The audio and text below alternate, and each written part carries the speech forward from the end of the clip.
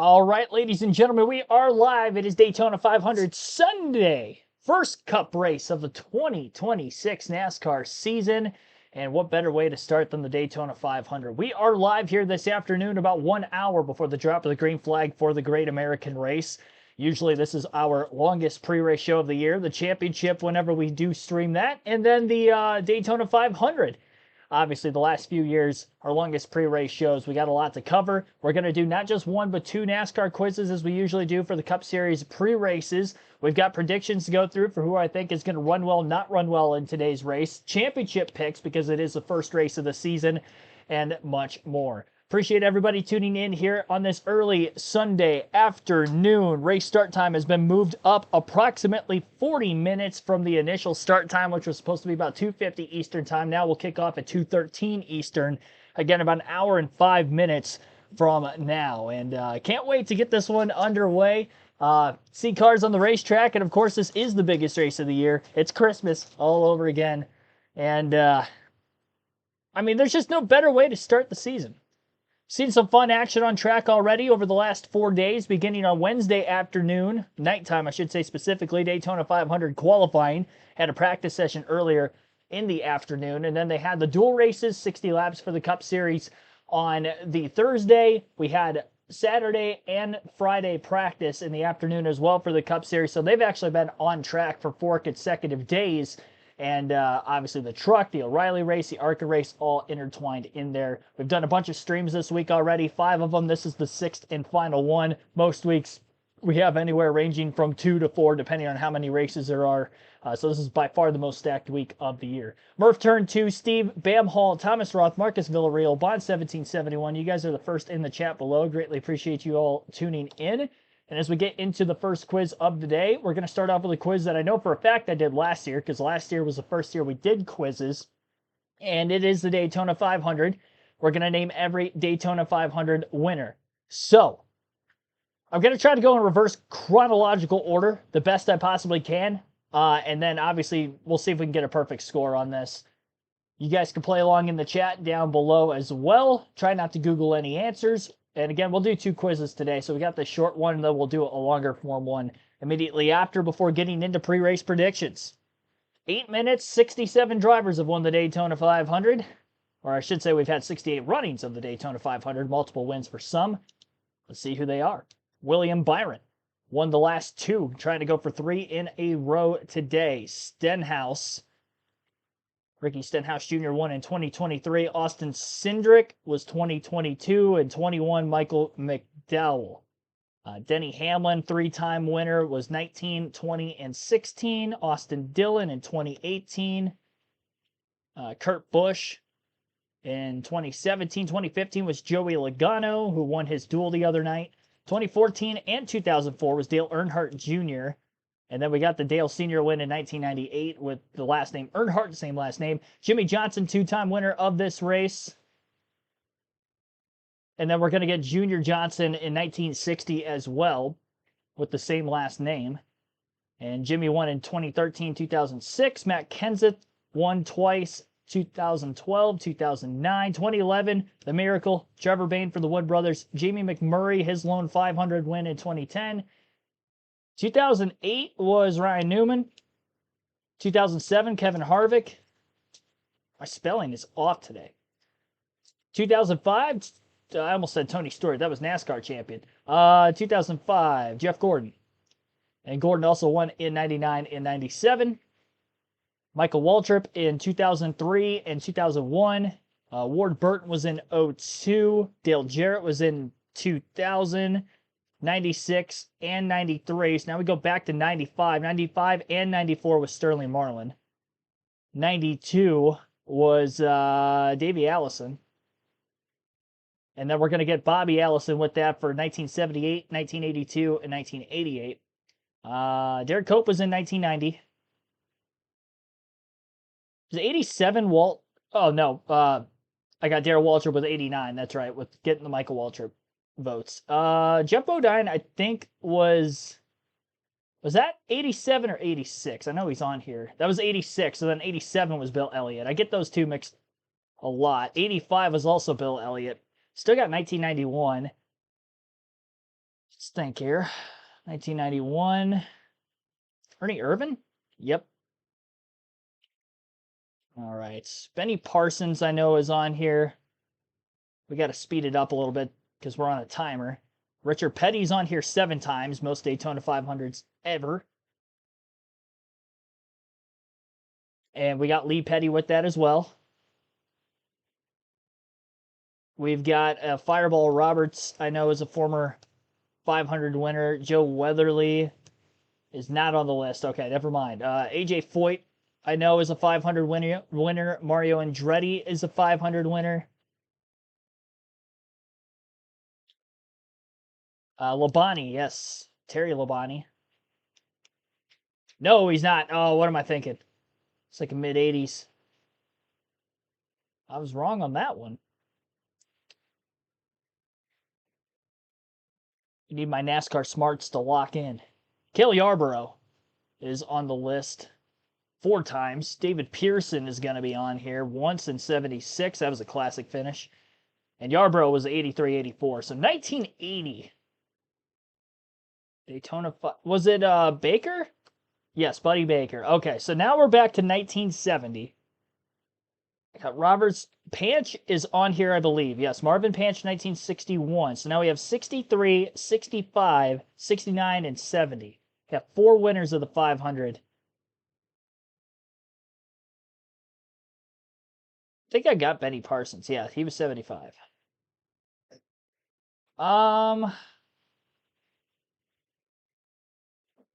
Gosh. I gotta think of this. Curtis Turner, I don't think ever won a 500. What about Lund? Tiny Lund won in 1963. What about the... There's another name on the tip of my tongue, and I can't think of it. 3.5 minutes to go. 3 more to get the perfect score. Daytona 500 winners is our quiz to start off the stream. Solomon Lee in the chat said Lund, by the way. Sorry I didn't see that. Jeff Curry, thanks for tuning in. Terry Lewis, Robert Goodrich. Recent minutes.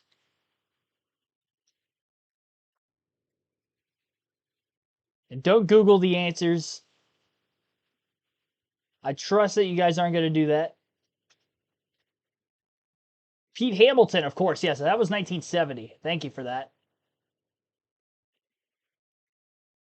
Yeah, he won from the pole that year. 69 and 65.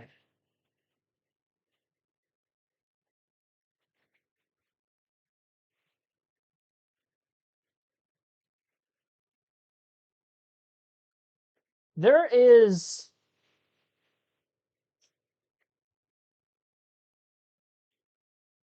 a driver that keeps slipping my mind, and I can't think of who it is.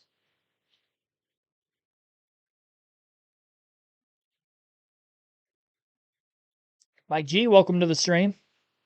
John Barber, welcome. 1969 500 winner, 1965.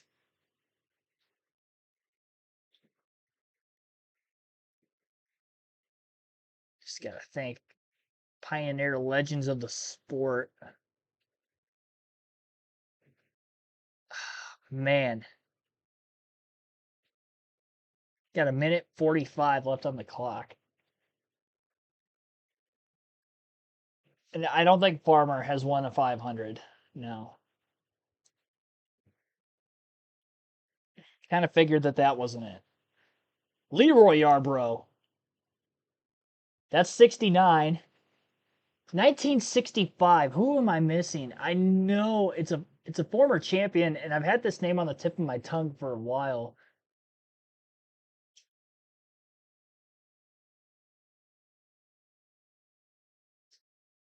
They had a family of drivers. It was a family. There was a flock. No, I thought I had it. I thought one of the flocks had it. 1 minute left. We could still get this. 1965 winner of the Daytona 500. That was a name that was on the tip of my tongue for a few minutes now. Fred Lorenzen. Thank you, chat. I think chat just got this. There we go. Fred Lorenzen. Perfect score. We got the confetti. Average score is 54%. I got some help with that one. Getting the Fred Lorenzen at the end. There we go. That is any driver who has ever won the Daytona 500. So we'll do another Daytona 500 quiz. We've got extra time with the hour-long pre-race. And we'll do a more longer form quiz this time, so it takes up a little bit extra time. Let's go. Got top 5 finishers, runner-ups. Top 10 since 1990. That'd be kind of fun.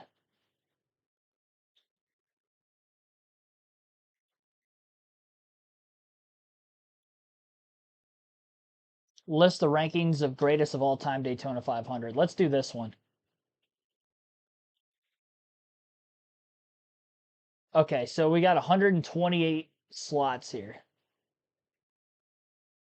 I don't know what this means by greatest of all time. Is this like the greatest Daytona 500 quiz of all time? Is that what this is? Daytona 500 all-time leaderboard. I don't know what this entails. I think we just got to fill in the blank of the Daytona 500. And it's probably all the winners. But then it's got like second so many times. All right, yeah, we'll try to fill in the blank. This is going to be really tough. It's going to be very tough. 128 spots. So we're definitely going to have to team up on this one. Updated in 2021, by the way, so slightly outdated.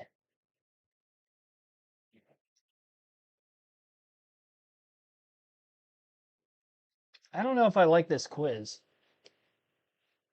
I mean, it is different from what we usually do. Guess we just throw names out there. See what we can do. Patrick Shadley, thanks for tuning in. Can I explain the new/old chase format? Need a refresher. I will when we get out of the trivia. We've got a long time before the start of the race yet. We still got about 50 minutes, so we'll go through this first. Do this 20-minute quiz, and then we'll get into the actual pre-race of the show. So winners: Richard Petty, most all time. It'd help if I was actually typing in the box. There we go, Richard Petty, and then Kelly Yarborough's got 4. Denny Hamlin has 3. Who else has 3? I would have gotten Lee Petty in there too. Guess we just. Oh, Jeff Gordon's got 3. Okay. Dang it, somebody else. Who else has 3? Allison. Bobby Allison's got 3. Then we get Donnie Allison is on the list. First 3 times. There's another. I didn't realize there was 4 3-time winners of the 500. Off the top of my head.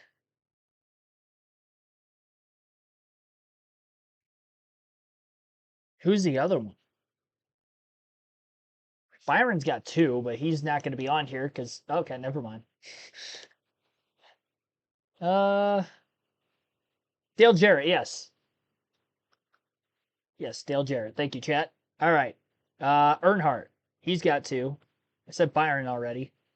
Waltrip. We'll get Daryl and Michael with that. Sterling Marlin is a 2-time winner. Matt Kenseth is a 2-time winner. Jimmy Johnson's a 2-time winner. We've got Johns for, I think, Bobby Johns somewhere on the list. There we go. Then Junior Johnson's going to be on the list. Got 21. 85 and 87 is Bill Elliott. We'll probably get Chase on there somewhere too, maybe. 2017, Kurt Busch. Pearson is a 1-time winner. I'll just throw him on there. All the rest, I think, are 1. Kevin Harvick. Ward Burt. Joey Logano. Stenhouse. Newman. Jumping out of order always kills me on these. That's probably not the best idea. Michael McDowell, Austin Dillon,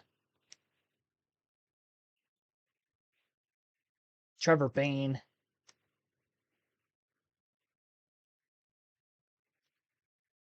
Ernie Irvin, Derek Cope, Baker, AJ Foyt, Lorenzen,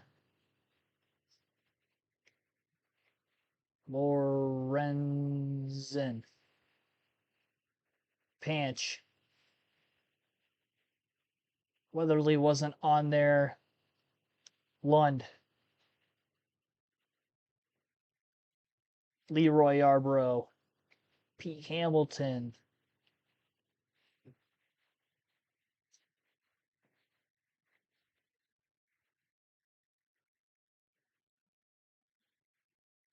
Benny Parsons. We got Phil Parsons somewhere on the list. McMurray. 1962. I don't remember the order in which just naming drivers off. First go around.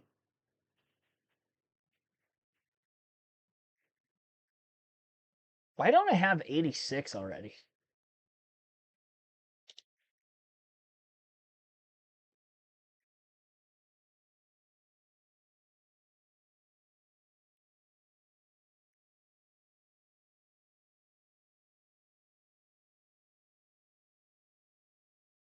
'86.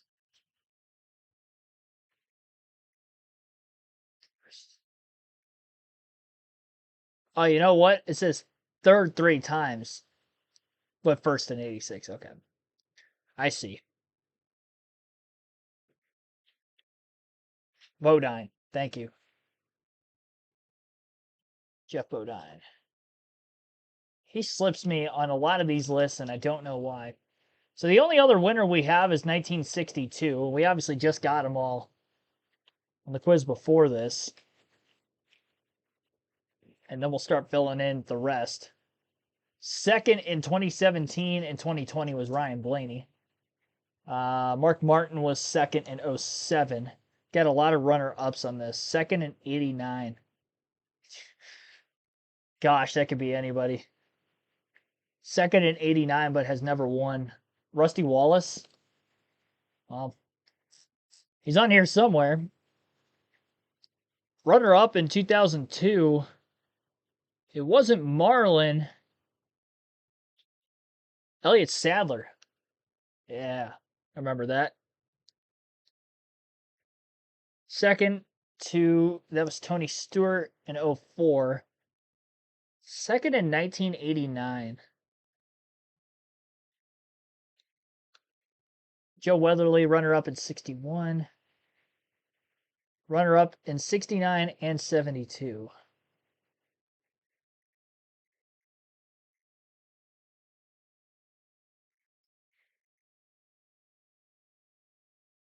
Kenny Schrader, he was great at Daytona. Thank you for that.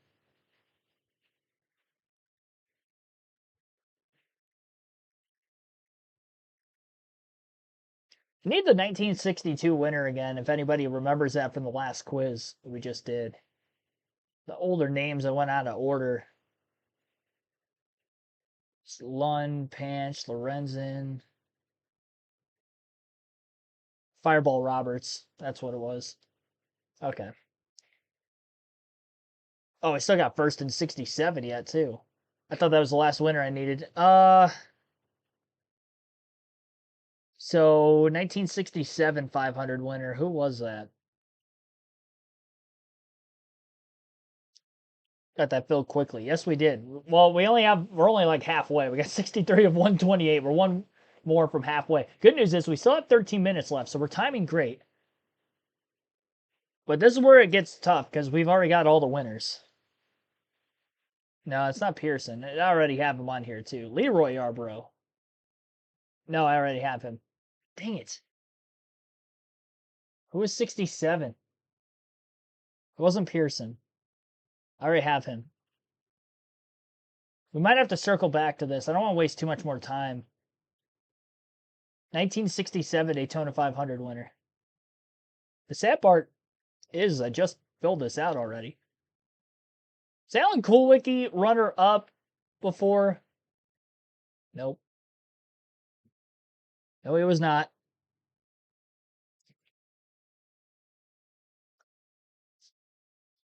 I think I already put Neil Bonnet on here.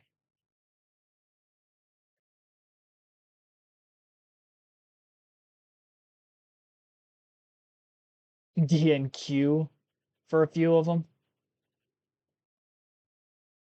Who was the runner up in the 1959 Daytona 500? The Lee Petty photo finish. It was Beauchamp, right?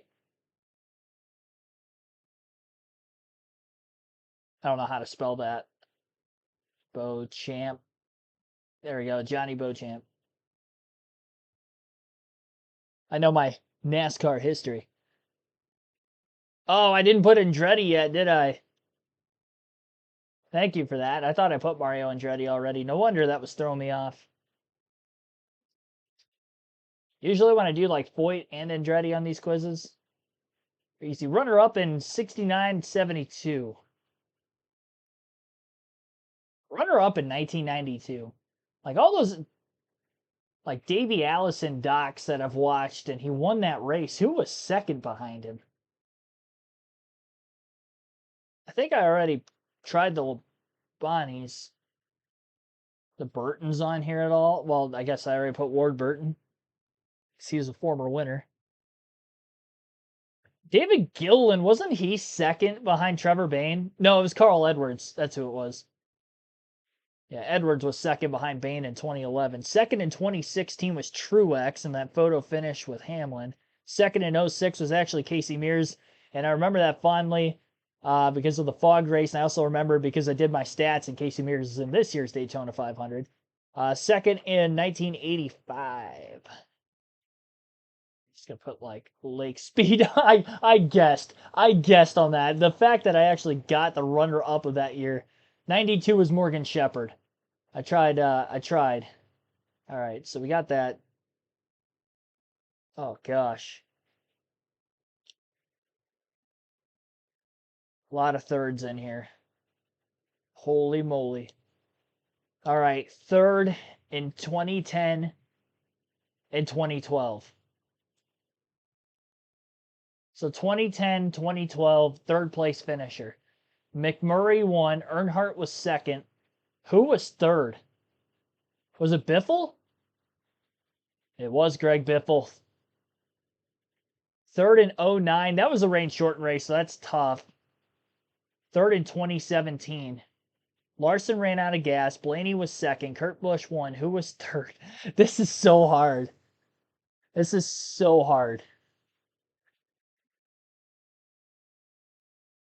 Oh, gosh. Larson ran out of gas. It definitely wasn't Larson because his best finish is 7th. He's on the list somewhere, but David Gilliland might have been the third in 20. Gilliland. There we go. Third in 2011.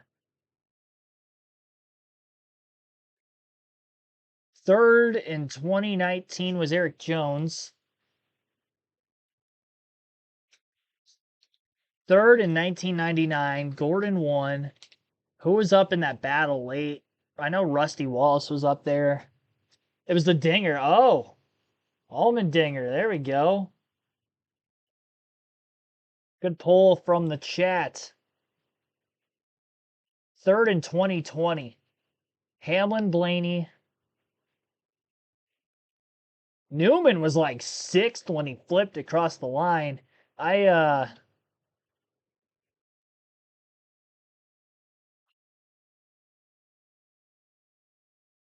So hard. I knew I was going to slow down eventually.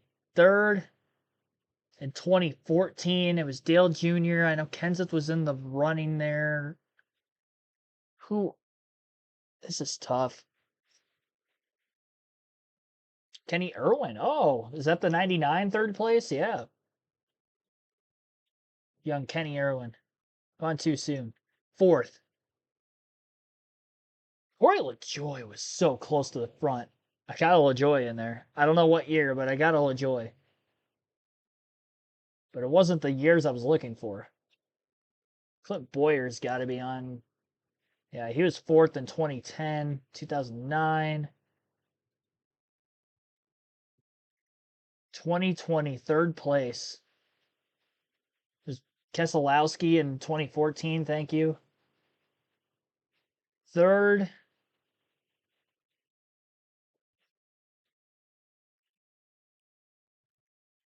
Third in 2020. 1998, who was third? Earnhardt. Bobby Labonte was second. Who was third?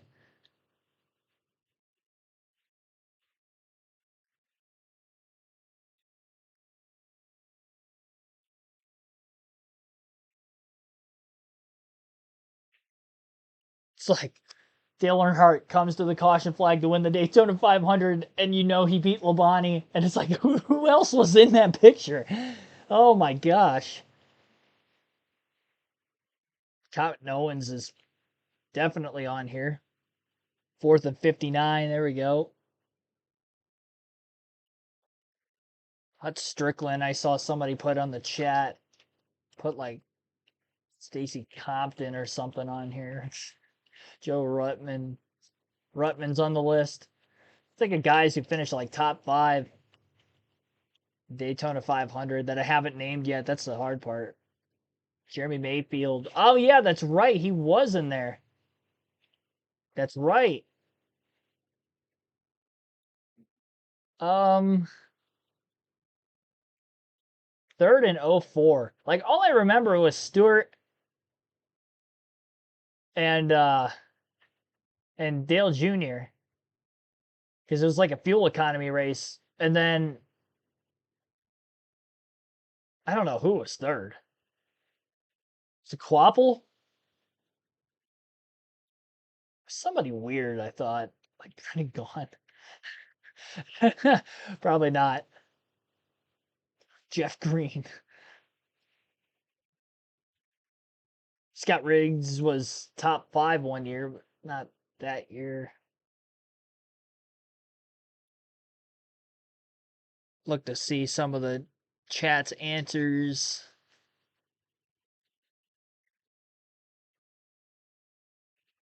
I do have Schrader. Scott Wimmer was third in 04. Wow.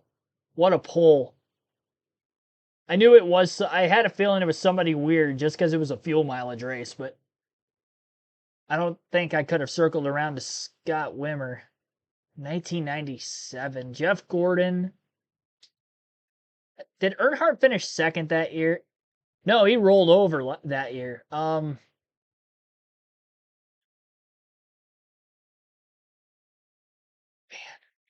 This is this might be the toughest quiz I've done.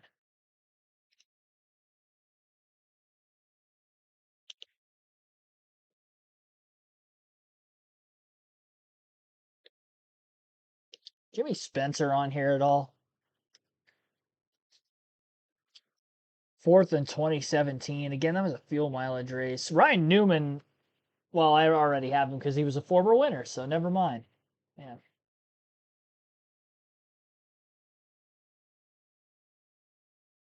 Ryan Preece might be on here. Yeah, sixth in 2021. 2017, finished fourth.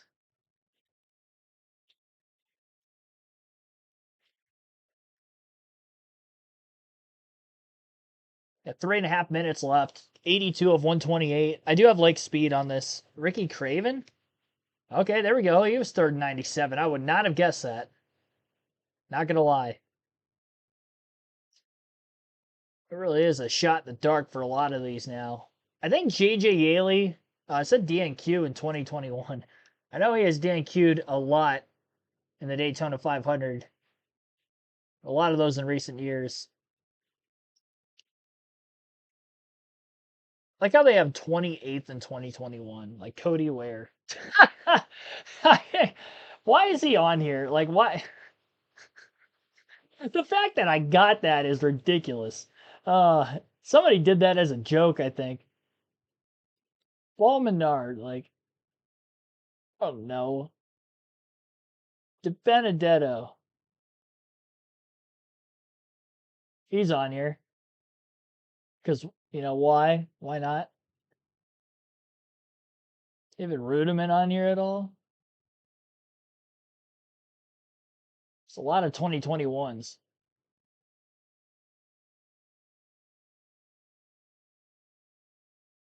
Might as well just start naming a bunch of drivers from 2021 then. Like Justin Haley. Like Austin Cindric. Like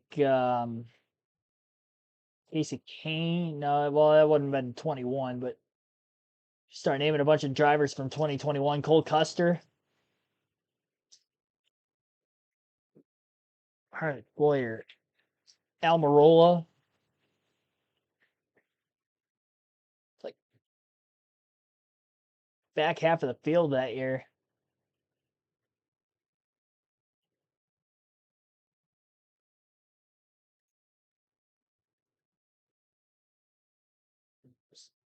Think of drivers who were at the back. Oh, Quinn Houff.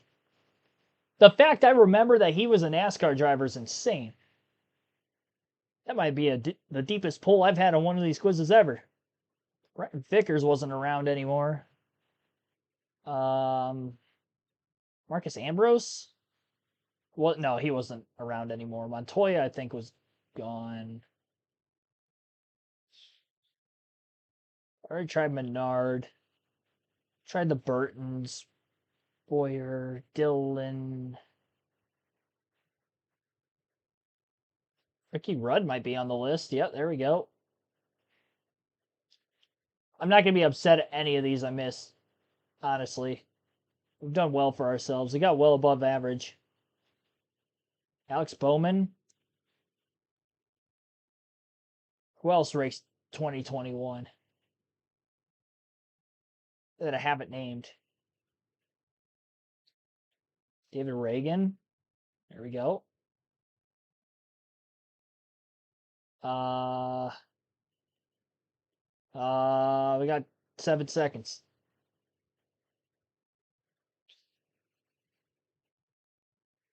My mind's blanking. Yeah, my mind's just like in the gutter at this point. Obviously, a lot of those drivers like, oh, how could you not have guessed Christopher Bell? Listen, I did 2 quizzes back to back, and we had a lot of names I just named over the last 20 minutes. I'll cut myself some slack. We did get all the winners. Charlie Glotzback was runner-up in 69 and 72. The only other runner-ups we did not get, Bobby Isaac in 73. 65, Daryl Derringer was a runner-up. Jimmy Pardue in 64 was a runner-up. Not upset by any of those, honestly. It's just like the fact we got all the winners, like naming runner-ups in the Daytona 500 back in the 60s. Good luck with that. Paul Goldsmith, third in 61. Dick Brooks, third in 73. James Hilton, third in 67. 74 was Ramos Stott. Third in 2020 was Chris Buescher. I did not realize that he was behind Blaney and Hamlin. Okay. Jim Vandiver in 72 was third. Third in 59 was Charlie Griffith. I have no idea who that is. Bobby Hillin Jr. was fourth in 86. Fourth in 62, Jack Smith. Rick Mast, fourth in 91. Ted Musgrave, fourth in 95. Fourth in 92 was Alan Kulwicki. I put Alan Kulwicki on here. I must have spelled it wrong. So I'm giving myself credit for that, personally. It's not going to show on the stat sheet, but I did try to put his name. Mike Skinner, Lenny Pond. Rex White was 7th in 62. That's such a random one on here.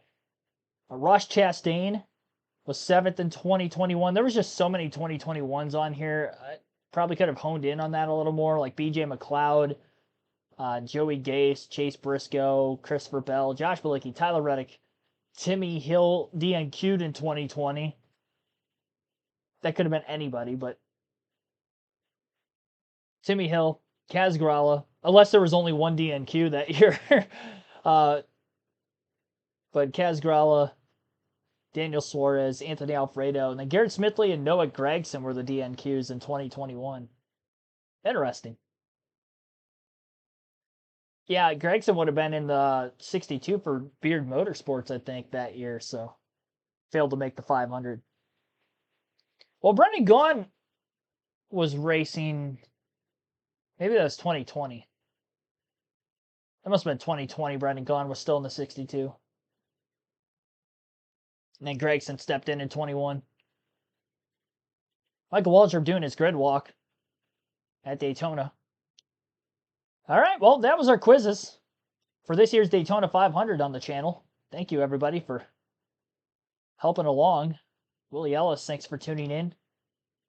Shout out to a few more in the chat that I haven't given shout outs yet since the stream has started. I don't know about Frank Powers if I shouted you out. Thanks for tuning in. Richard Jones, thanks for playing along.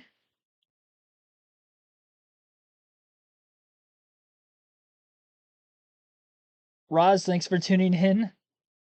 Kathy Dorter Bruno, thanks for tuning in.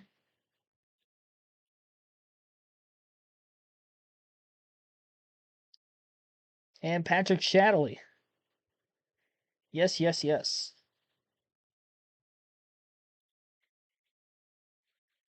A lot of the driver initials were after the question number. Well, that's interesting. I didn't recognize that. All right.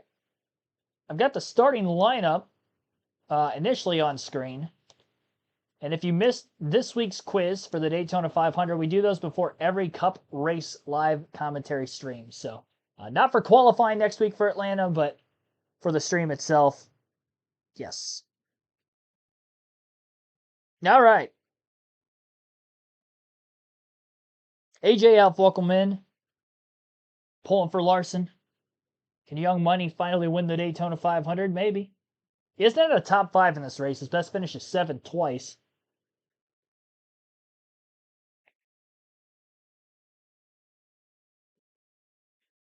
Take a swig of water.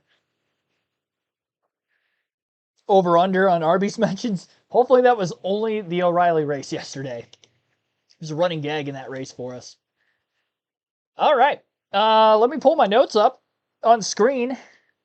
Going to get my fantasy lineup in too. We'll highlight the fantasy league before I go into the predictions. If you're not in the fantasy league yet, be sure to join because it starts as soon as the Daytona 500 starts. I think it locks 5 minutes before the drop of the green flag. So if you go to fantasyonnascar.com, like I'm there now, and then you go to Fantasy Live, you can play along. You got a chance to win 2 tickets to any NASCAR race if you're choosing the following season. If you win the Daytona, or sorry, not Daytona. If you win the regular season and/or Chase Championship, we have 2 different champions.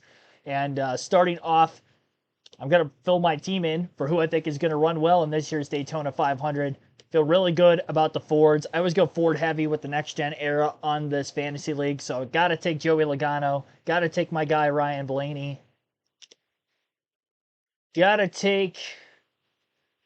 Who has ran well this... I mean, the RFK Fords look really, really good. And I think because the RFK Fords have been that fast, even though Chris Buescher's starting dead last, 41st in the field, I'm going to take Buescher.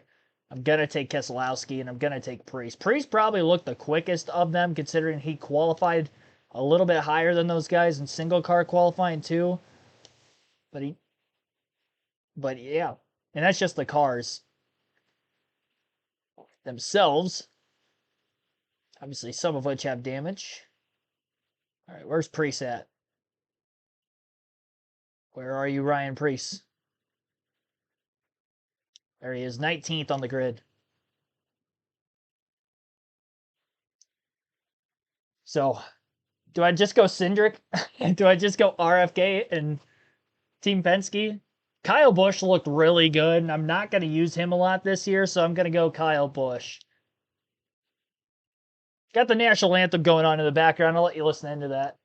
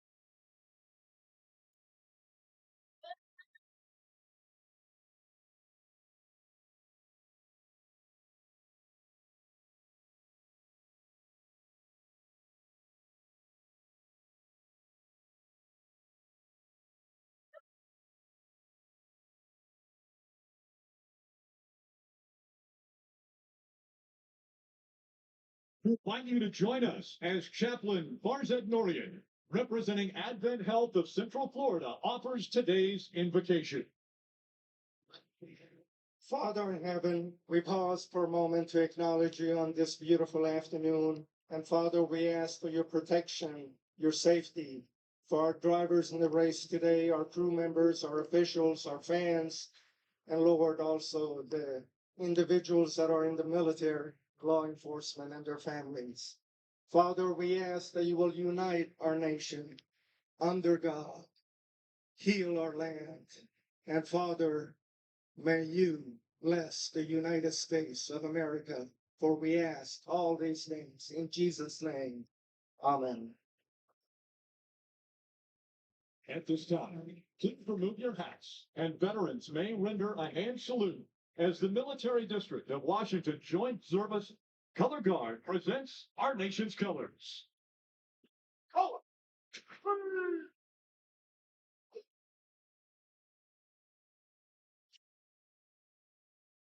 To honor America with the singing of our national anthem, please welcome Technical Sergeant Benton Felty from the United States Air Force Band. Wow.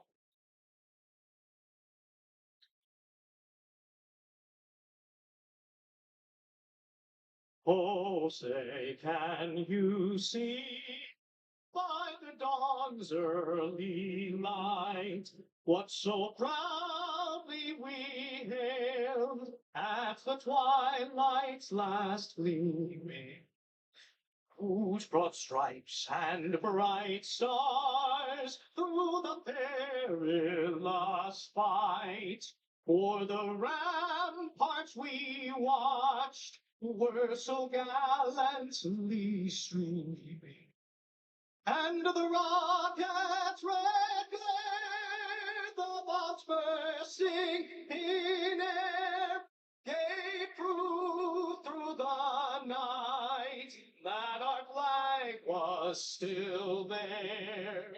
Oh, say does that star-spangled banner yet wave for the land?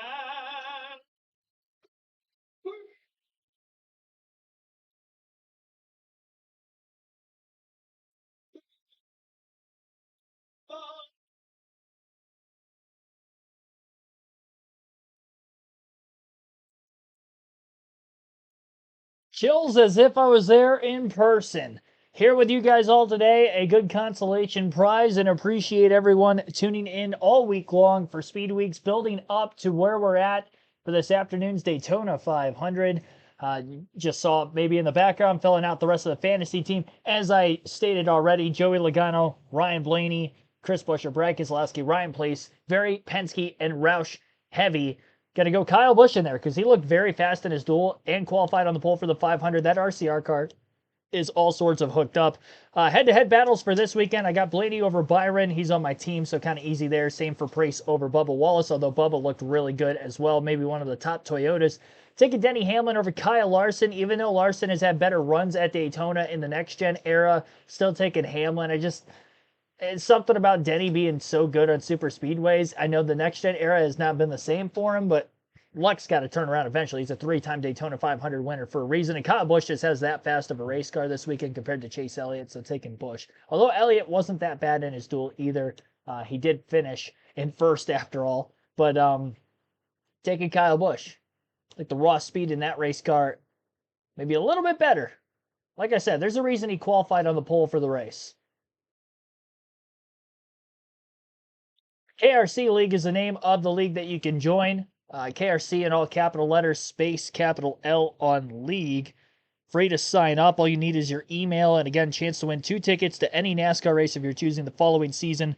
Whether that would be the regular season champion or the Chase champion. We have 2 different champs on the channel because if you're not in the league when the league begins, and there you are. We have 35 members. We can have up to 100. I believe it deleted automatically all of them that did not participate last year that were in the league. So for those that did participate, you're still in it again with 35 entries. So hopefully you play along this year. Hold your spot and wish you good luck, everybody. This is week 1 for the Fantasy League. So, short list of who I think is going to run well in this one. Obviously, would be the list of drivers I just had on the fantasy team. They're going to give the command to fire engines here shortly, and once they do, you'll get to take a look at the starting lineup for today's race shortly thereafter. Drop of the green flag is about 19 minutes from now,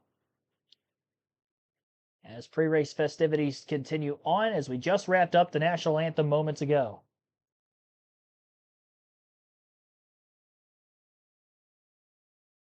Who's everyone picked? It's the first caution. What lap? Oh boy. First caution. You know what? This may be a bold take. I'm going to say we don't get a caution until the last lap of stage 1. 65. Calling my shot.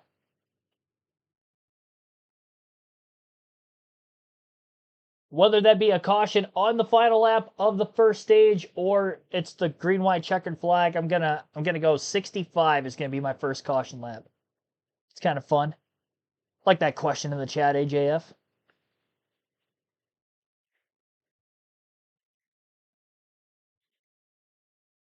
Taking Hamlin to win. Yeah, my pick for this weekend, I really want to go RFK. Keselowski's got a broken leg. Ryan Preece looked really quick, but I don't trust Preece on a super speedway, although he was really close at Talladega last year. He was runner-up until the DQ. Do I go Preece? So I predicted the winner, for those of you that haven't been here this weekend, of both the truck and the Xfinity race. I took Chandler Smith in trucks. I took Austin Hill, which was my safe pick yesterday, and he dominated. Oh, man, do I... Like this one, the truck series race, I felt like I was out on the limb a little bit. This one, it's an educated guess because they did have a dual race. Because RFK was so fast, if they get 3 cars at the front of the field, I don't think anybody could compete with them. The closest would be Team Penske, but I still think they're second to RFK in all speed. If they can get all 3 RFK Fords up there, even though they're down 1 and it was 4 controlling the race with LaJoy in there, even though there's only 3 instead of 4 today, I think I'm taking Chris Buescher. I think he goes from worst to first. Give me Chris Buescher, starting last, Daytona 500. Let's see if I can go for the sweep this weekend. If I sweep at Daytona, of all tracks with these race win predictions, heck yeah. I will say I'm picking up from where I left off last year. I predicted 15 race winners in the Cup Series last year. 36 races, I had 15 predictions correct. So pat myself on the back there. Let's see if we start 1 for 1 this weekend. That was not counting Xfinity or trucks last season, by the way. It was 15 Cup only, so trying to be exclusive to each series week to week with these predictions. Might go 67 for the first caution lap. So the problem with that is that the stage end is probably going to run through that lap, so you might want to change your pick. Just throwing that out there now, because lap 65 stage caution, I don't think we restart until at least lap 69.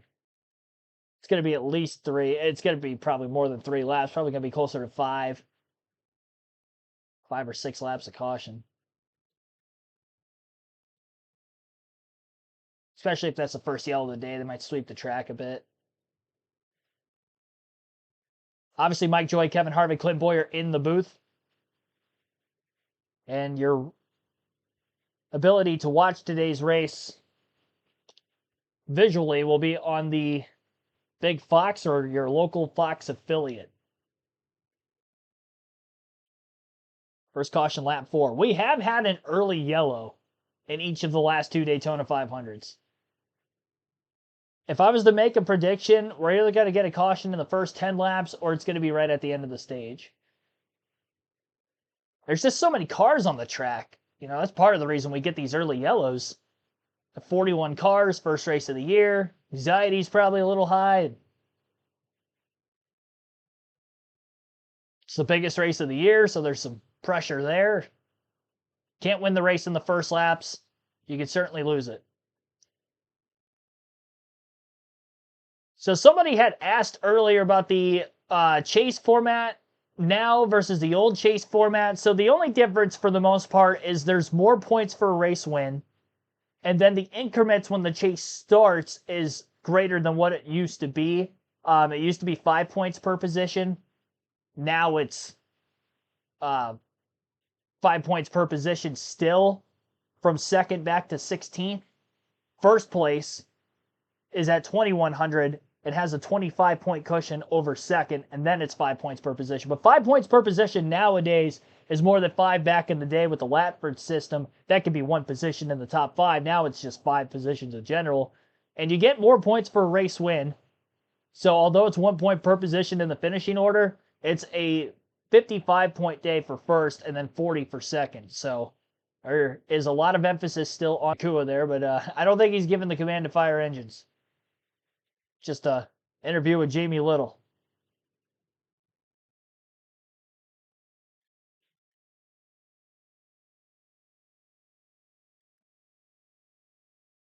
He took a test drive earlier this morning, I believe, at the racetrack.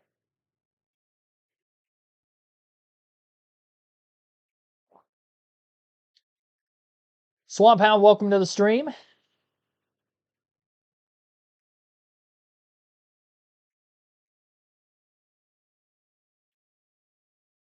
KTN USA, welcome in as well. Just hoping Brennan Poole to pull the upset push. Yeah, he basically got pushed out of the way. Yeah, awkward shove. Couple of them consecutively. It was that one, and then the one to Allgaier was a little off center. Neither one got pushed forward. They just got pushed loose. So with the direction of the wind, it's very similar to how it was in qualifying the other night. A lot more gusty than what it was in qualifying. The headwind is going to be down the back straightaway and a tailwind on the front stretch.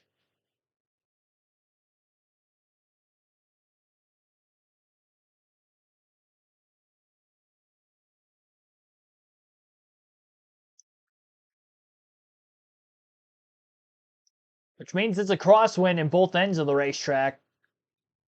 Handling is going to be very big. Turn 4. A lot of drivers dealing with issues and getting loose off of turn 4 in any of the races we've seen so far, especially in the daylight with the ARCA in the beginning of the Xfinity race yesterday. The Truck Series, there was a couple moments over there also. All right, drivers have been in their cars here. Time for the command. Please welcome Nate Bargatze. This is the most American thing I've ever done in my life. Drivers, start your engine!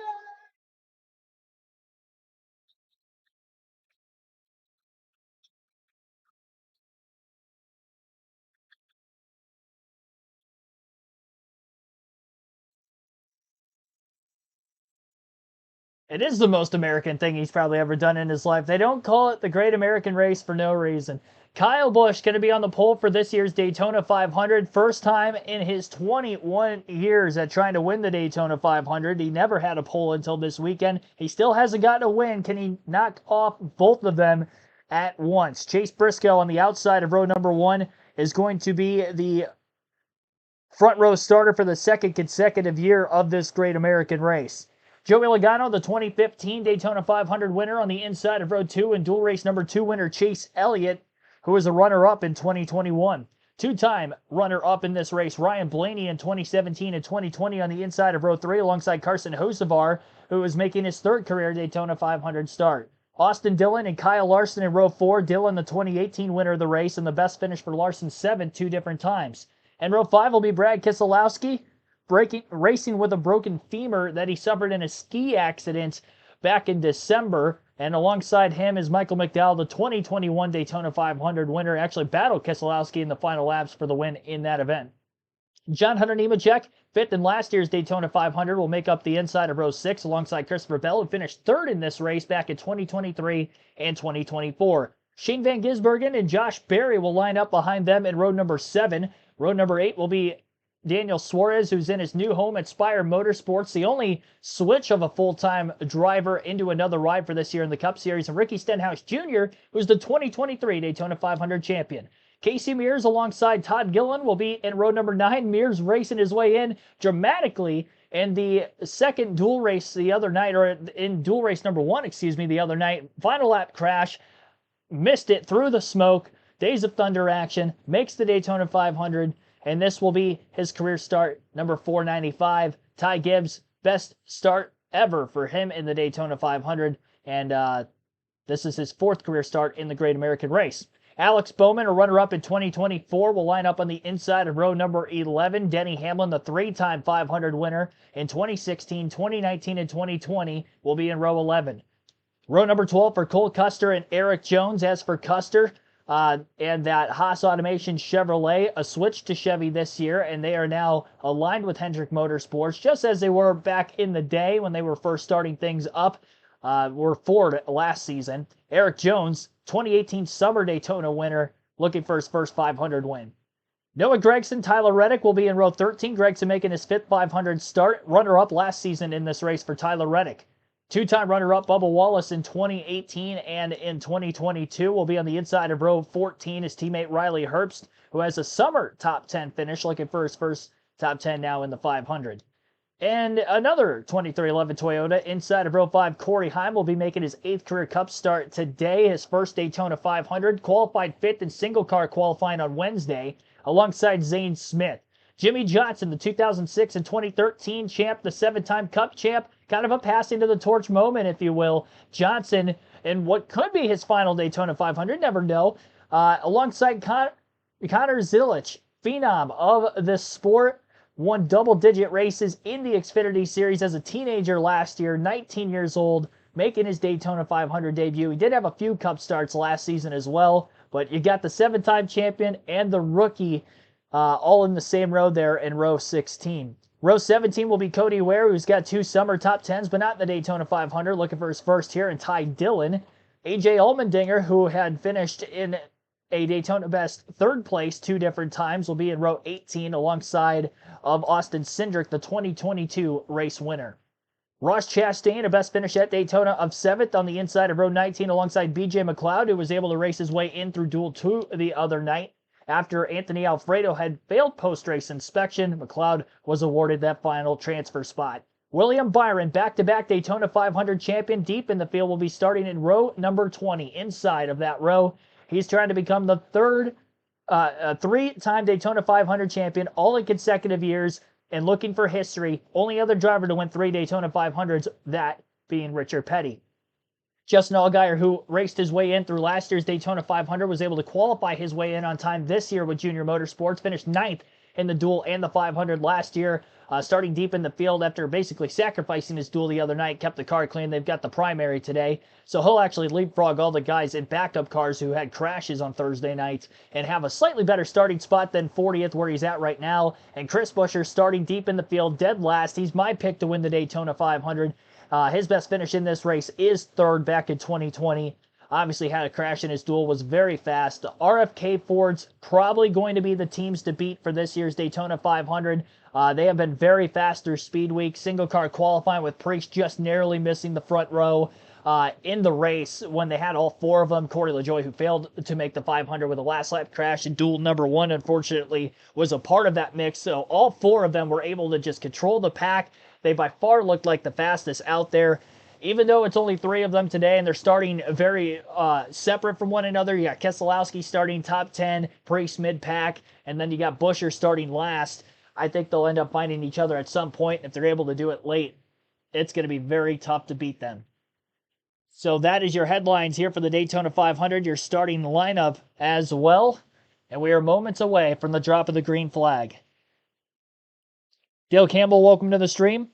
VP Stillat, welcome in. Somebody in the chat said Zilisch for the win. Maybe. Maybe. We're up to 48 likes. Usually for the Cup races, we go for 150 likes on stream, and I think with this being the Daytona 500, it might be a high bar to set. Usually we're in that 50 to 100 range, but let's go 150 today. We've hit our like goal of 100 whenever I've had it there all week. So let's see if we can go 150, try to step it up for the biggest race of the year. So be sure to hit that like button if you haven't done so yet. Subscribe for more NASCAR content along the way. It's going to be a fun ride this afternoon. AJ Summers, welcome to the stream. I'm a Kyle Busch ride or die today. 21 years of trying. We'll see. Finally got the pole.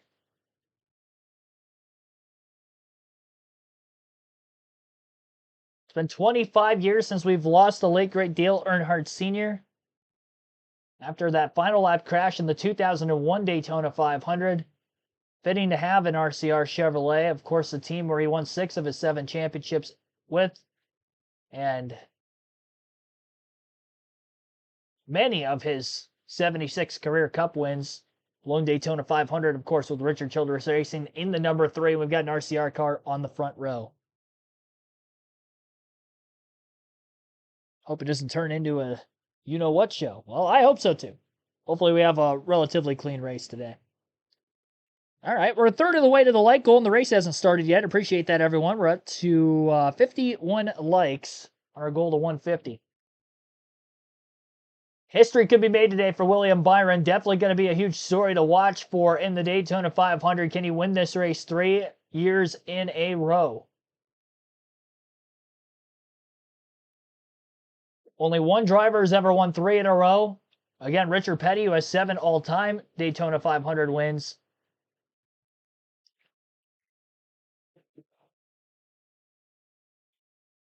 Only 4 drivers have ever won 3 Daytona 500s. One with 7, one with 4.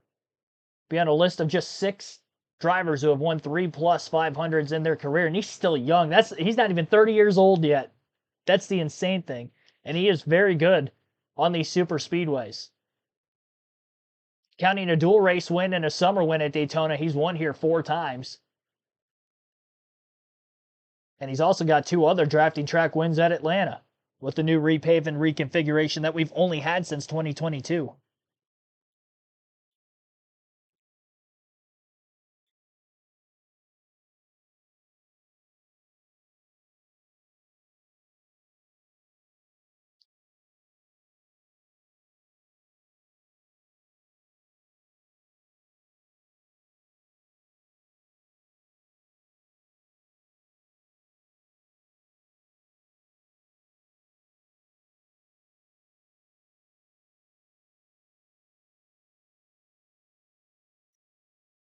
All right.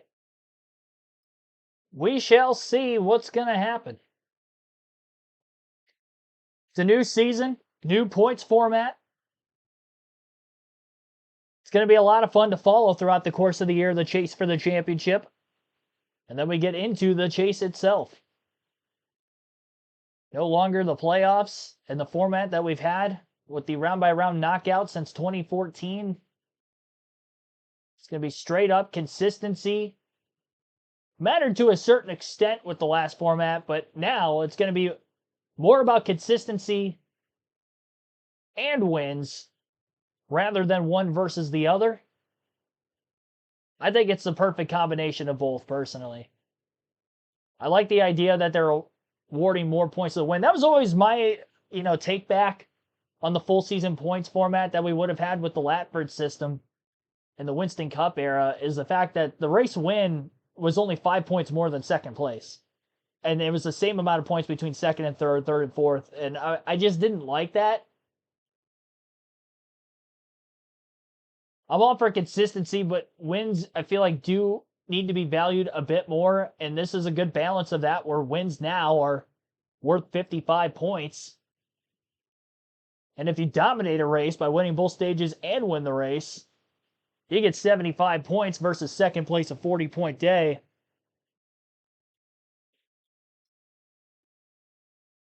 You can make up quite a few points in one day with a solid performance, a dominant one at that. Field has been given the 1-to-go signal, so we will be going green this time by to kickstart the 68th running of the Daytona 500.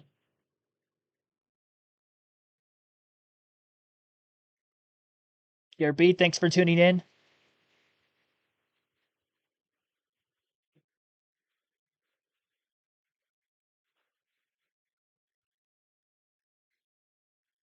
Good consistency and a good number of wins is the way to go. Yes, I agree. I agree. That's why I'm going to have a lot of fun watching this run for the championship this year. The Daytona 500. Biggest race of the year, all the prestige on the line in one event, sold out crowd for the upteenth year in a row, and here we go. Camping sold out as well. It is jam-packed this weekend. Beautiful weather. Hopefully the rain later this afternoon holds off and we can get all 500 miles in uninterrupted. Clear skies for now. Start time was moved up approximately 37 minutes. Bart Simpson is going to be waving the green flag for today's race. I really hope he doesn't drop the flag either. Let's go, Bart! Bart Simpson to give the Daytona 500 to get this thing underway. Kyle Busch elects the outside of row 1 for this initial start, so Briscoe will be on the inside of row 1. Here we go. Crowd on their feet. I'd be standing if I wasn't commentating. Green flag is in the air and the 68th running of the Daytona 500 is underway as Kyle Busch, for the first time ever, will lead us to the green.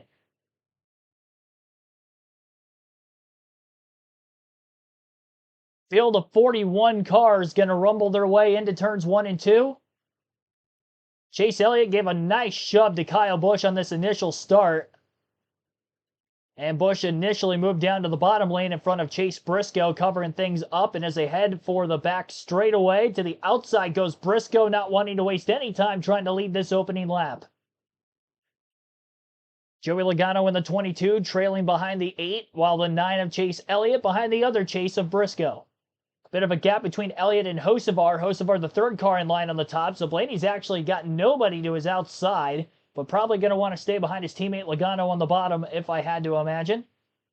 We've got a few cars jumping up, trying to take it 3 wide. On the initial start, Kyle Busch will lead lap 1 from the pole by about 27 hundredths of a second over Chase Briscoe.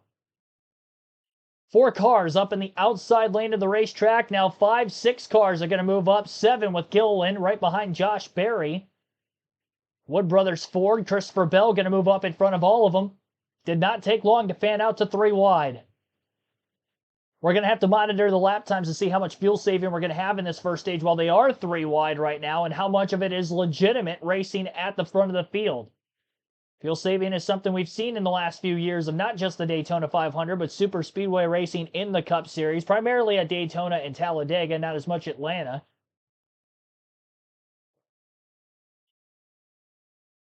And Busch will be single file all on his own to lead the second lap of the race. By nose led the first lap, full car length ahead for second. Joey Logano was second place at the line. Chase Briscoe by a nose was just behind him in third. Top 7 cars out of the 3 wide mess. Bell, who was leading that very outside line, is clear of the 3 wide and is now side by side, though Brad Keselowski, one of those fast RFK Fords, blowing by the field on the inside of the racetrack. Help from John Hunter Nemechek. Big block by Kyle Busch at the end of the back straightaway into turn 3 to shut the door and hold on to this track position at the front of the pack. Keselowski was not wanting to ride around, and that is something that the RFK Fords in Duel 1 did a very great job of.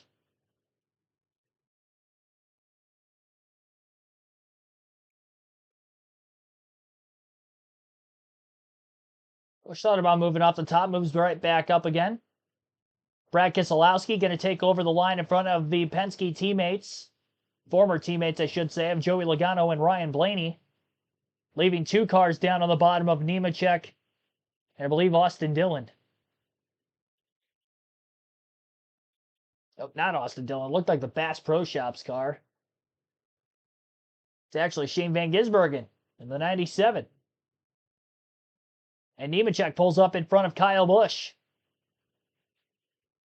They're saving enough fuel that those 2 cars in line were able to get up in front, take control of this thing. Nemechek, who had a top 5 in last year's Daytona 500, actually was one of 2 drivers to get a top 10 in the first 2 races of the year on the drafting ovals at both Atlanta and Daytona. The other one was Ryan Blaney.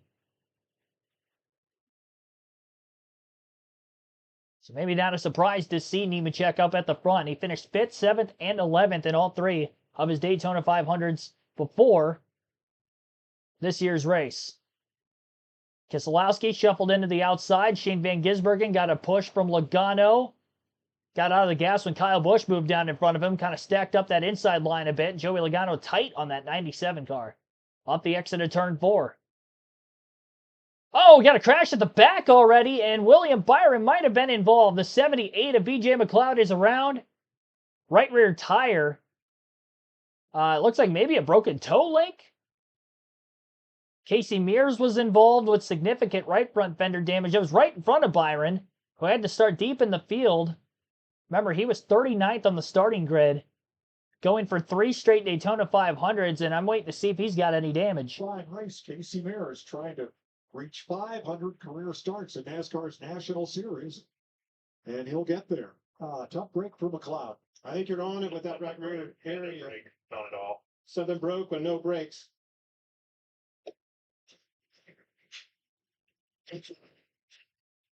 Okay, there he is right there, folks. 78 on the outside. Just going through 3 and 4. Did he- High. Did he hit the wall and then break the... No, it just... That right rear tire's down, isn't it? Yep. No, the tire Oh, no, it's hit sideways, too. I think that right rear was loose, and what'll happen is that thing will start shifting and rip that wheel in half. Either the lug nuts off or the total link something on the right rear. All right, so it looked like the tire itself was loose on the right rear of BJ McLeod. Spins in front of, well, I should say in front of the pack. In the middle of the pack, he goes for a spin. He was on the outside lane already, so everybody who was underneath him was basically able to get by, but there were a couple cars directly behind him who were either nearly collected or do have slight damage. The only one that I can for sure account for, other than McLeod, who spun that has damage, would be the 66 of Casey Mears, and then potentially William Byron. When they first panned the camera back to the spinning 78 car off the exit of turn 4, it did look as if there was some slight damage on the 24 car. I don't know how severe it is. Yeah, stage racing is still a thing. Our stage splits today are 65, 65, and 70. So relatively the same length in all 3 stages. Obviously, that varies track to track.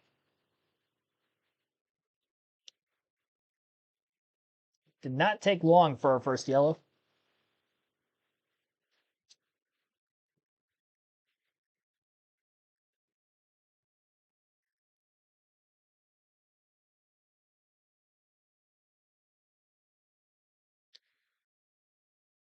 Wrong on prediction, yeah. Yeah, I figured it was going to be either we were going to go caution-free in this first stage, or we were going to get one in the first 10 laps, and here we are in the first 10 laps, we get a caution.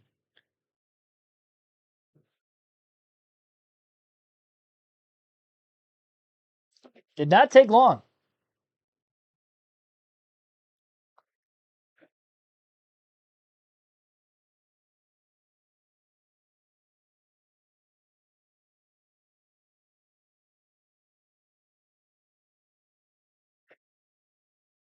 Cars involved in this pileup, and defending champ of the 500, William Byron, was among those. Yeah, I thought he might have gotten a piece. Byron started 39th. Matt Kenseth won from that spot in 2009, but Byron's involved, and they've got work to do. Well, he hit that outside wall pretty hard. You can see the damage with the Oh, yeah. right side. That's a product of starting in the back of this thing. Yeah, and when you see that fender kind of buckled right there over that right front tire, that's a pretty solid shot. So it's definitely not going to put him out of the race, but he's going to give them feedback on where his steering wheel is, and that'll give them some idea of what they need to check if his steering wheel is not where it was supposed to be when the race started. In fact, they're going to check the toe here. Let's take another look at what put us under caution. Obviously, go back to let's see. There's if I can get it. There it is. William Byron back here behind McLeod. McLeod goes around to 40, hits the wall too. Justin Allgaier, he hits it, but you see with that right front, William Byron hit pretty hard, and then you'll see in the back lower right with Noah having a lot of trouble with his left rear. They stack up. I would say the front damage from Casey Mears was probably in the back of Noah. It could happen fast, and that's a product of starting in the back. Well, and these are the types of things that you just can't plan for. You want to control all the things that you can control, but in William Byron's case, it's a tough scenario. You saw Man, some you can smoke. see it on fire. Saw some smoke right there out of the 78 car, and boom, around goes that car. Whatever that was, it blew the tire out. Bubba Wallace is Xfinity Cam.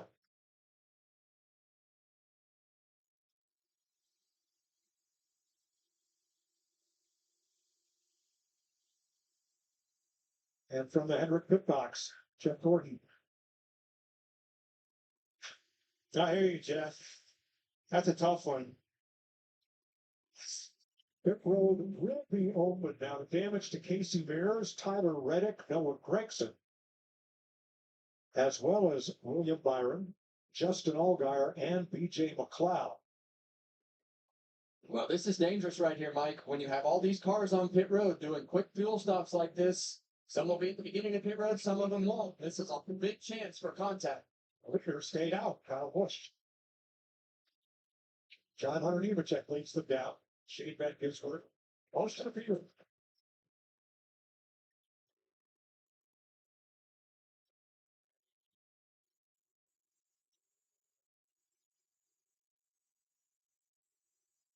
Not seeing tire changes, just a splash of gas and go. Yep. In most cases. Well, that's the most important thing that you have here today is the fuel in that tank, Mike. It's the thing that's going to put you in a position to win this race, to get on and off pit road just like they are right now. So we've seen a couple different strategies, staying out and some pitting.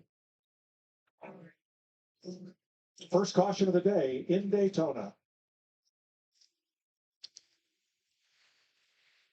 Yeah, again, did not take many laps into this race to get that first caution. I believe lap 5, turn 4 was the first yellow. Kyle Busch is the current race leader right now. He stayed out of the pits. Carson Hocevar also stayed out. And wait for our leaderboard to update when the leader gets back to the start-finish line this time around. And we'll actually be able to see the full running order.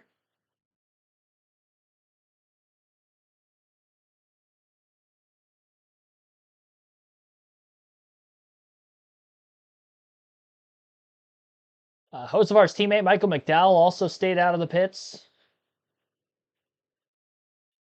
Both Hocevar and McDowell had a top 5 in the dual race on Thursday. Both were also front runners for a lot of the first half of the truck race on Friday night for Spire Motorsports as well. Hocevar eventually ended up having 3 spins in that race, and then McDowell had issues of his own that kind of put them both behind and out of contention for the win well before the finish.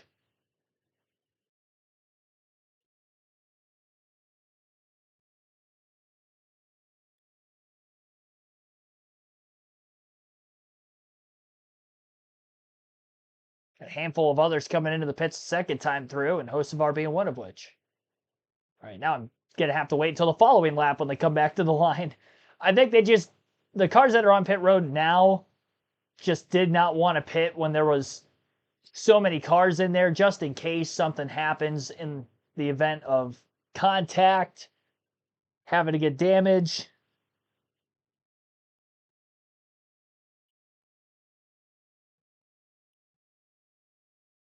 And then repair that just because of making a gas and go only pit stop. So even on pit road, when you're not on the racetrack at 200 plus miles an hour, do what you can to stay out of trouble.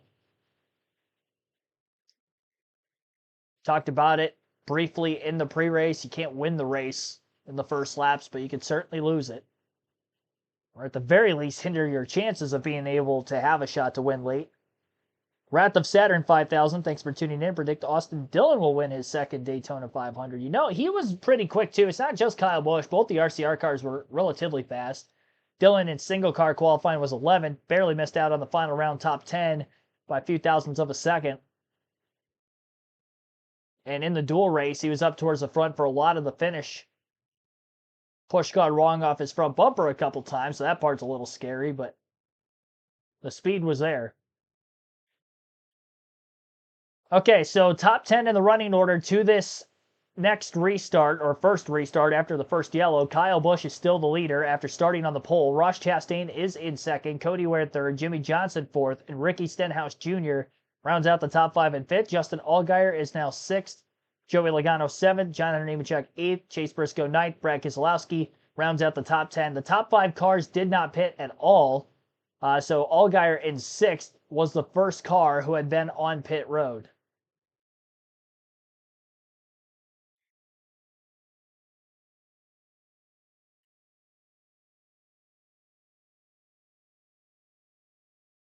And honestly, I think he actually stayed out where it shows him. Okay, never mind. I was going to say, showed he pitted at lap 6, and I wonder if that was because he tried to miss the accident down pit road and didn't actually make a pit stop.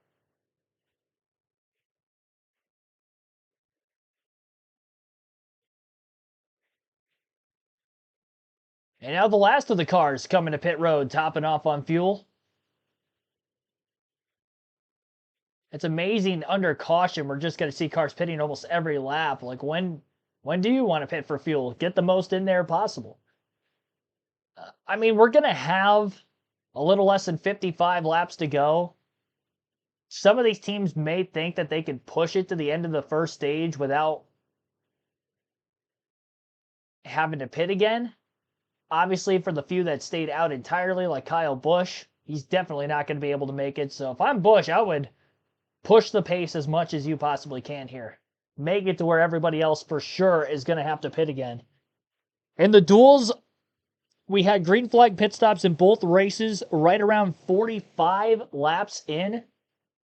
So I don't think they're going to be able to go 55.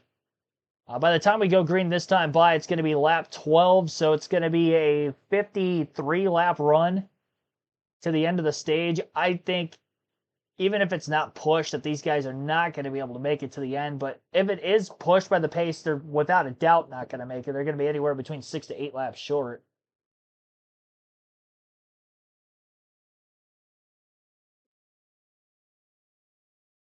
Might see a couple of packs. Some dropping off of the leaders at the tail end, trying the strategy to save and leapfrog, get those stage points versus those at the front. I mean, Kyle Busch's incentive here, I think, is to lead laps and push the pace.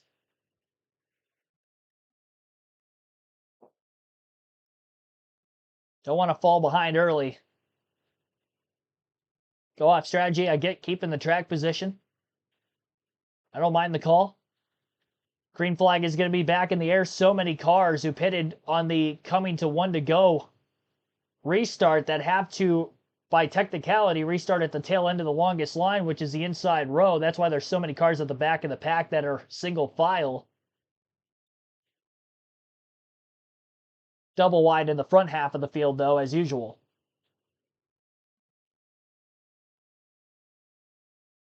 Logano and Nemechek, if they can get pushed to the lead past Kyle Busch, then they can maybe try to back the pace up a little bit if Busch gets boxed in line.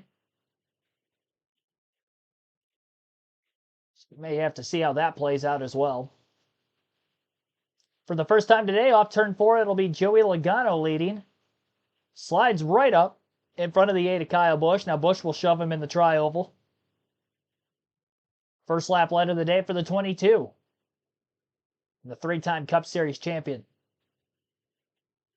1-time Daytona 500 champion, 2015.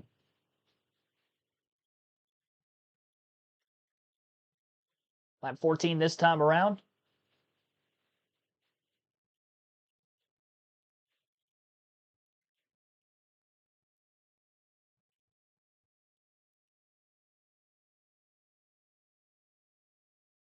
Side by side at the front of the field. Quite a bit of cars in the outside lane most of the way back. There are 4 cars heading the bottom. That would be Logano, Nemechek, Keselowski, and Berry. Now Logano up to the top in front of Busch.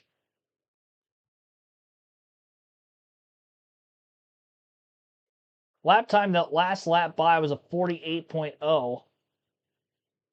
I don't think even if they were to push the pace because we're in the daytime conditions and it might be a little bit more slick with the higher track temps versus Thursday night in the duel, where we saw the RFK Fords running lap times in the high 46s.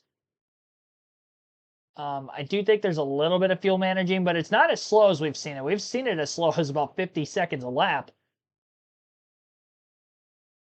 And we're not that far off of the pace. definitely not slow enough to say that they're not going to get to the end of the stage without having to pit. JoJo, welcome to the stream. Got just over 100 people in the chat. Greatly appreciate everybody tuning in here to the 68th running of the Daytona 500. We are live on KRC. Had a caution at lap 4 with BJ McLeod's right rear tire coming off. Since that caution happened, McLeod is out of the race, so he will finish last in 41st. Casey Mears with damage, maybe more so than anybody else who had damage in that incident. William Byron, of course, the back-to-back 500 champion, had a little bit. Tyler Reddick had some of the heavier hitters. They're all on the lead lap. Now, Mears is out of the lead draft with his damage. He's not able to hang on to the pack. He's 7 seconds out of the lead, but for now on the lead lap. Stenhouse at 39th, last in the lead draft, 3 seconds back. The top 16 are separated by less than 1 second the last time by at the start-finish line. In the first 5 laps since the restart, up 21 positions for Cole Custer. Restarted 23rd. He is now up to 9th. 16 spots gained for Chris Buescher. He started dead last in the field in 41st and is already up to 18th. Bypassed the incident. Passed a handful of cars. We stay green for one more lap. We'll already bypass this as the longest green flag run of the day as we had that first caution at lap 5. Restarted at lap 12. We are now at lap 17. Nemechek the leader the last time by at the line. Brad Keselowski second. Josh Berry third. Joey Logano fourth. Ty Dillon in fifth. Cutting to commercial, it looks like, on Fox. We'll stay right here on the channel. Won't have to go anywhere. Pretty stout wind. Yeah, very windy at the Daytona International Speedway. Headwind down the back straightaway. Tailwind down the front, which means it's going to be blowing in turns 3 and 4 from the wall to the infield and from the infield to the wall in turns 1 and 2. Handling is going to matter to a certain extent, though you're still going to see a lot of gas to go only stops to get on and off of pit road as quick as possible. Your stage breaks are where you're going to see where tires are going to be changed, but not as much during the stage. Unless we do get 30, 40 laps on these tires and drivers say that they are having grip problems, and they may change them under cautions. Still under green flag pit stop situations, you're going to see splash and go. Kyle Reichert, thanks for tuning in.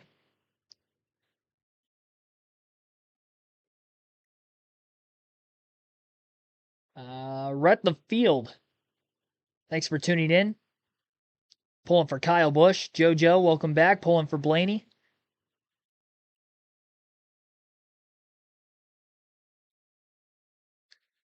I'll get a poll going in the chat and ask you guys who you think is going to win the Daytona 500. Sorry, I did not have that up at the start of the stream. Who will win Daytona 500? So,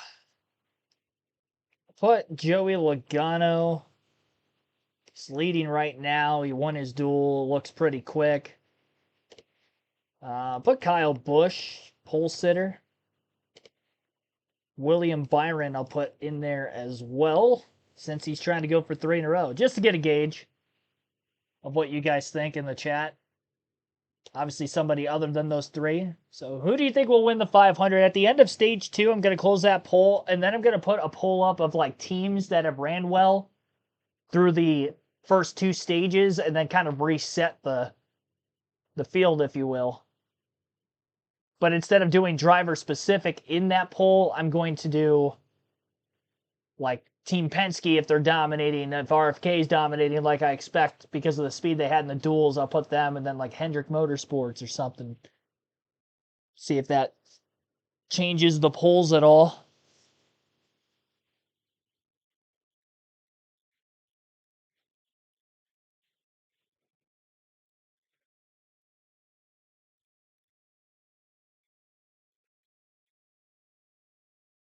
For 19 laps complete, John Hunter Nemechek. His teammates are Eric Jones at 20th and 7-time champ Jimmy Johnson leading his first Daytona 500. Out in front of Brad Keselowski and Joey Logano. Now, earlier this morning, defending Cup Series champion Kyle Larson and crew chief Cliff Daniels both of whom were just signed to 5-year extensions by Rick Hendrick, allowed us to listen in on their team meeting.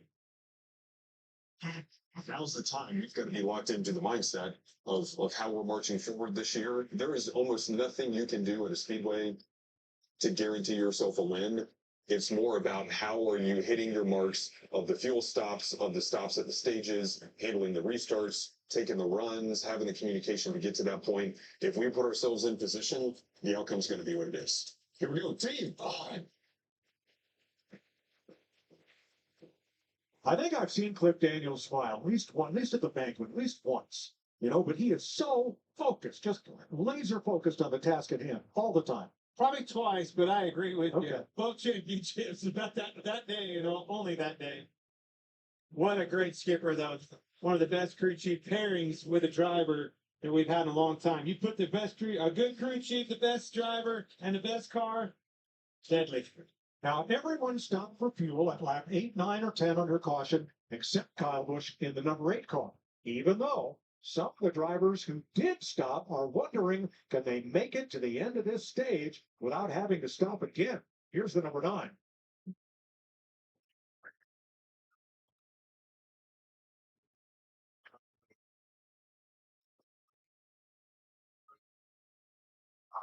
Yeah, I just want to that's really reliable on my truck. Alan Gustafson, the crew chief for Chase Elliott, from Daytona Beach, and when he comes to race here, still stays at Mom's for the weekend. Oh, that's pretty awesome. But I think as we talk about the strategy here at the beginning of this race and this fuel window being so close to the end of the stage, I think if you were at the end, you might see some different strategy. But listening to Alan right there, it sounds like it would take a lot of bullocks to be able to convince yourself to run to the end of this stage. How about Larry? So early in the race. Sorry. Yeah, I kind of agree with Alan Gustafson. He talked about the current rate of the pace, and we're seeing anywhere from about 60 to 80% full throttle. I think you would have to get down there in a 50% rate to be able to make it to the end right there. I think it's right up the threshold, but we certainly know it's not even close for Kyle Busch in the end. Well, let's chase that story down pit road, beginning with Josh. Well, guys, it's amazing that Brad Keselowski is even out here today. Broke his femur on a ski trip back in December. Recovering from that, usually about 6 months. He's back in about 8 weeks. They did everything they can to make him comfortable in that car, still walking with the cane. But when he's back behind the wheel, feeling good, and he's happy with the car right now, but talking about getting that line connected in order to maximize the potential right now, Jamie. Well, Josh, John Hunter Nemechek up front leading his first ever laps here at the Daytona 500. I talked to his crew chief, Travis Mack, this morning, and he said, I love this guy that I'm seeing down here this week. He's more aggressive. He felt like they were a little too passive, a little too cautious in this race last year. We saw him trying to get race on Friday night. Very aggressive, leading laps. So far, so good. Not saying anything, Regan. Jamie, rookie sensation, Connor Zilic right now up 15 positions from where he started, just outside the top 15. One thing the team was worried about if they came in today was communication between crew chief Randall Burdett, and his spotter Stephen Parsons. Something they didn't anticipate, though, was the wind being a part of that. They've had to remind the spotter, keep the microphone close to your face. As windy as it is on track level, it's twice as windy up on top of the buildings where these spotters are, and some of them do sound muffled. Thanks, Regan. Now, if the race pace slows, everybody will save a little fuel. Is that to everyone's advantage? Well, we checked on the 6. Here did I come in?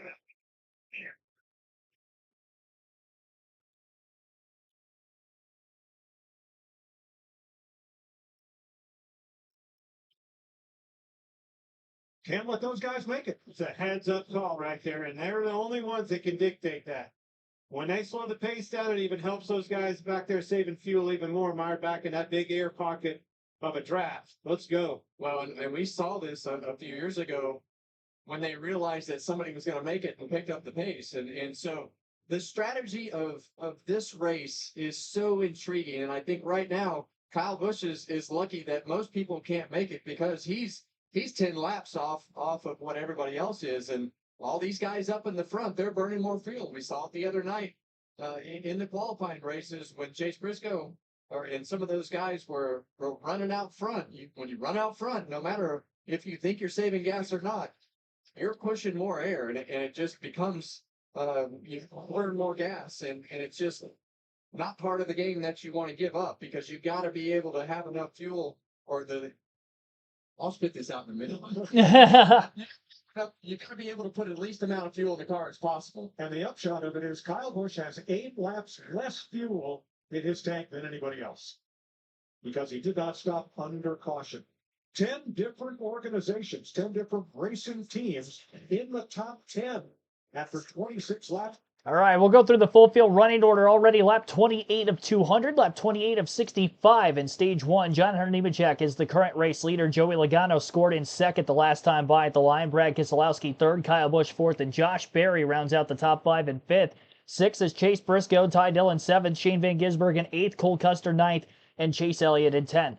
Ty Gibbs 11th, Austin Dillon 12th, Christopher Bell 13th, 14th for Kyle Larson, Connor Zilisch 15th, Denny Hamlin 16th, Todd Gilliland 17th, Chris Buescher 18th, Zane Smith 19th, and 20th is Ryan Blaney. Eric Jones in 21st, Justin Allgaier 22nd, 23rd Austin Cindric, Bubba Wallace 24th, Ross Chastain 25th, 26th for AJ Allmendinger, William Byron 27th, Cody Ware 28th, Noah Gragson 29th, Alex Bowman in 30th, 31st is now Alex Bowman, Corey Heim moves up to 30th.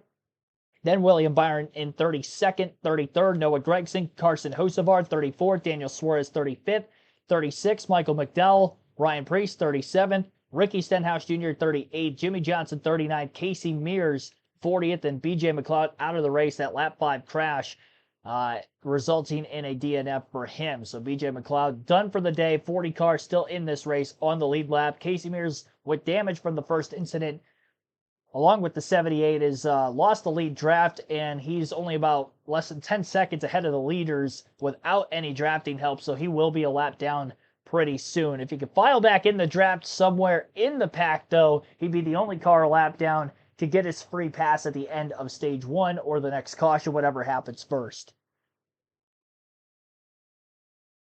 Kathy Smith, thanks for tuning in, pulling for a Larson win. I've seen a few of you in the chat pulling for him. HLID saying, hoping Brad K win, him or Carson Hocevar. You can vote for who you think is going to win the race in our chat poll. That will remain open until, again, the end of stage 2. We started the poll just after the race began.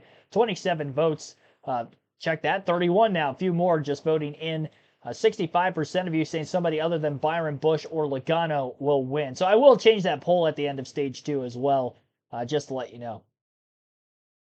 Darian Rankin, thanks for tuning in. I'm doing well today. Hopefully you are as well. It's the Daytona 500. It's Daytona Day. Of course I'm happy. Who wouldn't be? 31 laps down out of 65 in stage 1 at the Daytona International Speedway.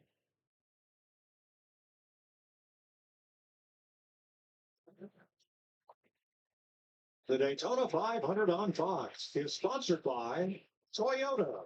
Let's go places. 30 of 200 laps complete in the Daytona 500, 30 of 65 laps in stage 1. Here are your Toyota top performers with John Hunter Nemechek out front now for a total of 18 laps. Chase Briscoe, the outside pole sitter, in 6th. Ty Gibbs in 12th. Very windy day in Daytona. The flag has been in straight out all day, and drivers have commented on it.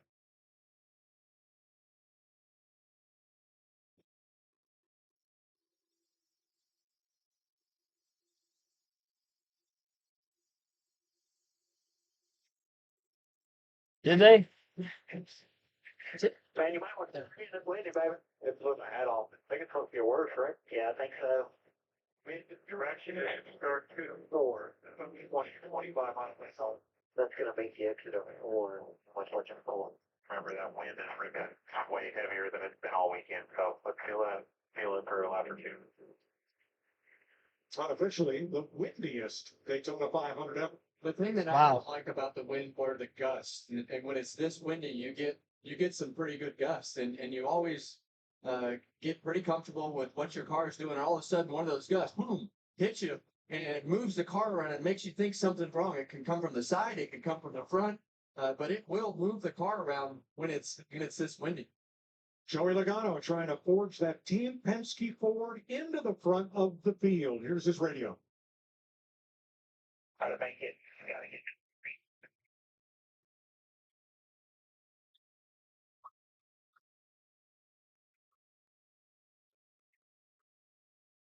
Yeah.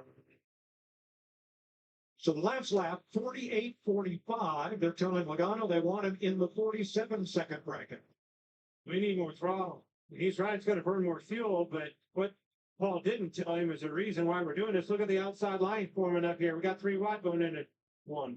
Yeah, and that's usually when people start to want to go a little bit faster, when they feel like they're going to give up their track position, and that forces everybody to go faster at the front of the field if they want to maintain that. So you got to make a decision when these guys get up here and start picking up the pace as to which side of the fence you want to stand on. Here we go. Chase Briscoe to the top side, the outside pole sitter. This year's 500, the pole sitter last year. Driving for Joe Gibbs Racing, 2 Toyotas sandwiching the Ford of Logano for the lead.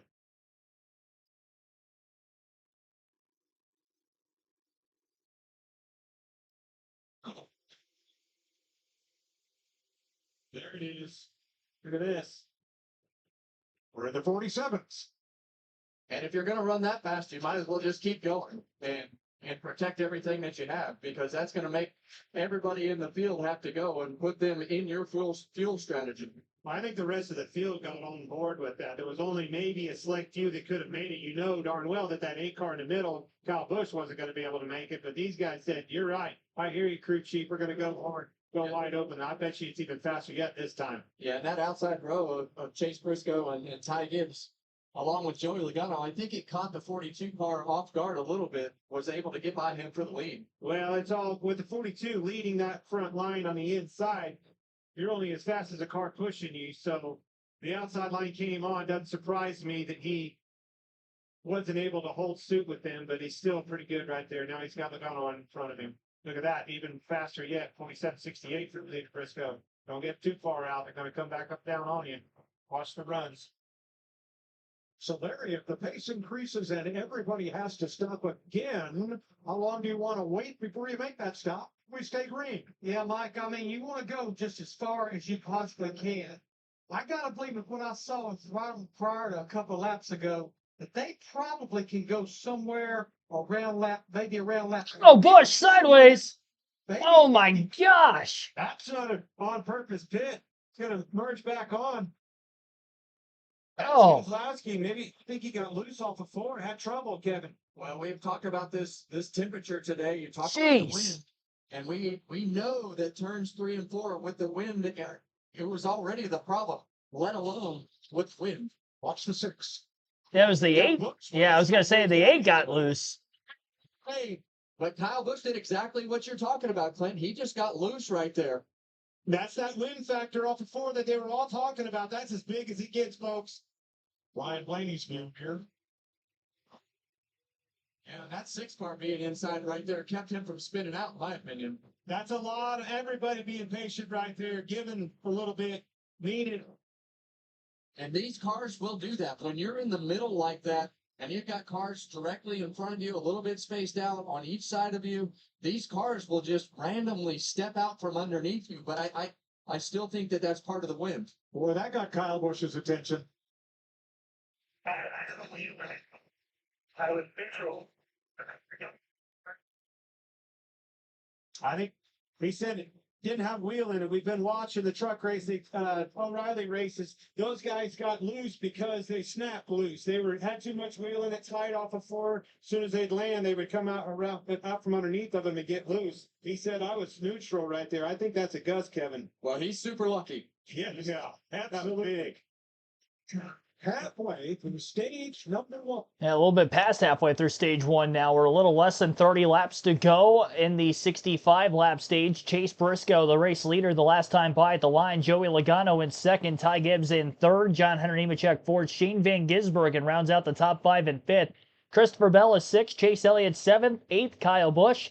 Kyle Larson 9th. Tyler Reddick rounds out the top 10. It's amazing how loose Kyle Busch got, and he's still up inside the top 10. Somehow didn't lose a ton of momentum. The entire field just kind of backed up, hoping they would miss a potential accident. that was about to happen in front of him with the 6, and Keselowski saving the 8 car of Kyle Busch from going around completely.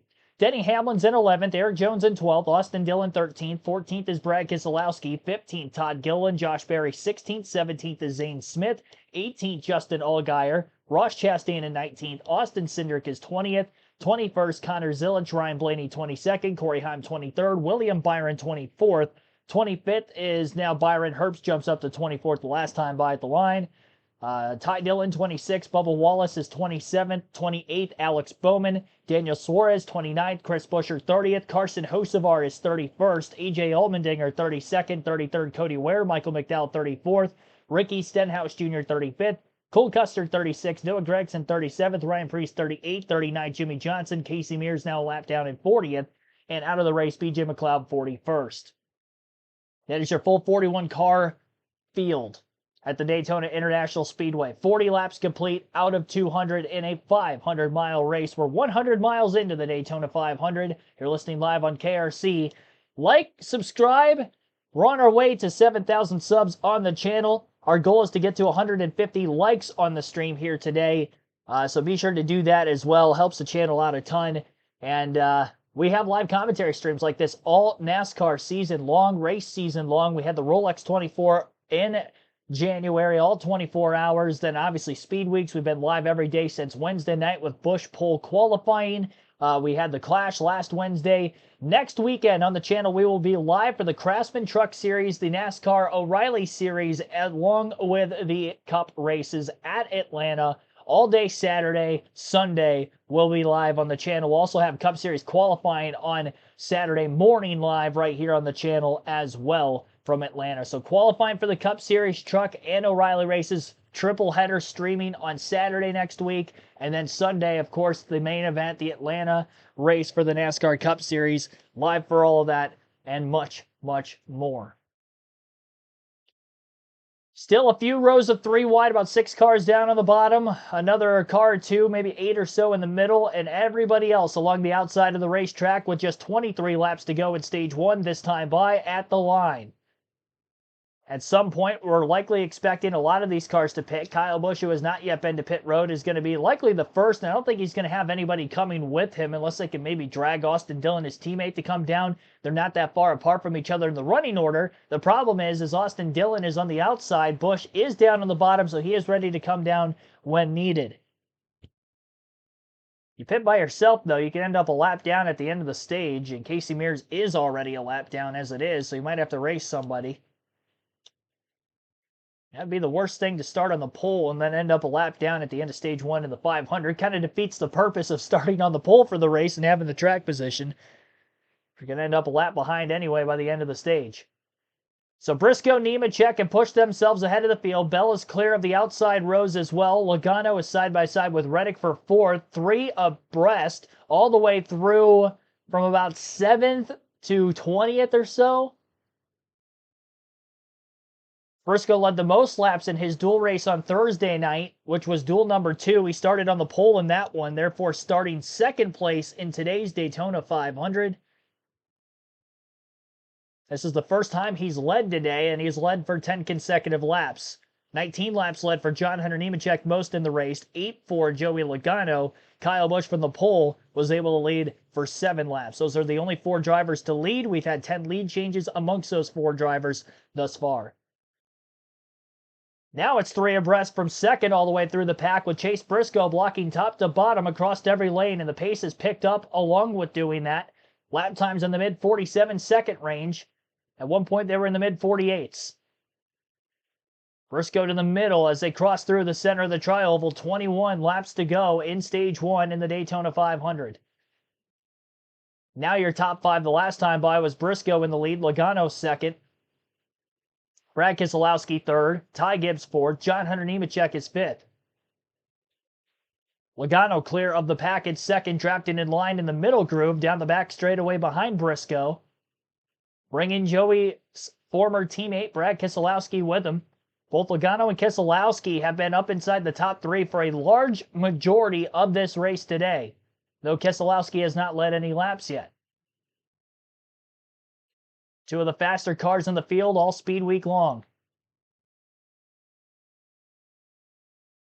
Things stacking up very tightly nose to tail in that outer lane near the wall.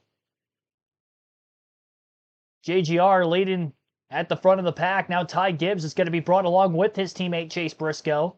All 4 Gibbs cars started in dual race number 2, and they had a stranglehold of the field in the fuel-saving matters through the first 3 quarters of that race. After green flag pit stops, they kind of fell out of it. Because of leading, they had to come to pit road first, and were unable to get themselves back to the front of the pack in time by the finish.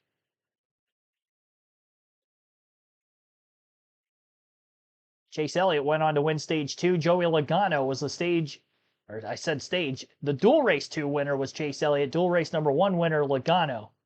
Coincidentally, those 2 guys are side by side, battling for about 4th place in this race behind the 3 that are single file along the top. Shane Van Gisbergen making his 2nd career Daytona 500 start.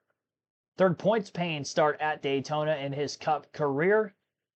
Still in search for that first career oval win. All 6 of his race wins coming at Chicago in the street course twice, along with 4 road course races. 5 wins a season ago. They really started to pick up the pace on the ovals later in the 2025 campaign. Had a couple of top 10 qualifying efforts. Had his first career top 10 on an oval at Talladega, and he also ended up running top 10, I believe, at Kansas, if I remember correctly. So we'll see if he can have a good run at some point this year. Maybe click off that first oval win. Maybe it's today in the Great American Race. He's off to a good start.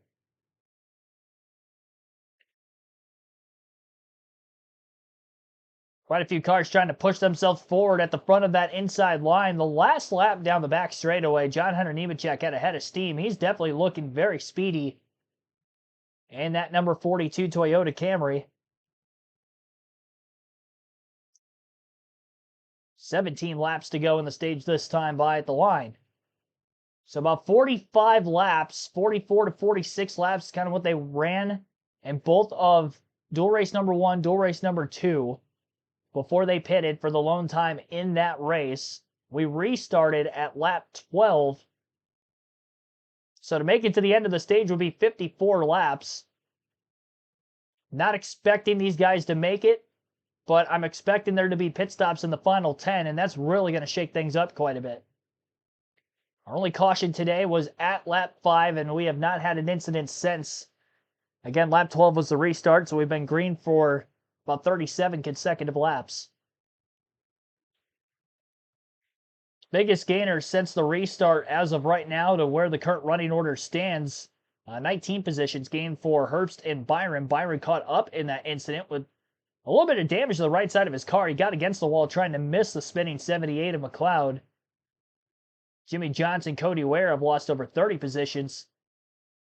They're at the very tail end of the pack. Can't blame Johnson for running back there. He's not racing for points, part-time, obviously. Finished 3rd in the Daytona 500 last year was Jimmy, so that's the strategy he worked out last year, then worked yourself forward late. It got him a good finish and a shot. He was in the picture going for the win on the final lap.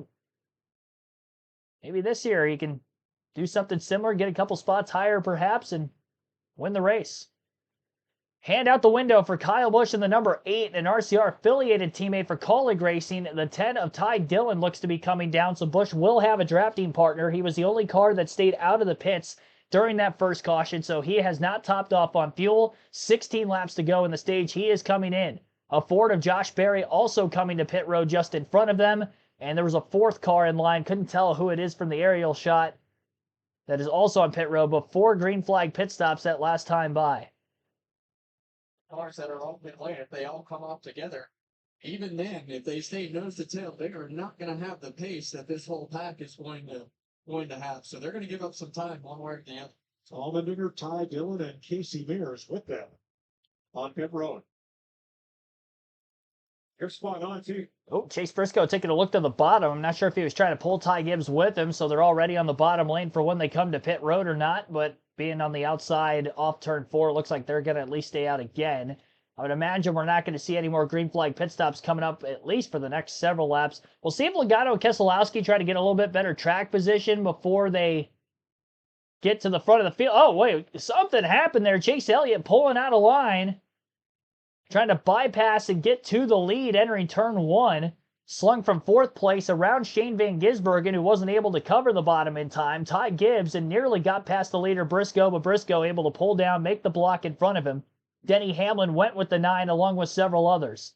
Austin Dillon shuffles out of that bottom lane from 4th to lead the top.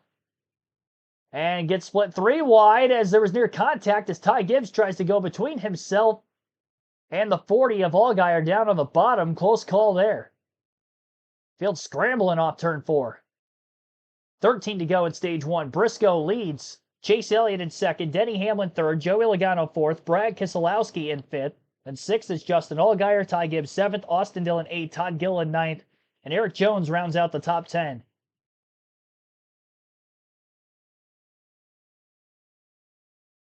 Like goals to get to 150 on today's stream. We're almost halfway there already here in stage 1 at 75 likes. Actually, we are halfway there, do my math. So greatly appreciate that, everybody. Be sure to hit the like button if you haven't done so yet. This does help the channel out a ton in pushing these live commentary streams into other related NASCAR content on YouTube. Subscribe if you're new, because we got live commentary like this all NASCAR season long. Across each of the top 3 series. We had a special weekend this week with it being Speed Week, so we did the ARCA race. And select other motorsport events like the Rolex 24 will be live for the Indianapolis 500 in the month of May as well. ARCA Talladega I usually do as well.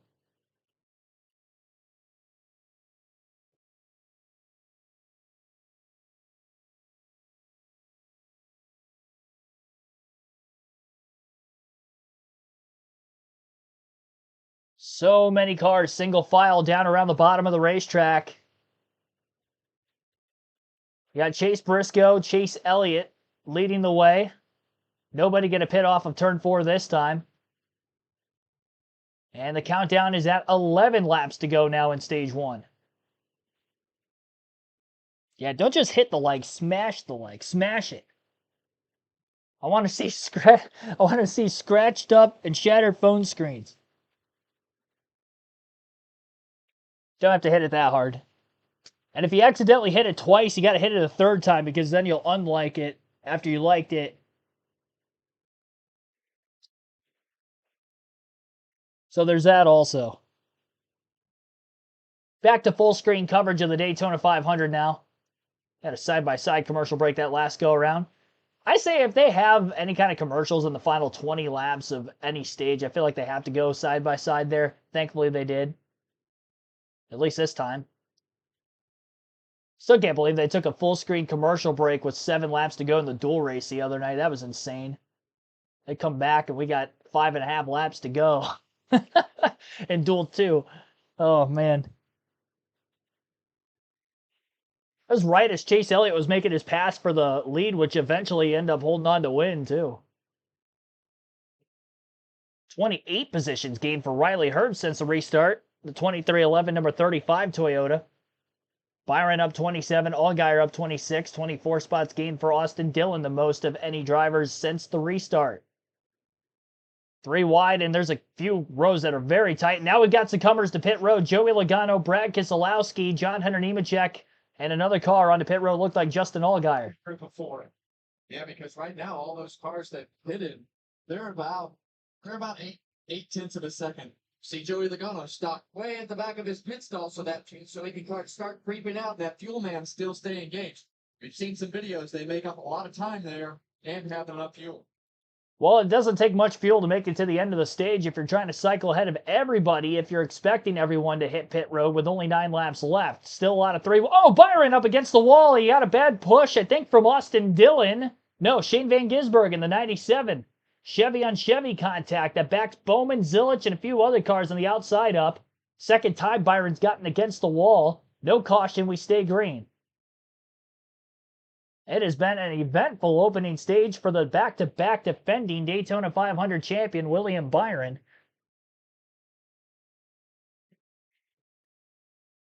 My goodness. SVG got a push from Bowman and just hit the 24 off center. The 48 wasn't constantly pushing the 97 into the 24. It was one quick little shove. Gave the 97 forward momentum. And he was not centered at all. The left front of his front bumper was off center with the left rear of Byron and turned him straight right. Luckily, he was in the outside lane already, so when he made contact with the wall, it wasn't a big hit, but definitely significant. They're probably going to repair that at the stage break, but they're going to try to muscle it out for now. Nearly half the field pits off turn 4, coming to 7 to go on the stage. Well, there's a spinner. Oh, and Jimmy Johnson's around. Johnson spins coming to pit road. Will there be a caution? Now, cars are half a lap away. You should be able to get it fire. He's rolling down. So easy to do that. Pretty dry the last few days in Daytona. The grass isn't as wet as what it was back on Thursday night. Johnson gets the car rolling. He's back onto pit road again, but he could be in danger of going a lap down. Everybody else got on and off of pit road of the first few waves pretty cleanly. Still got about half the field that has to make a pit stop. Chase Elliott, who is the leader with a 3-car tandem between himself, Todd Gillen, and Austin Dillon lead the field. Elliott into the pits. Byron chasing down further back along with a few others. And Gillen, generation star of NASCAR, takes over the lead for Front Row Motorsports and Ford. Yeah, and we've got cars all over this racetrack on different agendas spread out. Yeah, keep an eye on the track map up here. Front Row Motorsports battling for the lead. Gillen, who was out in front after staying out of the pits, only had himself and Austin Dillon way ahead of the pack. That allowed for Zane Smith and a couple other Fords, Austin Cindric, Ryan Blaney, to take over just behind them at the front of the pack. They'll be coming to 5 laps to go in the stage this time by. A few others dropping to the bottom. Bowman's down there. I think he's going to pit off of turn 4, I would imagine. No, he does not. He stays out. Connor Zilic comes to pit road. So does Austin Dillon. Only 2. Come to pit road. I think that's Austin Dillon and Connor Zilic. Yep. Ooh, that's not good. Only 2 cars coming in that wave. Well, the problem is if anybody tries to stay out to win the stage, are they going to have enough fuel to ride around for a few caution laps on top of the green flag laps before making it back onto pit road? You run out of gas under the caution, and that's going to end up causing some havoc. Obviously, you're going to lose a couple of laps for the push car to get out there and get you back into the pit. So at what point is the stage points worth if that ends up happening?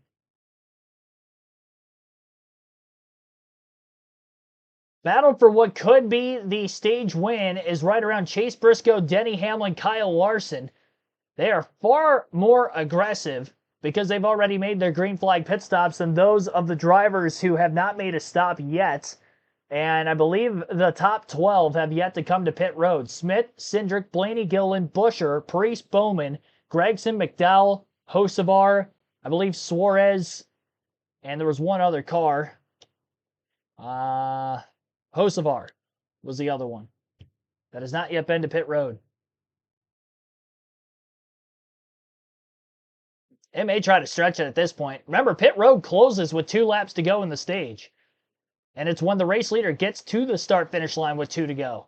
So if the leaders do not pit this time by, which would be coming to 3 to go, that is pretty much going to be it. At these speeds, you're not going to get to the commitment line before the leader gets to the start-finish. Chandler Smith is going to stay out of the pits this time. So 3 to go in the stage. I want to see the battle at the front of the field. We're watching the battle for like 12th. There's no stage points on the line here. So these are the drivers that are going to try to risk it and make it on fuel to the end of the stage. I did not think it was possible for 53 laps, but they were at the back. They saved enough gas, and now they're trying to take charge and get some stage points. Top 10 get points, 1 point per position, 10 points for first, down to 1 point for 10th. Cindric getting the 38 well ahead of the pack. Again, there are only 12 cars that have not pitted. Even less of those are at the very front of the field in the ability to try to go for the stage win. 2 to go this time by a single file line of cars as they enter through the tri-oval. A lot of Fords up in the front, 6 of them, then 4 Chevys. Another Ford of Gillen just outside the top 10, just exited pit road. So 10 cars have yet to go to pit road. Briscoe in 11th, first of which that did not pit. So of those trying to make it on fuel for the last now lap and a half of the stage, there are no points on the line for anybody who is not in this lead group.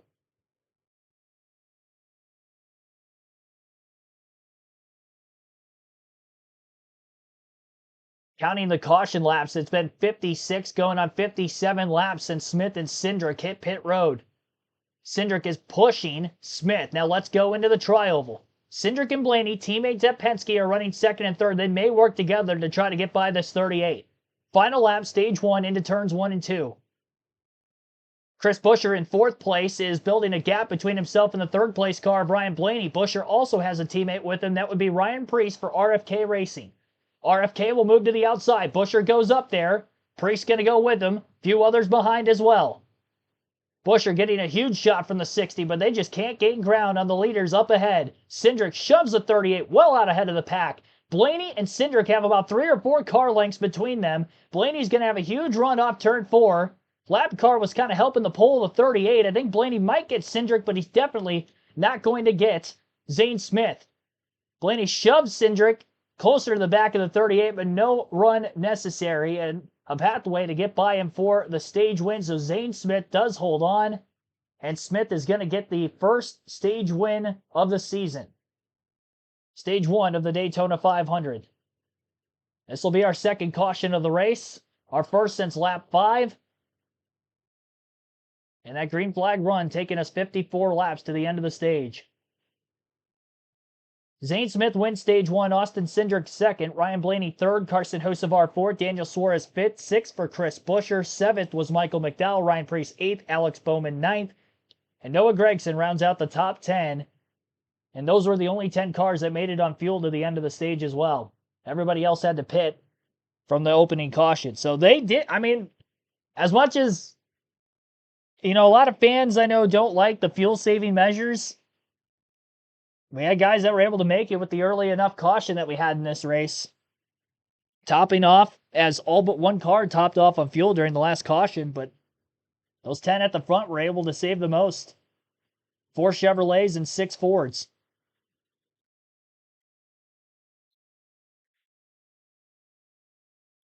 So stage 1 in the books at Daytona. We'll take our first break. You're listening live on KRC to our full flag-to-flag coverage of the Daytona 500, 68th running of which of the Great American Race.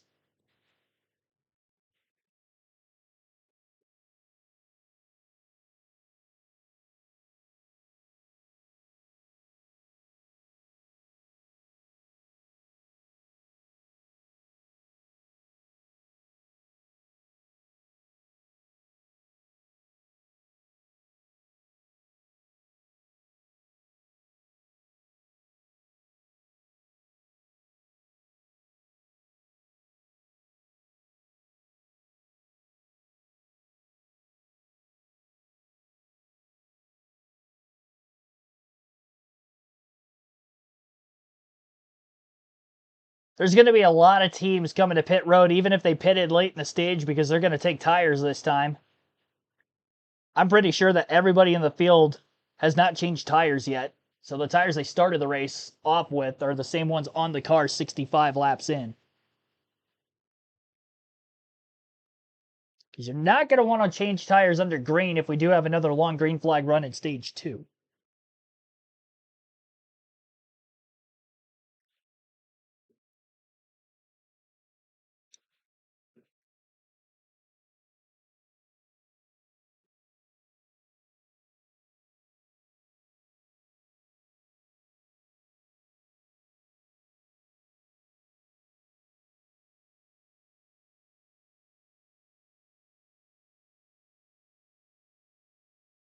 Special thanks to Starlink for helping power our high-speed NASCAR broadcasts, bringing you every bit of the action from the Daytona 500. Here's Jamie Little.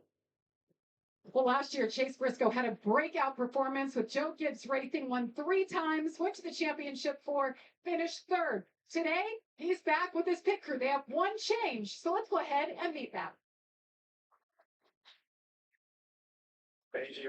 Front tire changer, now part of the 2019 Indy 500 win. Lee Cunningham, rear tire changer, 2017 Cup Series champion. CJ Bailey, tire carrier, running back at the Manio High. Dylan Dirks, Jackman, former professional baseball player. Matt Terrell, Bueller, 2013 Daytona 500 champion. On the front row for the 500 for the second year in a row, and they've had speed all week. They really have, and we saw them on the pole for the Daytona 500 here last year. So this team, pit crew, everybody being together for another year just allows them to start working on the details of who they are and what they're doing. So Look at this, guys.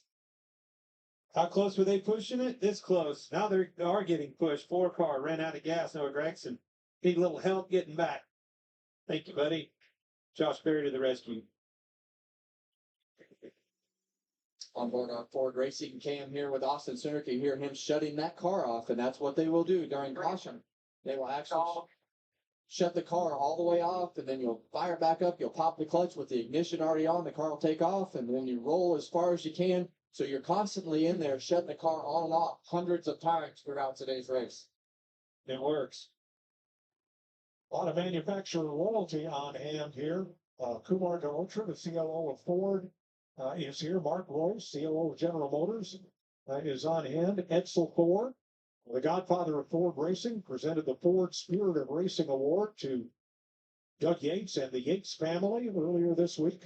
And it doesn't just stop with the manufacturers. It's all across the board. The network, the engine, the power of NASCAR is pretty incredible. They're all here. Sam Smith and Austin Cindric lead them on to pit road. Josh. Austin Cindric able to pick up those 9 stage points. Say the car is a touch free. They told him stay and get as much fuel as you can on this stop rating. Well, here's one with Ryan Blaney. A little bit twitchy, loose, being in the backslide now through the middle of 3 and 4, but that tight on exit. The 77 of Carson Hocevar just tight in traffic at the end. Jamie? Zane Smith in the 38, two-time Truck Series winner here, having a heck of a day. Just led his first ever laps here at the Daytona 500 and got his first career stage win. A long stop here for the 38.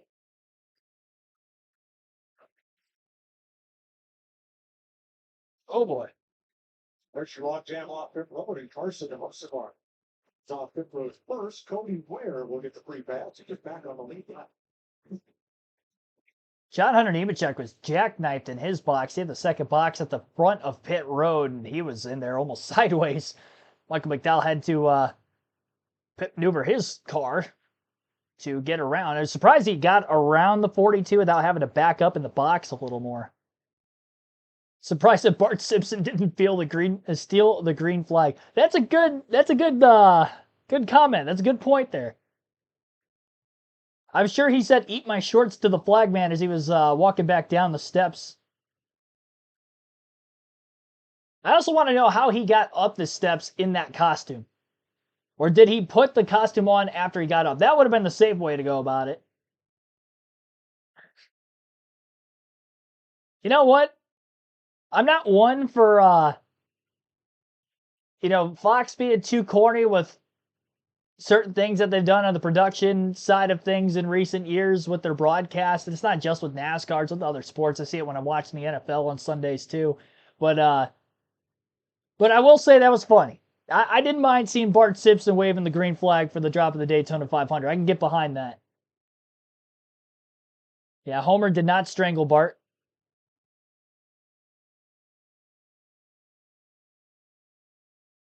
That would have been a sight. Strangling Bart as he's waving the green flag.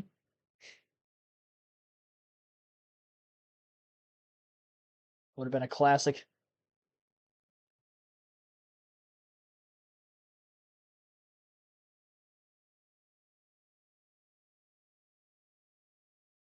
Woohoo, Shane Smith won the 500. Why is nobody celebrating? Yeah, well, he won the first race of the 500. The race to the end of stage 1. The race that was a slow race for those 10 cars that were able to make it on fuel. It's crazy, though, that it was an even cut to 10th, and we only award stage points for the top 10, and those were the guys that made it on gas, and 11 on back did not.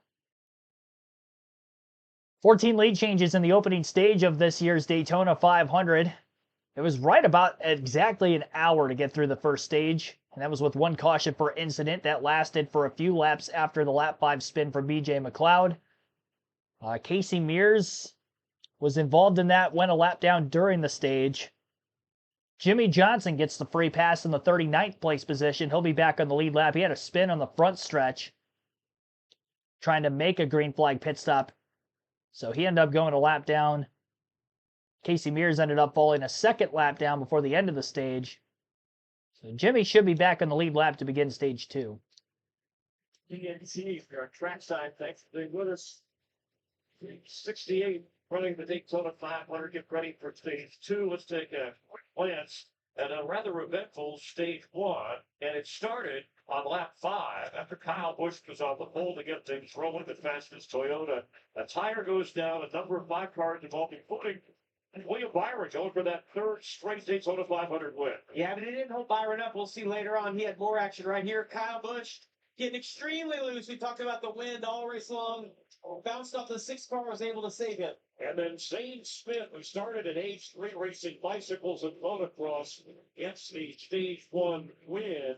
By the way, a stage 1 winner in 10 years of stage racing has never won the Daytona 500. But this is a race that we talk about favorites. The underdogs have done well here. Certainly Zane Smith, Chase Briscoe, who's led the most laps, were underdogs coming in. Yeah, absolutely. And I mean, that's a big kick in the pants for Zane Smith. Awesome job by him to stay ahead of him. This car right here, though, this Bass Pro Shops Toyota, I've got my eye on Chase Briscoe. Little sentimental value to me in this car, Chris. I won here in the Daytona 500 with the same sponsor, so when I see that out front, I love it. That's okay for you to boast about that. That was a terrific moment, and we're learning more and more about managing fuel as we head back up to Mike, Kevin, and Flint.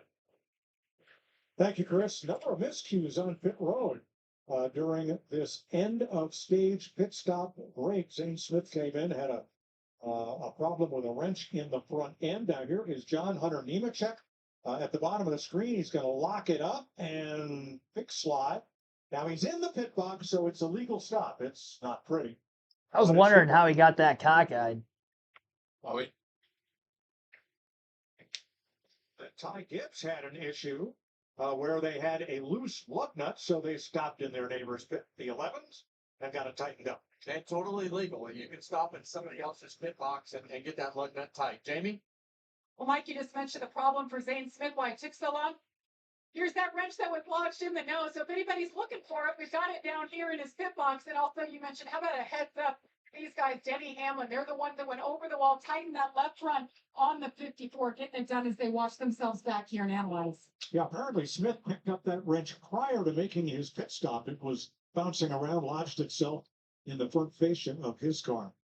Hopefully no damage. I got a cool story, Mike. I had a $100 bill after the Texas race on my grill after the race. I got pictures to prove it. Really? But you wind up with razor blades, all kinds of crazy stuff stuck in those grills. All right, we completed the stage with 37 cars on the lead lap. Cody Ware got the free pass. Out of the race, PJ McLeod, Tracy Mears. All right, crowd on their feet. Penske front row, green flag back in the air. Blaney and Cindric winning the races off of pit road. Pretty much everybody taking 4 tires in the pits under that last stop, so they can do their fuel-only stops at some point here during stage number 2.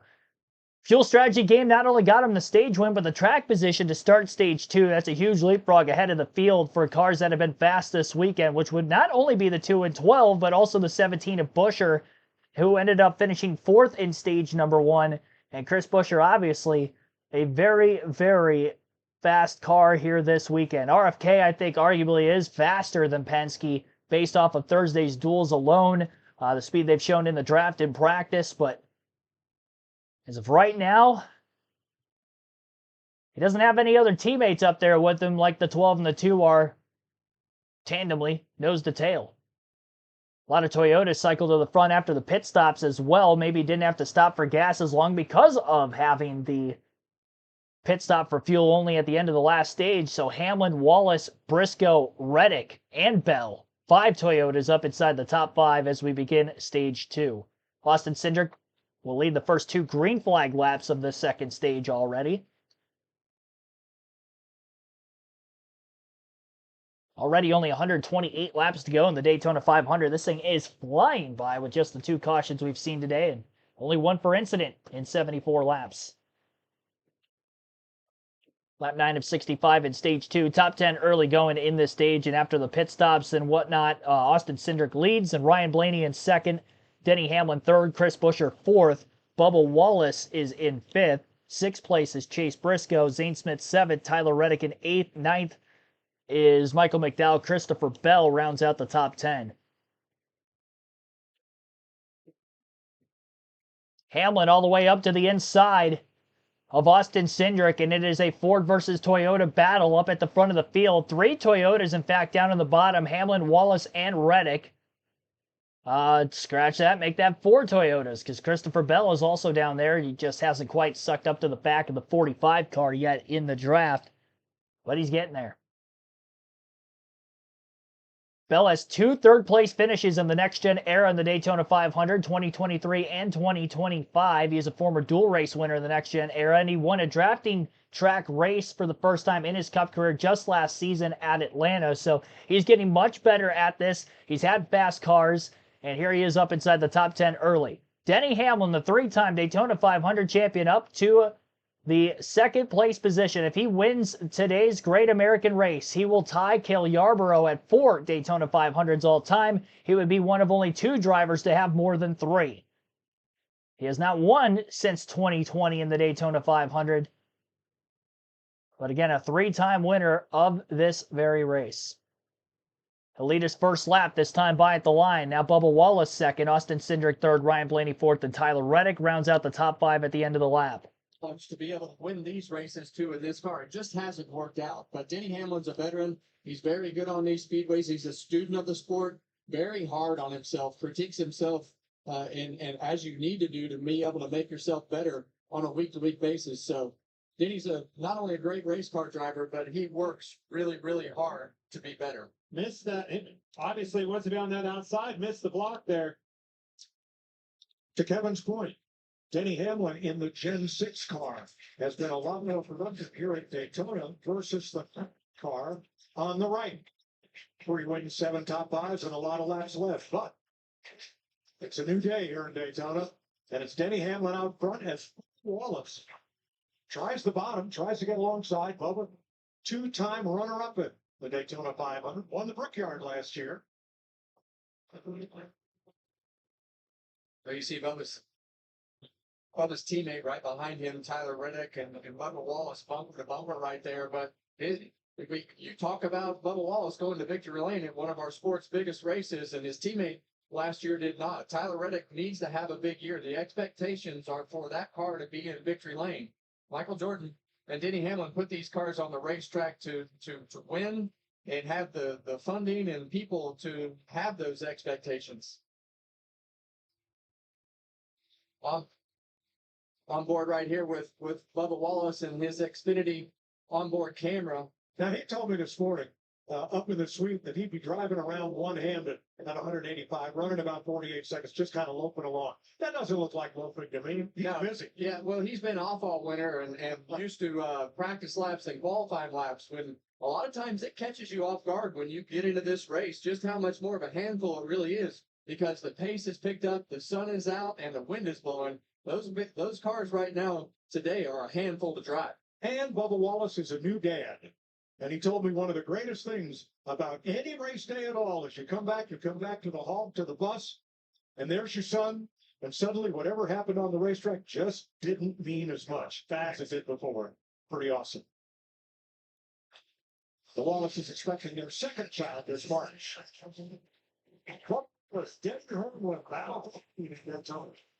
All right, full screen commercial break on Fox here in Stage 2. Actually, it's going to be a side-by-side break. We'll go through the full field running order now. Bubba Wallace leads, Denny Hamlin in second, Tyler Reddick third, Austin Cindric fourth, Ryan Blaney rounds out the top 5 in fifth, Cody Ware up to 6th place quietly, Alex Bowman 7th, Chris Buescher 8th, Kyle Larson 9th, Christopher Bell rounds out the top 10. Then Zane Smith in 11th, Ross Chastain 12th, Chase Briscoe 13th, Austin Dillon 14th, and 15th is Justin Allgaier.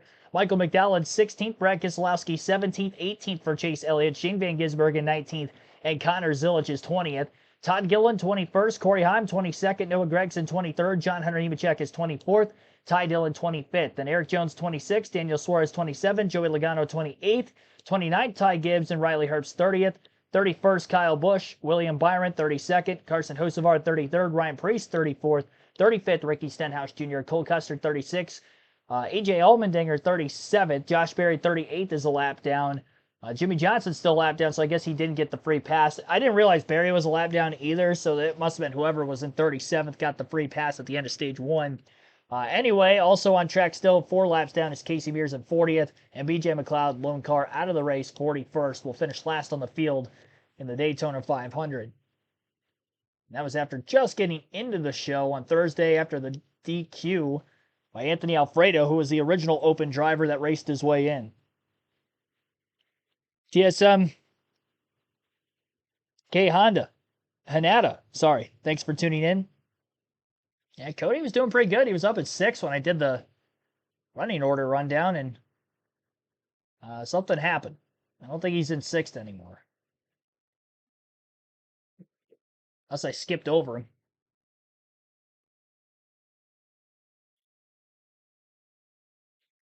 Well, he initially was in 6th. Maybe when I was reading the screen, something happened and I just missed it. No, I'm just skipping him somewhere in the order. Might be scrolling a little too fast.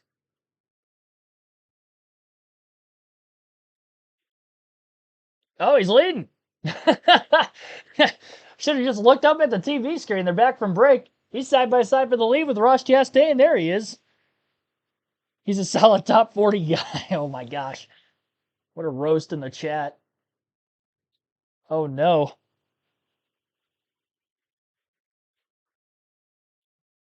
BJ McLeod blew a half shaft. That's what caused the spin. Thanks for that, John. I don't have the audio for the race coverage unless you guys are in the various moments of the stream listening to it as well as me. So if I do miss on some of that stuff, I appreciate you letting me know in the chat. As John just did. Ross Chastain going to pace the field out in the Daytona 500 with 3 wide racing going on behind him. Lap time's right around 47.9 for the leaders that last lap. That's 3 Chevys up at the front with Bubba Wallace's Toyota. It's another block for that outside. Watching him miss. That was close. Let's listen along.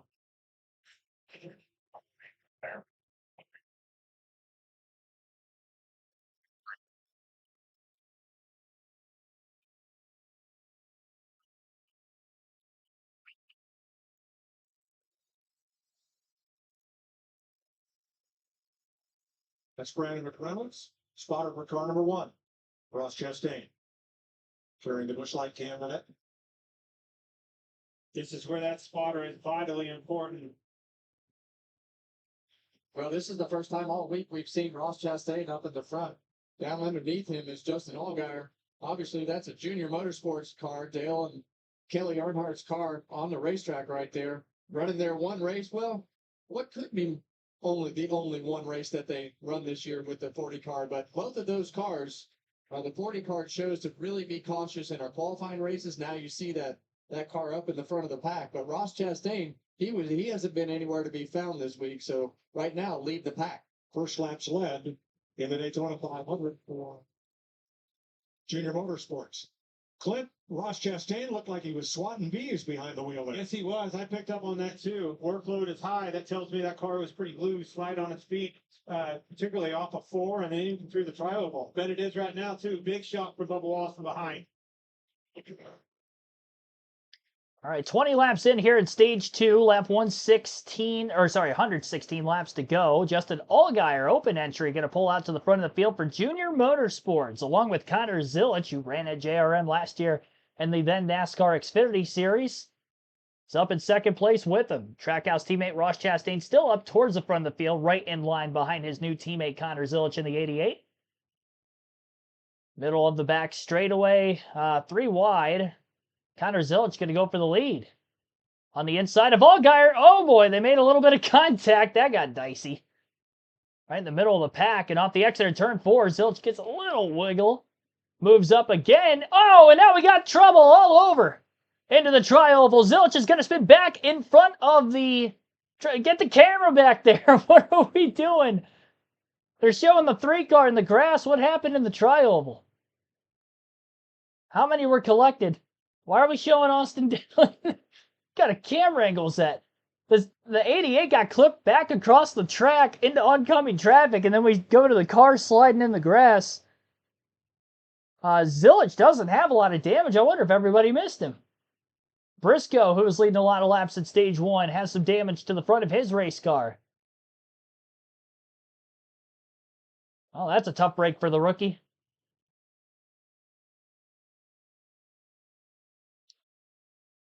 putting the air in the side of that car to raise the suspension. That's the issue. It's going to go up at turn 3. I was right, guys. It starts right here with Connor Zilic. Watch him. He gets into the side of the 40 once. It happens again, and then Cody Ware behind him. Keep an eye on the stack up.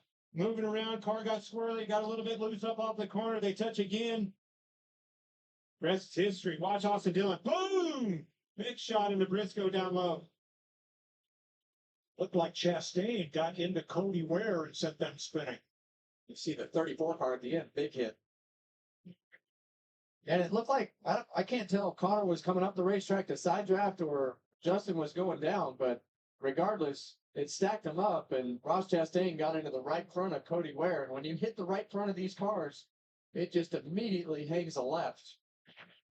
Austin Dillon with nowhere to go. A lot of damage on a 3 car. A lot of movement with Zilic. That's the first time. Second time, you see him starting to move around, trying to avoid it. Boy, and if you're Johnny Morris, when you have your cars, what are the odds of your cars running into each other like that?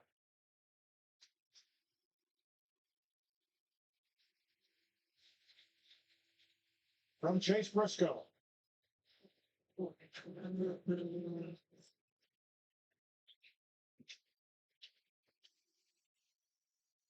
Pretty hard hit.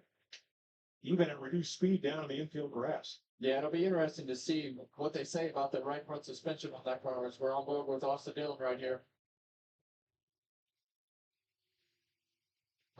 Bam. See, nothing in smoke. Nothing he can do about that. Flat.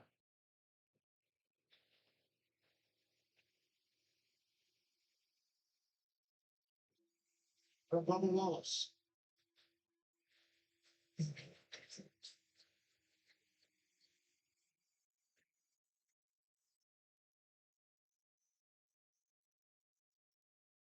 All right, should be getting some pit stops here shortly. Under caution for the 3rd time today in the Daytona 500. We had 1 for incident back on lap 5. It's our first caution for incident since. That happened right around lap 84 in the Daytona 500. 22 lead changes so far in the race. About 13 laps shy of halfway. 13 caution laps have been ran as well.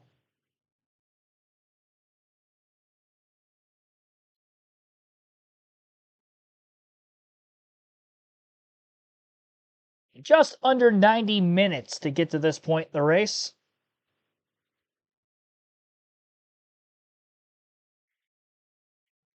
Briscoe's got quite a bit of damage to his race car. I don't think he had a toe length brake. It looked like the hit from Austin Dillon came more towards the door of the car than it did the left rear tire. So for any Chase Briscoe fans out there, I think there's an opportunity he can continue. I do think Austin Dillon's going to be done, though. I don't think Austin Dillon continues in this year's Daytona 500. Connor Zilic and Todd Gillen had pretty big contact nose to nose as well. Chase Briscoe led 23 laps out of 87 so far in the Daytona 500 prior to this crash. Connor Zilic has fallen 2 laps down under the caution period. And as for Briscoe, Gillen, Austin Dillon, who are also collected, they have not yet lost a lap to this point, but I'm sure they will soon. Josh Berry in 37th will get the free pass. He was the first car lap down. So the Wood Brothers 21 Ford will be back on the lead lap.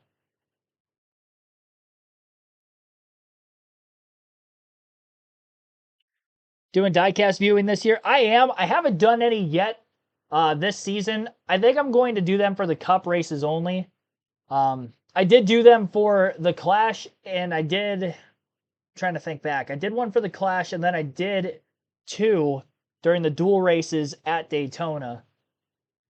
And we usually had those at the end of stage 2. But I want to make sure I only get each diecast once during the course of the season, so that's why I'm trying to space them out just a little bit more. Considering this is the Daytona 500, I will show off a former Daytona 500 champion. Ross Chastain and Cody Ware when they come on the pit road.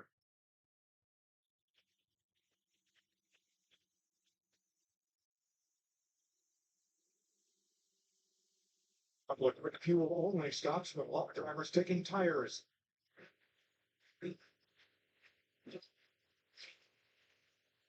Pit road a busy place still with 34 cars on the lead lap to come out 5 wide. Oh, so hectic. First 9 cars off took no tires. We are under caution for this 9-car pileup that began right up at the front of the field.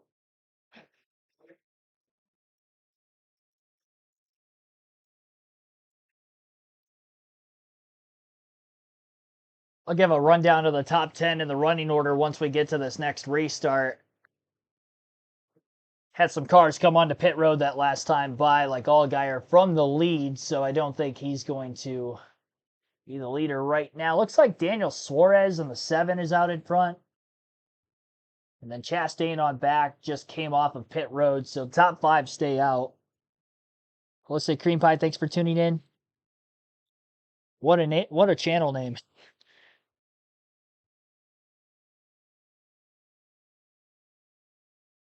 $177.1771. Got it? Yeah, that looked to be what it was. Our leaderboard hasn't updated yet, but that's what I see on my screen. Not the 1. The 1 was the first off pit road. He's in 6th right now. Unless we're going to have a couple more pull off into the pits this time by at the front of the field, which is exactly what happened during the first stops because they don't want to be on pit road when it's super congested. We're up to 98 likes on the stream. Greatly appreciate everybody hitting that like button so far. Our goal is to get to 150. So we're almost 2/3 of the way there. Almost halfway through the Daytona 500. And subscribe for more NASCAR content. Road to 7,000 subs. We're very, very close. Had 105 subs to go entering this stream here today. Maybe we get to 7K by the end of the day. It'd be tough. We're 93 away right now. Just over 6,900. Nice. Yeah, 193. Approximately subs away. We are very close to 7,000. The goal was to get there by the end of the Daytona 500. So if you're not subscribed, we do live commentary streams like this every NASCAR race weekend. Not just for the Cup races, but O'Reilly and truck races every weekend as well. Atlanta coming up next weekend for all 3 series. We'll be live all day Saturday from Cup qualifying, truck race, as well as the O'Reilly race at night. And then obviously the Sunday Atlanta Cup race. Should be a fun one. One of the hottest tickets on the circuit. And definitely been one of my more fun races to watch over the last couple of years. Troy the Great, thanks for tuning in also. I'm driving in seat time. If anyone says, "Oh, NASCAR, I just turned left," or whatever, not you guys, but like from the outside, I could look at guys, Juan Montoya, like coming in from F1, coming in from dirt track, and all this other stuff, and nobody hold the candle to NASCAR driver. Kevin Harvick's Happy Hour, new episode Tuesdays and Thursdays on your favorite podcast platform. Yeah, it was fun that was our first live show, and we did that right out here in the Midway on Thursday. So Travis Pastrana, obviously such a cool dude, and was in the truck race on Friday night. Had he and Cletus on the show. Great. Good time. Connor Zilic has been in the garage and back out on track. Cody Ware with a long stop. Austin Dillon went to the garage for repairs. So did Chase Briscoe. Now, Busch Light's giving away $500 every lap that ends in a 1. That's $20,000 total prize winning during the 500. Follow at Busch Beer on social media and enter by commenting saying hashtag Busch Dash for Cat, hashtag sweepstakes for your chance to win. I like promotions like that sponsors do for drivers during the race. Gives you another reason to watch. Allgaier back out on track. Took left side tires. That's why he's back out in 9th place after coming in up front. Here's the radio.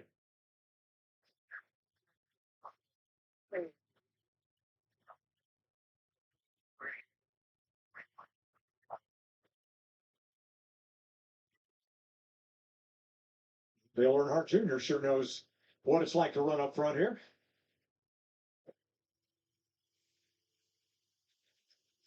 Jarvis Cam on board Justin Allgaier, currently ninth.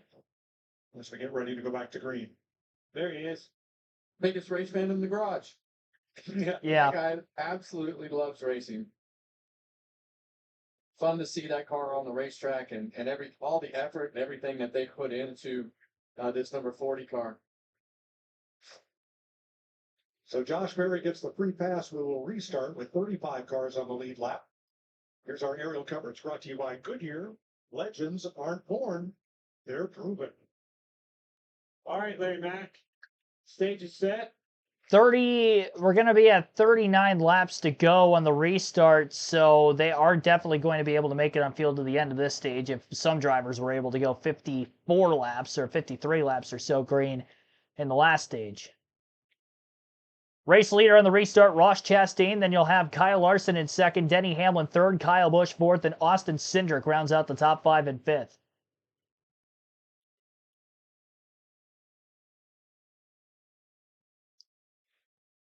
Almost halfway in the 2026 Daytona 568th running of the Great American Race.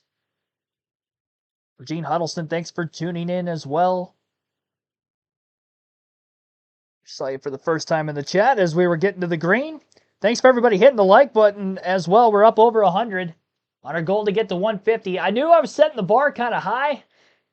We have not had it that high yet, but we've been at 100 all week, so let's bump it up a little more. Let's get to 150 to the Daytona 500. We're on pace. We're on pace to getting there. Field up to speed down the back straightaway, and the Chevrolets on the bottom of Kyle Busch and Kyle Larson. Going to try to find their way to the front of the field. Chevy leading the top of Ross Chastain, who was the leader on the restart. Denny Hamlin just behind him. Kyle and Kyle show. I remember when those guys were finishing first and second, all those nationwide Xfinity races back in the day when Larson was getting his start in NASCAR and Kyle Busch was like right there. It would intertwine into the Cup Series every once in a while. Kind of rules reversed where Kyle Larson's in the more competitive equipment now and Kyle Busch isn't, versus at the time Larson wasn't and Busch was. Hamlin and Chastain bump drafting each other down the back straightaway, keeping both of them out ahead of the pack. Honestly, with that caution coming out, there's no incentive to have any kind of fuel saving right now because everybody's going to be good to the end of this race. So you're going to see everybody pushing hard from the start of this, well, restart that is, all the way up into the end of the stage. Not like what we had the other way around back at stage one, where it was one on fuel mileage.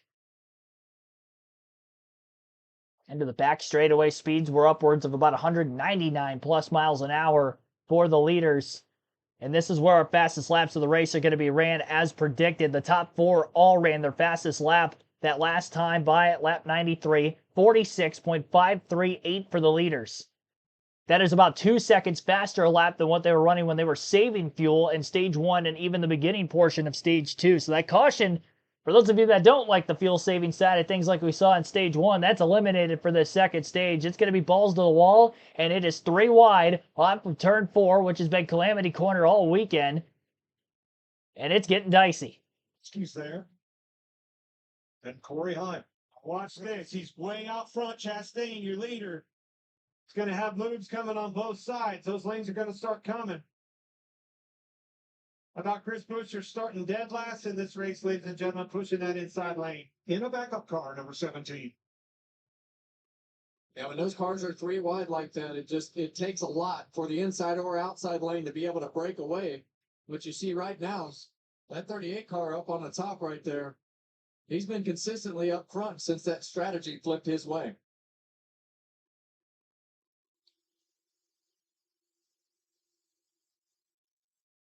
And closing in on halfway in the Daytona 500. Ross Chastain from Alva, Florida. Out front in his Chevrolet. 35 laps to go in stage 2, and we're 5 laps shy of the halfway mark in the race. Austin Cindric from second will pull out of line on the top. He was sitting behind Chastain. He makes a move for the lead himself. Cindric was leading the opening laps of stage 2. Lost a little bit of ground during those pit stops and now found his way back to the front. His teammate Ryan Blaney a couple rows behind him on the inside lane as well. Chastain moves out from the middle to the very top near the wall. He's got Zane Smith, the other Smith. Chandler Smith in the 38 truck won on Friday night. Zane Smith won stage 1 in the 38 car here in the Daytona 500. Chastain going back and forth between the middle and top lines, kind of bogging everything down, and they've fallen more than 3 rows off of the race lead, where Cindric, Busher, and Blaney are just able to run single file, and the Fords are taking advantage of the field here. And how much of a stranglehold are they going to have now?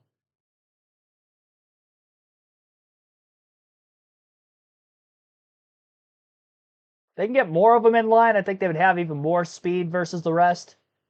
Like the intertwining of the Penske's and the RFK Fords, maybe not the way to go. Chastain had another surge down the back straightaway, moved up to the high side, and Cindric went to block it. Off turn 4 as they circuit this time around. Not every car in this lead pack. There are some lagging further behind that are just basically sacrificing stage points, and for one reason or another. Top 26 separated by just under 0.8 of a second that last time by at the line. That's insane. And it looks like everybody from 28th on back seems to be lagging behind. They've got about a full second distance between themselves and Bell, and 26 is at the tail end of that lead pack. So 26 cars within 0.8 of a second in the lead pack, most of which 3x3 outside of those top trio of positions. And then even then, they're just going at it from time to time. Slick racetrack, win, daytime conditions. Bobbing and weaving off turn 4. Bubba Wallace went a little bit wide.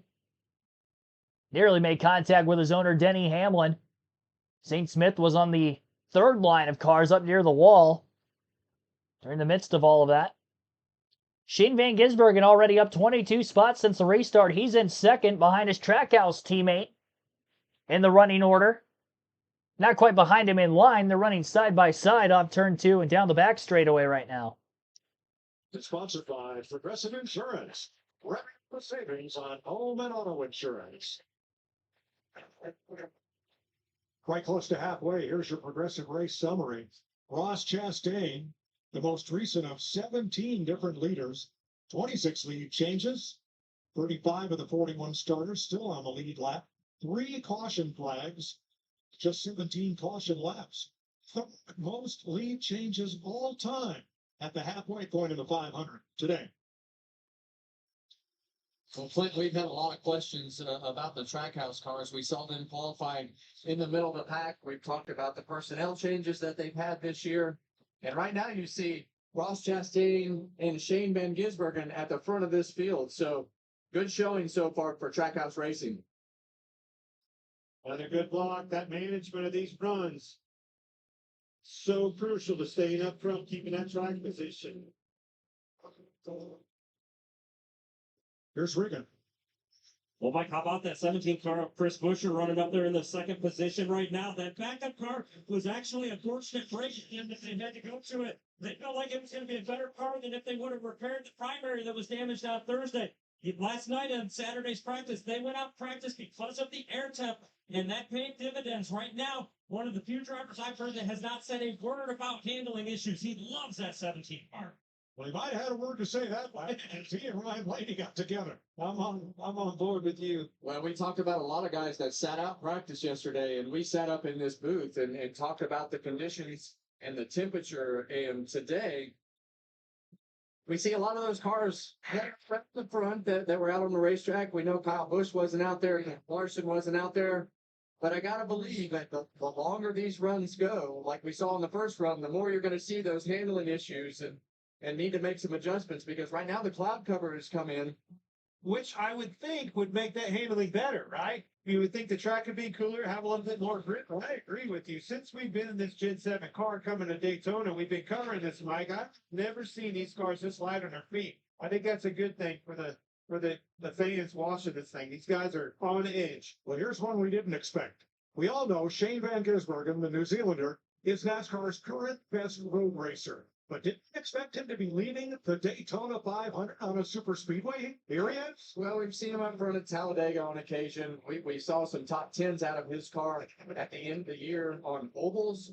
And I think that we have seen steady improvement from Shane. I think the big question was, where was the speed in the cars in qualifying? And were they knocking some speed out of the cars to make the cars handle good? And now we've got that answer. The speed looks okay, and the handling must be right along with that. Now, last year he was number 88. He's carrying his dad's number 97, a number he used in Australia and New Zealand to win 80 championship races. So happy to have that good luck charm back on the side of his car. And for me, being a fan of NASCAR, I wanted to see this out of him. Yeah, we knew he was dominant on the main courses, but I wanted to see him prove his value behind the wheel of that thing on these super speedways, intermediates, and short tracks. And so far, we're a lot better. The one thing I will say about Shane is his racing IQ super high. He's a studier. He understands what he wants in the race car. He understands what he's talking about with the race car, and he wants to learn. He's got a great teammate, Ross Chastain, that has been here for a long time. Connor Zilic will be a great teammate, but he hasn't been here for a long time. But Ross really helps both of these guys be able to understand what's going on, and they both lean on Ross a ton with his experience. I want you to keep an eye on the 8 car. Your pole sitter pushing Larson right here to the front, trying to inch past that outside line. Not necessarily happy with the handling of that car. A little bit light on its feet, said it's kind of squirrely in traffic, but man, he's holding a pretty wheel and keeping that thing up front. Track position is key. Kyle Larson and Kyle Busch leading the 2 lines around Daytona. Chris Stapleton up on the pit box for Dale Earnhardt Jr. today. 104 of 200 laps complete. Yep, coming up with 95 laps to go in the Daytona 500 this time by. We've had 30 lead changes in the race. We're off of the pace that would set the race record, which is 72, set back in 2011. Last year's Daytona 500 ended up having 56 lead changes, I believe. 56, yep, 56 lead changes in last year's Daytona 500. We're on pace for that, but not quite to the record. We haven't had less than 41 lead changes in the next-gen era of the Daytona 500, so 2022 through 2025, and we're well on our way to having more than that many here today. We'll go through the full field running order rundown. 25 laps to go in stage 2 as Kyle Busch leads, Kyle Larson in second, Ryan Blaney third, Shane Van Gisbergen in fourth, and Denny Hamlin rounds out the top 5 in fifth. Sixth is Ross Chastain, Justin Allgaier seventh, Bubba Wallace eighth, Chris Buescher ninth, and Austin Cindric in 10th. Riley Herbst in 11th, Zane Smith 12th, Brad Keselowski 13th, Ty Gibbs 14th, and 15th is Corey Heim, Christopher Bell in 16th, Cole Custer 17th, 18th is Todd Gilliland, William Byron 19th, and Alex Bowman in 20th. 21st, Michael McDowell, John Hunter Nemechek 22nd, Josh Berry 23rd, 24th, Ty Dillon, and Joey Logano 25th. 26th is Tyler Reddick, Chase Elliott 27th, AJ Allmendinger 28th, 29th Eric Jones, and Ryan Preece 30th. Daniel Suarez 31st, Carson Hocevar 32nd, Noah Gragson 33rd, 34th for Ricky Stenhouse Jr., Cody Ware last car in the lead lap in 35th. Jimmy Johnson currently the first car and only car 1 lap down and 36th, and 3 laps down is Casey Mears in 37th. Connor Zilic 4 laps down after his crash earlier in stage 2 on track, but in 38th again, 4 laps down. Chase Briscoe is on the racetrack right now, but 11 laps down, went to the garage for quick repairs. He's back out and running, but well out of contention to win the Daytona 500. Austin Dillon out of the race entirely in 40th, same for BJ McLeod 41st. So that is your full running order for this year's Daytona 500. Again, just past halfway. We'll take a quick break. You're listening live KRC, our full flag-to-flag coverage of the 2026 Daytona 500.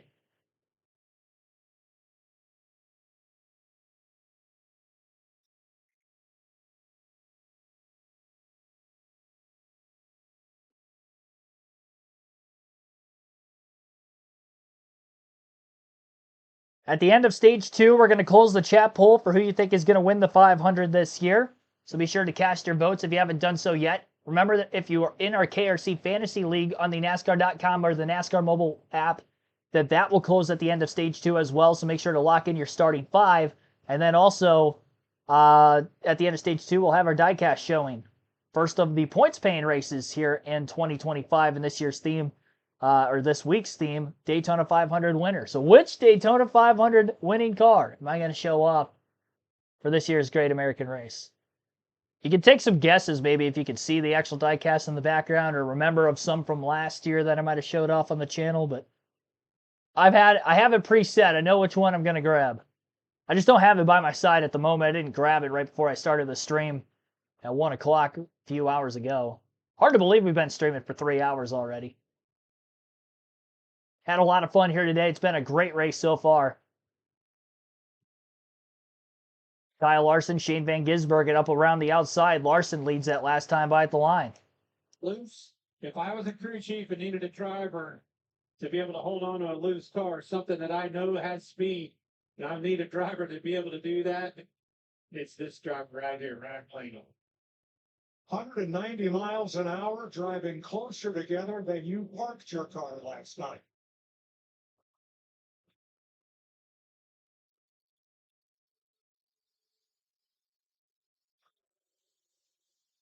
Richard Childress Racing with Kyle Busch and Austin Dillon in this year's 500 just surpassed 1,000 laps led in Daytona 500s.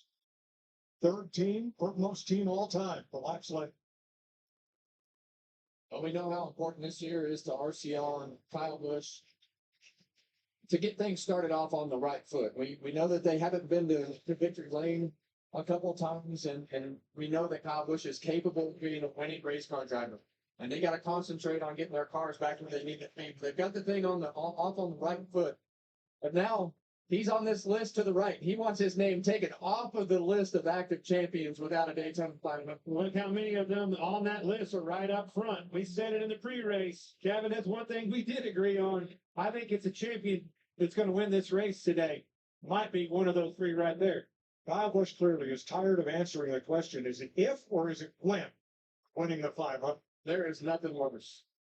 When are you going to win a race? When are you going to win the Daytona 500? And he's kept his cool pretty good this week. Even on the set this morning during the pre-race show, he was still pretty together. Wouldn't you say, Clint? Yeah, I agree with that. But I mean, it takes me right back to the two behind him, Blaney and Larson, both champions. They're earlier in their career than Kyle Busch, right? They don't have the 21 years of trying conversation, but they want this race. Both of them have been so close so many times.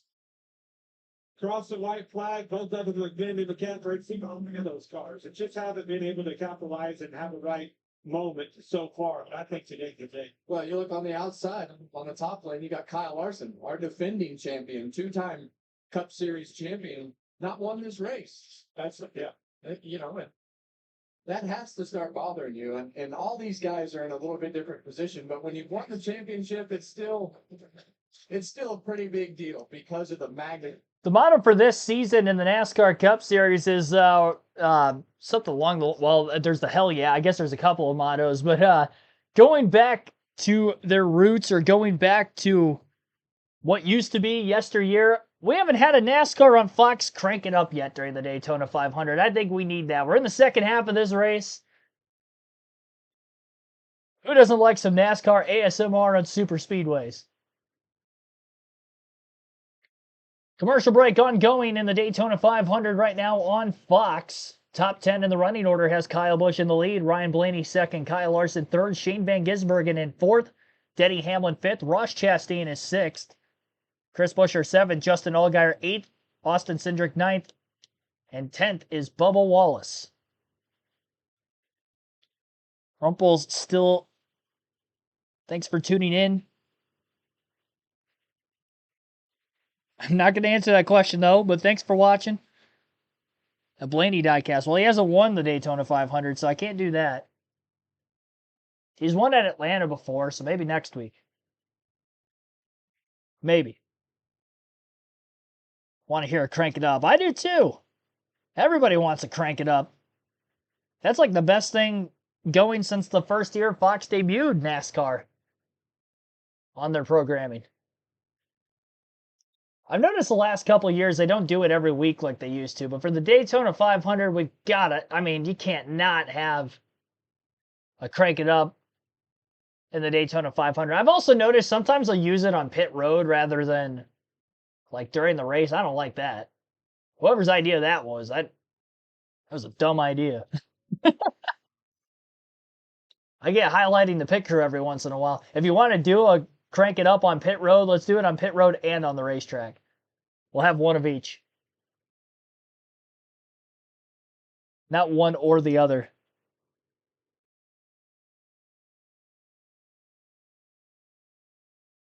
And now's the best time for that crank it up because they're running at full speed because there's no fuel saving going on. 15 laps to go in the stage, and everybody's good on gas to the end of stage 2, which would be at the lap 130 marker. Final stage 70 laps in length today. Stage 1 winner was Zane Smith. And then Austin Cindric, Ryan Blaney, second and third behind him.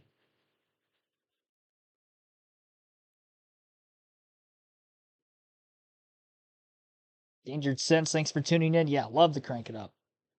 Like I said, who doesn't? Who doesn't like crank it up? We got about 300 concurrent viewers watching, 112 likes on the channel. Our like goal is to get to 150 on today's stream, so be sure to do so if you haven't yet. Field is mostly double wide here at Daytona. The Kyle and Kyle show up at the front of the field. Busch on the inside. Kyle Larson up on the high side. Ryan Blaney is the first car in line behind Busch. On the bottom, an SVG up in the mix. Led some laps a little bit ago. Pushing Kyle Larson down the back straightaway to get Larson out in front now into turn 3.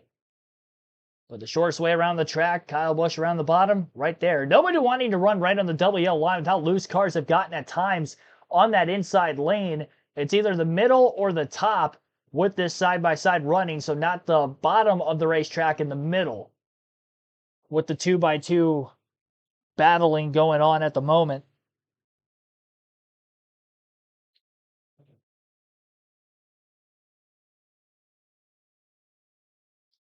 And we're going to hit the 2-hour mark in this year's Daytona 500 in about 3.5 minutes. Come on, let's annoy your neighbors. Crank it up. Yes. 800 Simpsons episodes. That's insane. I'll tell you what, the pushing at the front of each line, there's a lot of bobbing and weaving going on. More so on the high side for Larson because he lost a lot of time down the back straightaway with Van Gisbergen pushing him. Now, SVG pushed Byron off center earlier, kind of knocked him into the wall. There wasn't a caution for it back at stage 1. But Byron had some damage. We have not seen the back-to-back Daytona 500 champ up towards the front of the field today because of those on-track incidents. He's stuck in the middle of the pack, currently in 18th that last time by. Blaney was able to get Kyle Busch and himself clear of the pack. They both move into the outside. Busch, who qualified on the pole for the Daytona 500. Blaney had a fast car in his duel, finishing runner-up. They've got fast race cars, or as Clint Boyer would say, fast hot rods behind them.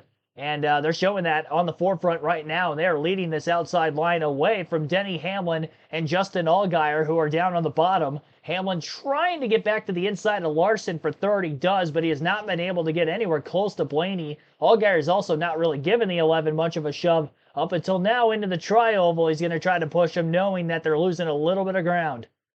Hamlin tried to side draft the 5. He was a little bit too far away. Pulls well down to the bottom of the racetrack and then washes up in the center of the corner. Really trying to utilize that shortest way around, and then doesn't want to be on the very bottom to have too much wheel in the car potentially with how loose everybody's been today with the wind factor.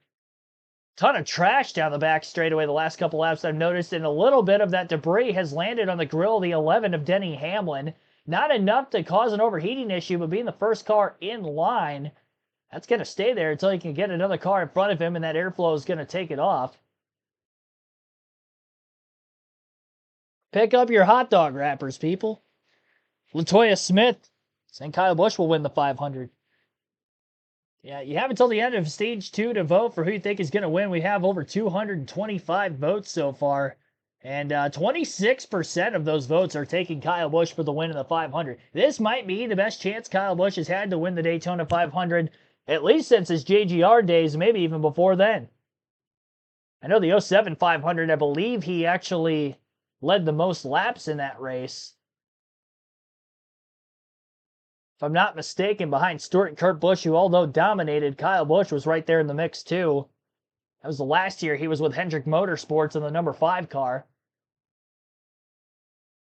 At that time, it was only his 3rd attempt, and you were like, well, he's going to get many more shots at this at some point. And he has had many more shots, but on paper,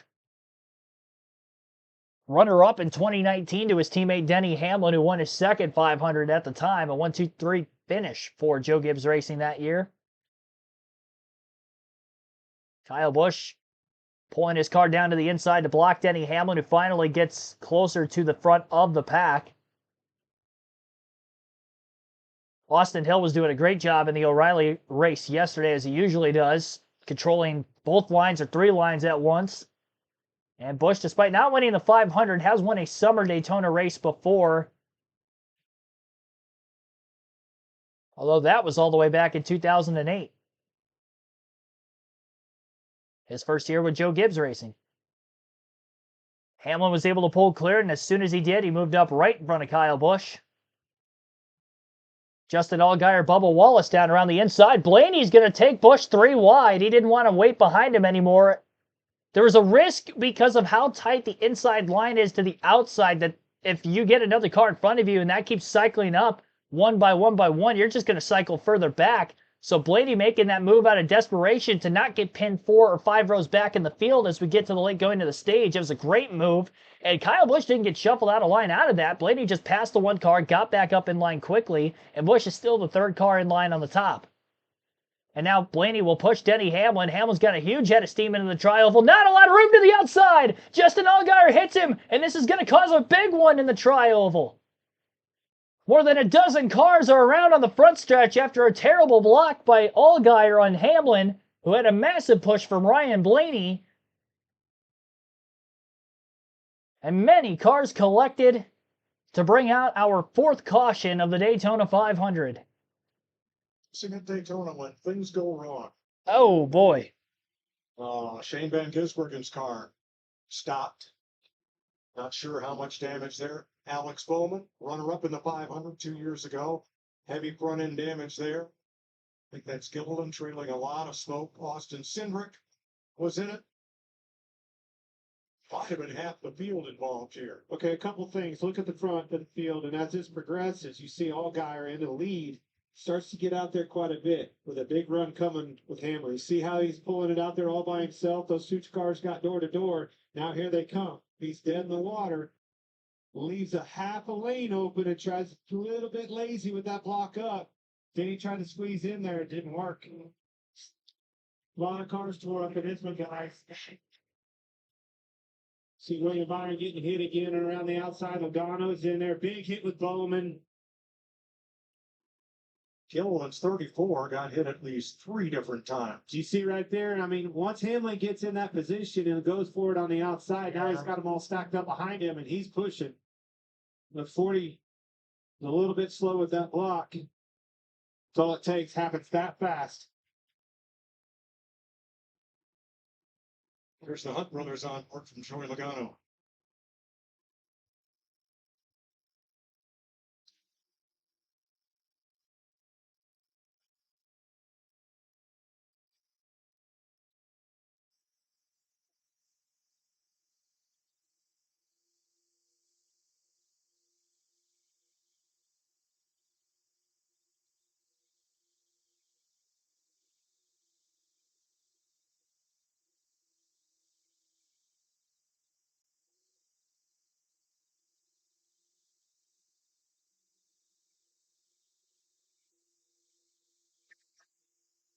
Racing team. Ah.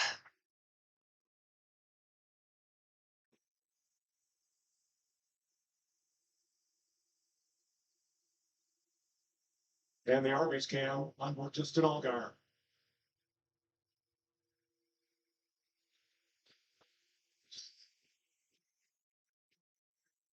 "17 cars pile up in the big one at Daytona." I don't want to get copyrighted. That was pretty loud. Caution is out for the big one in the tri-oval in the Daytona 500 with approximately 8 laps to go in the stage. Stage 2, that is. Just past halfway in this race. If we did get weather of any sort, it could make the race official a little later on. There was an urgency there as Justin Allgaier tried to pull up in line in front of Denny Hamlin, who had a massive push entering the tri-oval for Ryan Blaney. Hamlin gets to the outside. It was already kind of a tight gap, but then the 40 just moved up a little too late and squeezed himself and Hamlin into the wall. Many others collected behind. Blaney, who was that car obviously behind Hamlin, I don't know how much damage he has. He's currently in second. Hasn't been to pit road. With 5 laps to go on the stage, we might get a restart before the end of stage 2. I think we had enough laps left despite the car count of drivers that were involved in this incident. I don't think. Oh, Larson's got a ton of damage. Whole right front is exposed on the number 5. I don't know that that's going to work out well for him. I don't know that he's going to be able to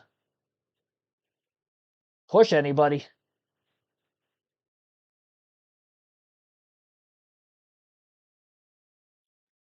Cindric's got a flat right front tire and quite a bit of damage. Fast car for that number 2 all week long.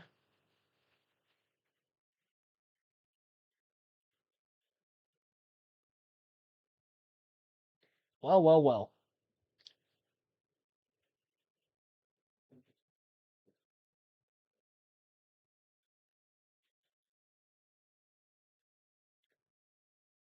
That was not very good. Shane Van Gisbergen limping his way to pit row with a flat left rear. Car looks like it might be skewed a little bit as well.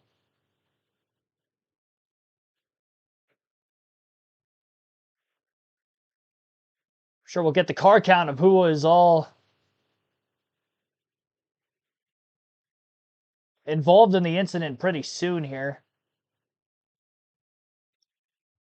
I don't think they've opened pit road up to those who were not involved in the incident. Ryan, his first 520 cars are involved in this pileup as it began with the leader in a 2-lane draft. And there is Justin Allgaier's car being hauled to the garage area. Alex Bowman. Now they can repair these cars in the garage and bring them back on the racetrack if they're able. There is a NASCAR procedure for that. Right now, the only car officially out of the race is BJ McLeod. Justin Allgaier talking it over with the track crew here. We have his audio. Well, I thought I said it right, but I we're trying to tell you, like, you gotta pop the throttle and take better, and then got so far up there, and then, I mean, you were still spotting right outside. Right out there. Conversation between crew chief Greg Ives and spotter Joey Meyer. Well, I think that this is an aggressive move by Denny Hamlin in a tight spot, but he's there and he's getting a good run. And they were just talking about the 40 getting too far out, but Justin just comes up the racetrack, and that's really what starts this wreck. Too little, too late. Todd Gillow, the first victim there in the number 34 Ford. A couple of cars scooped through, but most everybody else is caught up in this. Wow.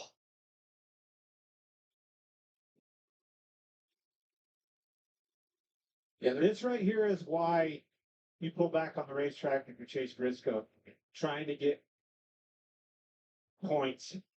You never know who else is going to fall out of this thing.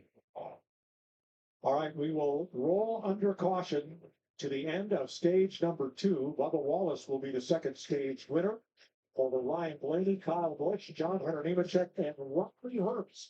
All right, so there you have it. It looks like we're going to end stage 2 under caution, despite the fact there was 8 laps to go when the wreck happened, but not going to get a restart in with 1 lap to go. So that means pit road, that's why pit road, for 1, hasn't been opened yet. For 2, it will not open until the green, white checkered flag will be displayed. So this is going to be a pretty lengthy caution, no red flag or anything of that nature here. Following the big one at Daytona, Bubba Wallace is going to win stage 2 after missing the crash. He was one of the first few cars on the bottom lane of the racetrack. Everything kind of happened up on the high side.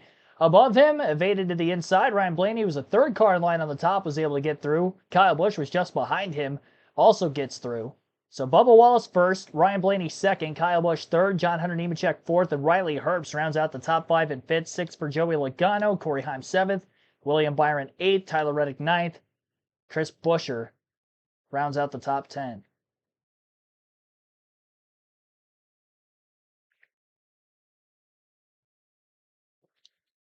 I can confirm that Austin Cindric, Alex Bowman, Todd Gillen, Justin Allgaier, and Shane Van Gisbergen are off of the lead lap because of this crash that just happened. We might have more to fall a lap down or two or even out of the race as well because of this crash. We'll take a quick break here while we're under yellow yet again. Our 4th time today, 2nd of stage 2. This will end stage 2 again under caution. You're listening live on KRC.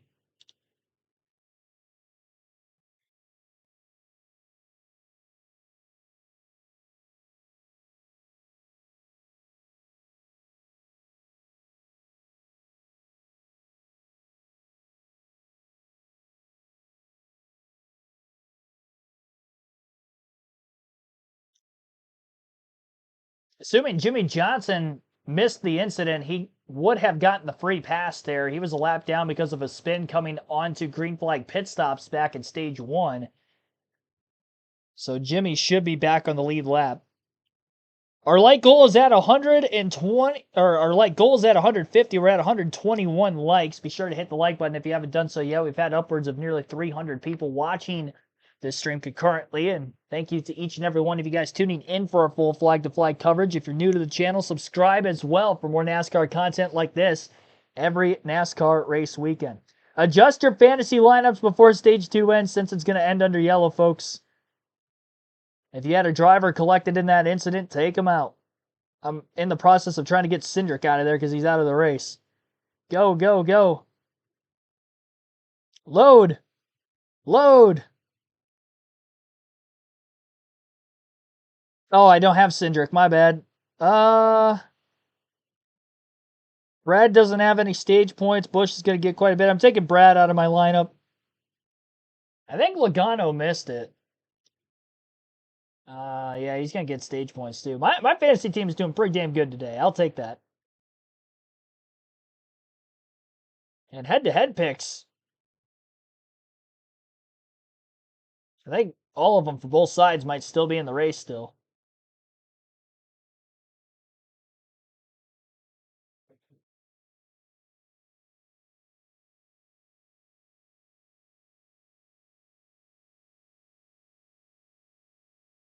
Heard the spotter and a crew chief talking about telling him outside, and just a little late on getting up there and leaving too much space.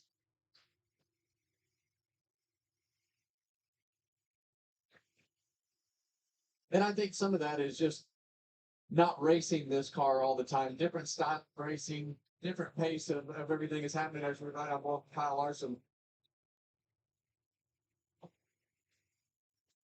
Oh, that second hit into Austin Cindric, the one that did all the damage to the right front there. Yeah, but the finger's still on. Well, when he rolled around, you got to try to stay up the flat. You can see it right there. When he pulled around there, the tire blew out and ripped the whole fender and half the nose off. That's the one that's problematic for trying to get the thing repaired and be a factor for the end of this thing. I would think that's not damage. Probably take the win scenario out of the 5 car. And that last shot really shows what happens when you're at 185 miles an hour and right on the very edge of control.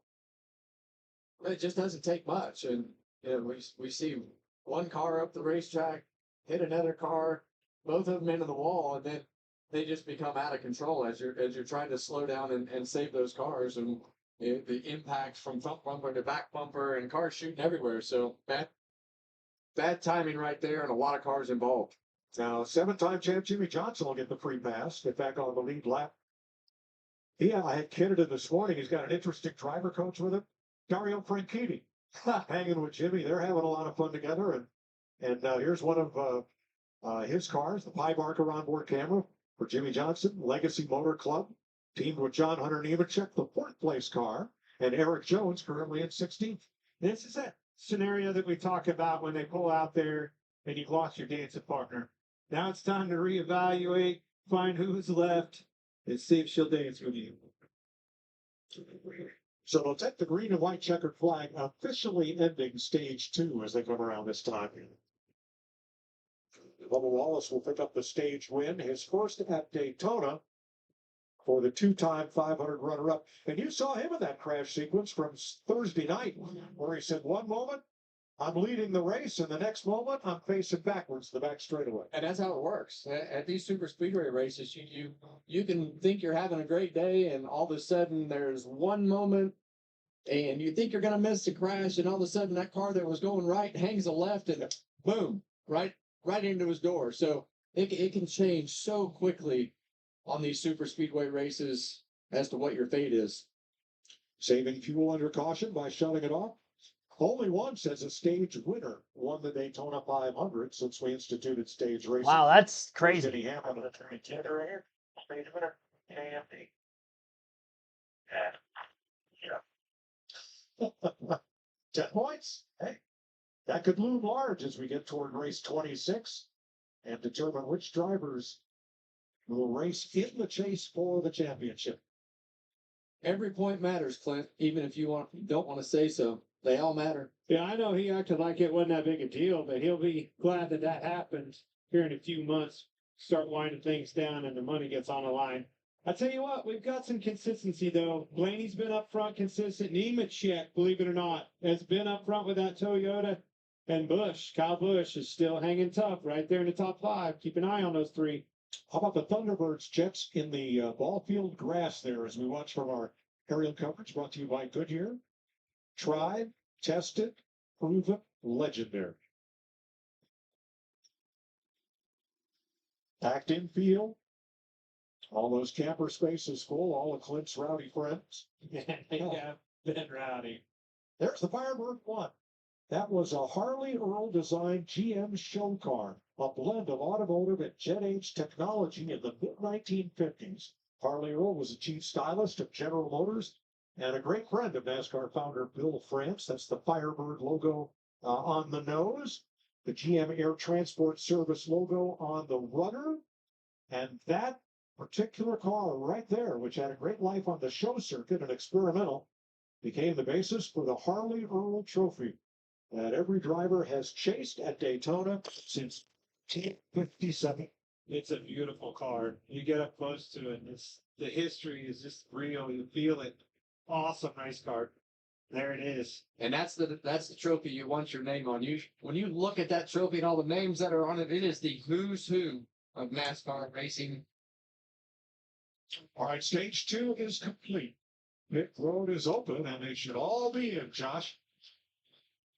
And we start with Tyler Reddick. We've had a quiet day so far coming into pit right here. They're going to do 4 tires and fuel. They're going to take a couple extra seconds just to make sure there's no damage on that 45 car after escaping through that wreck. Regan?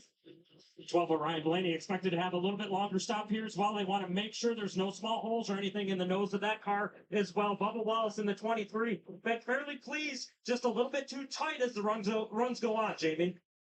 Busch was the pole sitter for this race. Right front fender is cracked that they can see, but no fender rubs. They're going to take a little bit of extra time here, put Barabon on the hood and take that down. As you see him looking at it, taking extra time here, Mike. Everybody getting Goodyear tires and filling up with Sunoco race fuel with Poet zero carbon bioethanol. Getting ready for the 3rd and final stage of the day. All right, Bubba Wallace wins the race off pit road. Also, the winner of stage number 2. We'll wait the race starting order when they come back from commercial.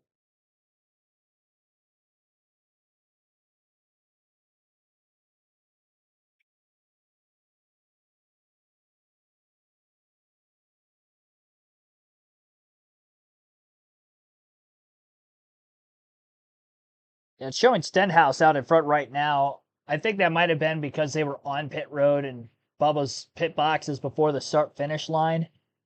So we'll wait a lap until after everything cycles through.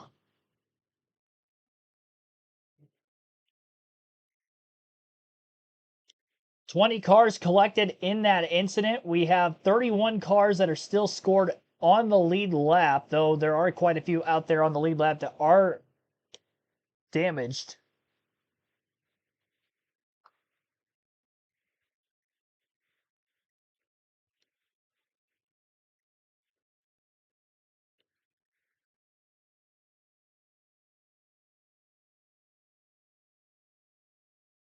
Less than 70 laps to go in the Daytona 500.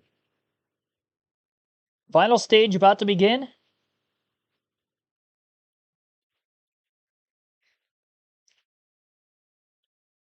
Like, it's scoring Larson in the top 5 right now, but I think he stayed out of the pits. He'll probably be coming back in for repairs next time by. Bubba Wallace, who won the race off of pit road. I want to see where he's running. He's in 7, so the top 6 stayed out.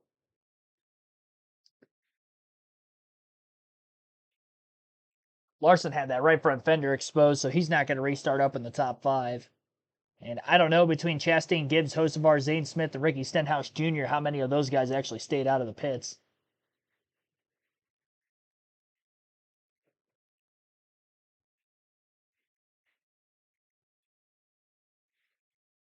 This is a very long caution for a very big crash. Also rolled into the end of stage 2. We'll double up on our brakes during this one, so we don't have to take as many during green flag action if possible in stage 3, depending on how many cautions, if we get any at all in the final stage. Thanks for everybody tuning in. Like, subscribe. Our live commentary coverage will continue to the very end of this Daytona 500.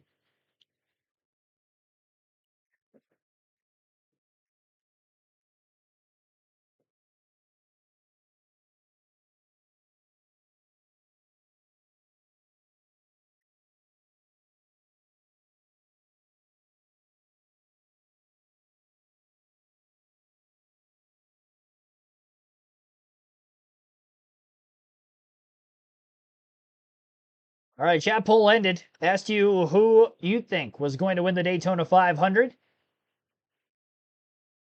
68th running of which 48% of 286 votes taking somebody other than Busch, Logano, or Byron for the win. Kyle Busch, who's the pole sitter, gets 27% of the votes. He's led quite a few laps today. Joey Logano had led quite a few in stage 1. He's had 16% of the votes, and Byron has had his fair share of issues today. Still in the race, though, but only 9% of the votes say Byron will go for 3 Daytona 500s in a row. I'm going to be in the middle of setting up another poll. Which race team wins the Daytona 500? And I'll throw Penske in there. I'll throw RFK. They still got quite a few cars in this thing. They've definitely been fast all speed weeks. Honestly, Joe Gibbs Racing has probably been the 3rd best team in the 500 that I've seen, so I'll go JGR and other. So, which team will win the Daytona 500? Penske, RFK, JGR, or other? And as far as the end of stage 2 diecast showing, this is the 2007 Daytona 500 winner, Kevin Harvick, and the exact diecast that he won that 2007 Daytona 500 with. Photo finish with Mark Martin, obviously a classic finish. One of the more classic finishes in Daytona 500 history. You can argue it is the best photo finish, maybe, of all time in NASCAR. Definitely in the Great American Race, I think we could say that it's the best. It's pandemonium, crazy race it was. 2016 was closer, but I mean, who didn't like the story behind Harvick and Martin coming in the line? The big one happens. It was a quintessential NASCAR finish in this day and age, but at the time, it was one of a kind. I think it has outdated itself because we see a lot of crashes at the end of races now, but that was unlike anything other at that moment.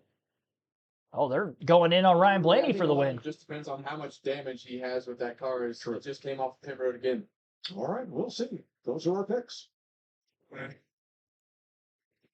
One to go to begin stage 3.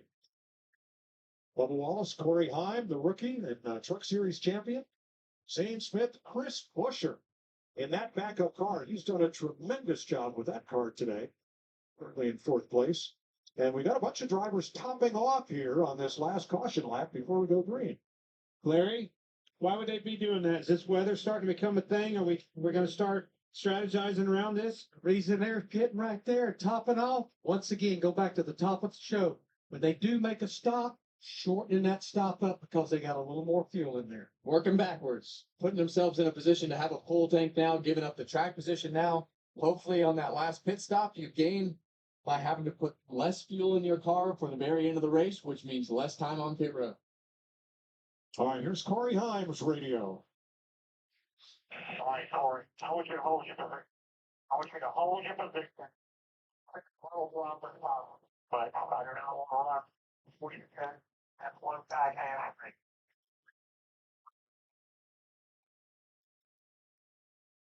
Cameron, this Yeah. stage I'm gonna put- is 5 laps longer than the previous 2 stages. I'm gonna put you up front, hold all these guys behind you, but I need you to do it part throttle. How you gonna do it? Well, that's a great question because it's not very easy. You're gonna get wide. Now, Busch Light's giving away $500 with every lap that ends to 1. That's $20,000 total during the Daytona 500. Follow at Busch Beer on social media. Enter by commenting hashtag Busch Dash for Cash, hashtag sweepstakes for your chance to win. That's in about 6 laps, Yes, 7 laps. and then every 10 laps thereafter.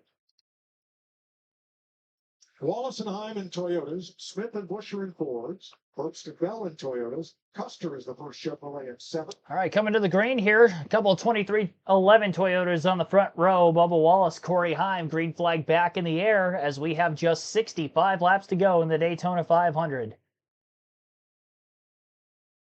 Lap 136 of 200. Wallace on the outside of row 1 and Corey Heim down low on the bottom. Wallace was the control car on the restart after winning stage 2 and winning the race off pit road with those pit stops that took place in the middle of the stage. It's a very lengthy caution. 13 laps were spent under yellow because of the crash back on lap 122.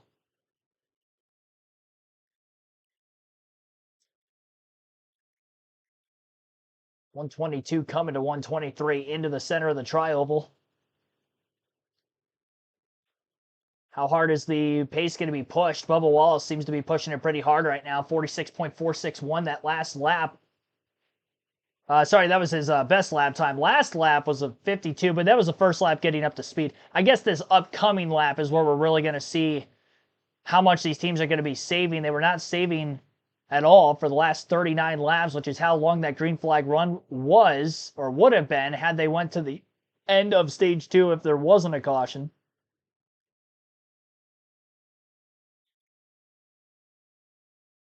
I like the fact that the Fox booth has like their actual race picks, and they pick who they think is going to win based off of what they've seen in the race so far. 2 took Blaney, and Kyle Busch was taken by Kevin Harvick.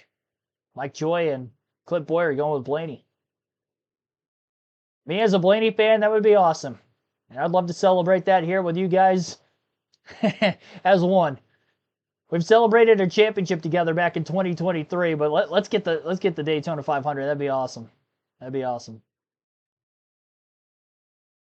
All right, so that last lap time, 47.869. It's about a little over a second off of the fast race pace that we saw up to speed towards the end of stage 2. Wallace's fastest lap of the race was lap 113. It was a 46.461.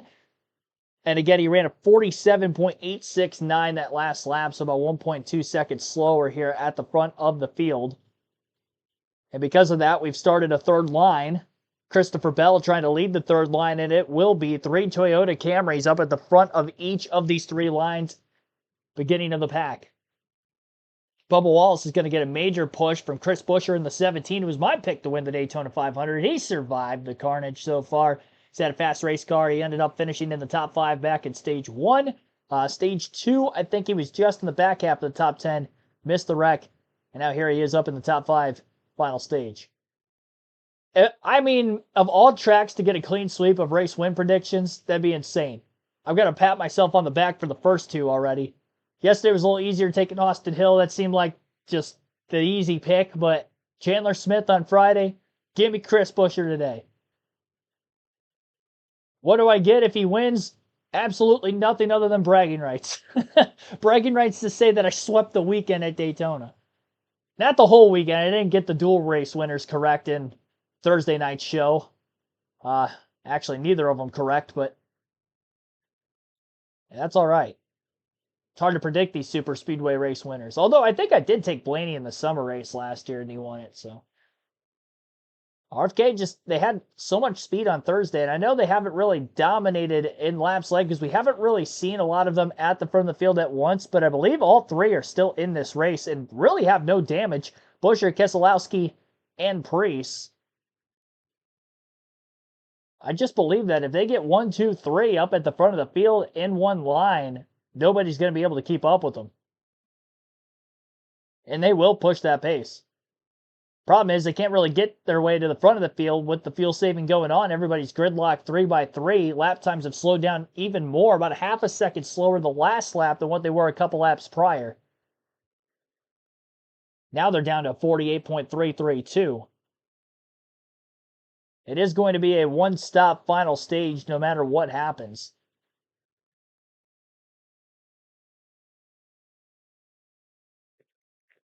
And whether you want to be fuel saving or not, you're basically at the mercy of the front couple of cars in each row because there's no bump drafting going on. And you can't really just start pushing guys ahead of you when you're 4 or 5 plus rows back. It's not going to do anything other than maybe cause an incident. And you could potentially get involved. Weather looking bad. I have not checked the weather at all in quite some time.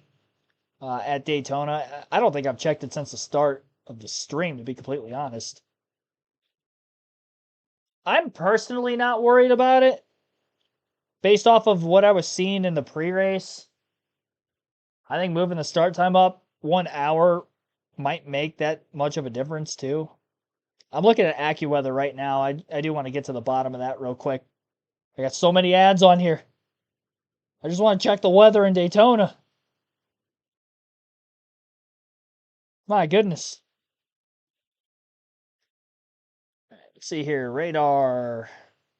Oh boy. I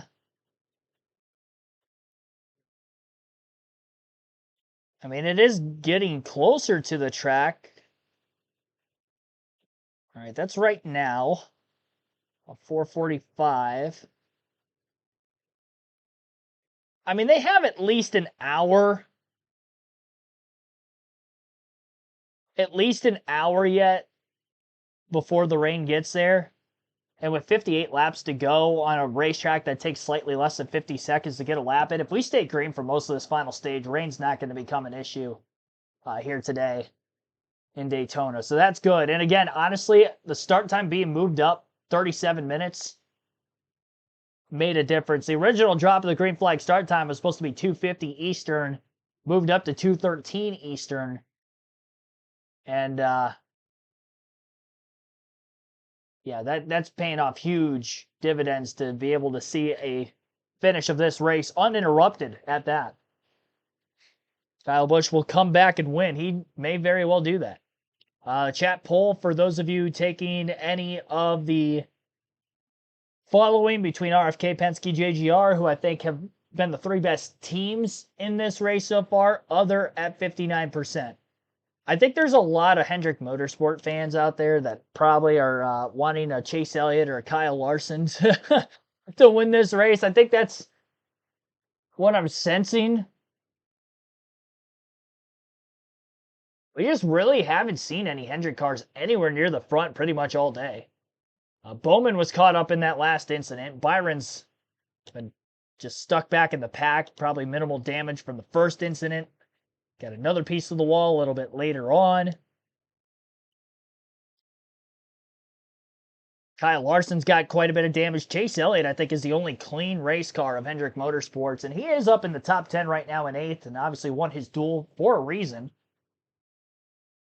Trying to go for his first Daytona 500. One of 5 Cup Series champions that are in the field today that have not won a Daytona 500. Elliott, Keselowski, Blaney, Larson, and Busch are those 5. We have 8 drivers who have won the Daytona 500 in this field today, and 3 of them have won multiple times.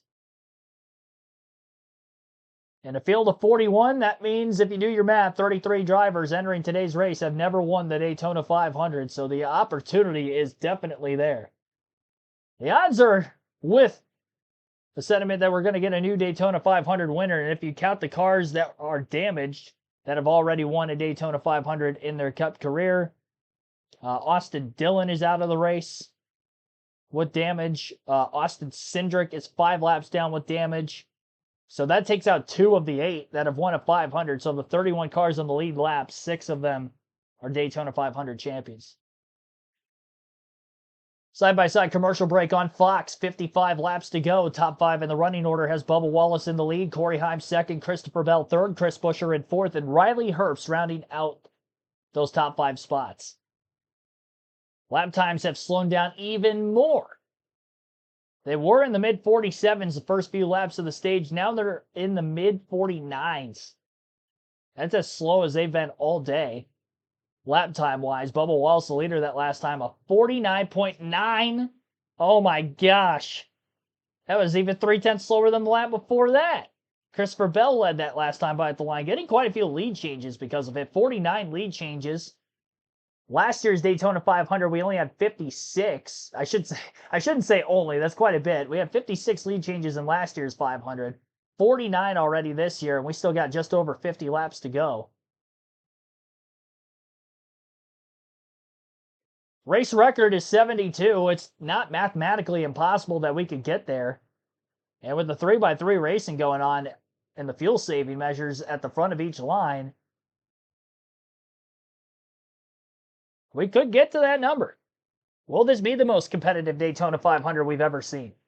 Will we see history here on KRC in the Daytona 500? 2011 was a long time ago, tandem racing era, of course. Trevor Bayne, the winner of that year's race. Driver of the Wood Brothers 21 today, Josh Berry, is currently up in the 8th spot. 50.3, and they just keep getting slower. Every time they come back to the line, they're 3 or 4 tenths off of the lap before that.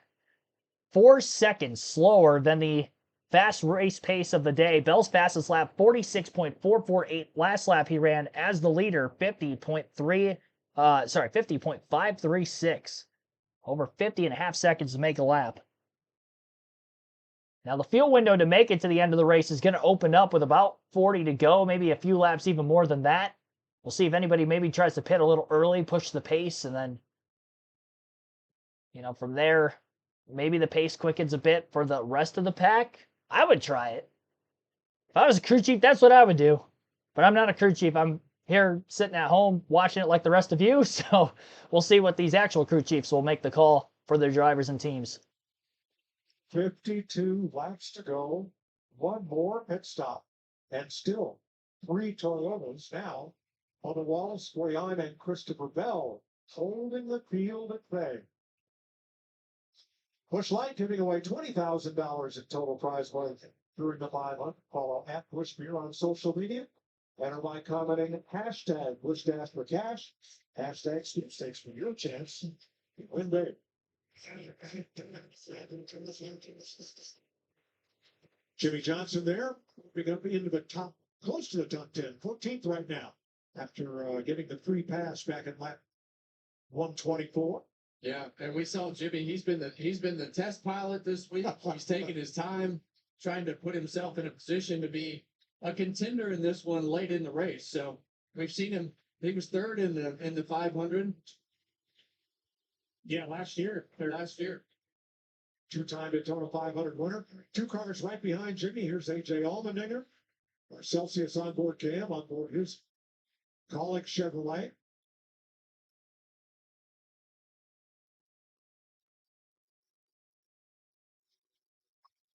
And Eric Jones, the Advent Health Cam, on board his number 43. Saw Richard Petty, the king earlier. Fellow who made that number famous with 7. They took the 500 victories. So Bell, Wallace, Heim with Toyota, Cole Custer, the 41. Haas factory team. Remember, they were Ford last year. They are Chevrolet this year, and they are the highest Chevrolet in this race. Here's his radio. A little more here.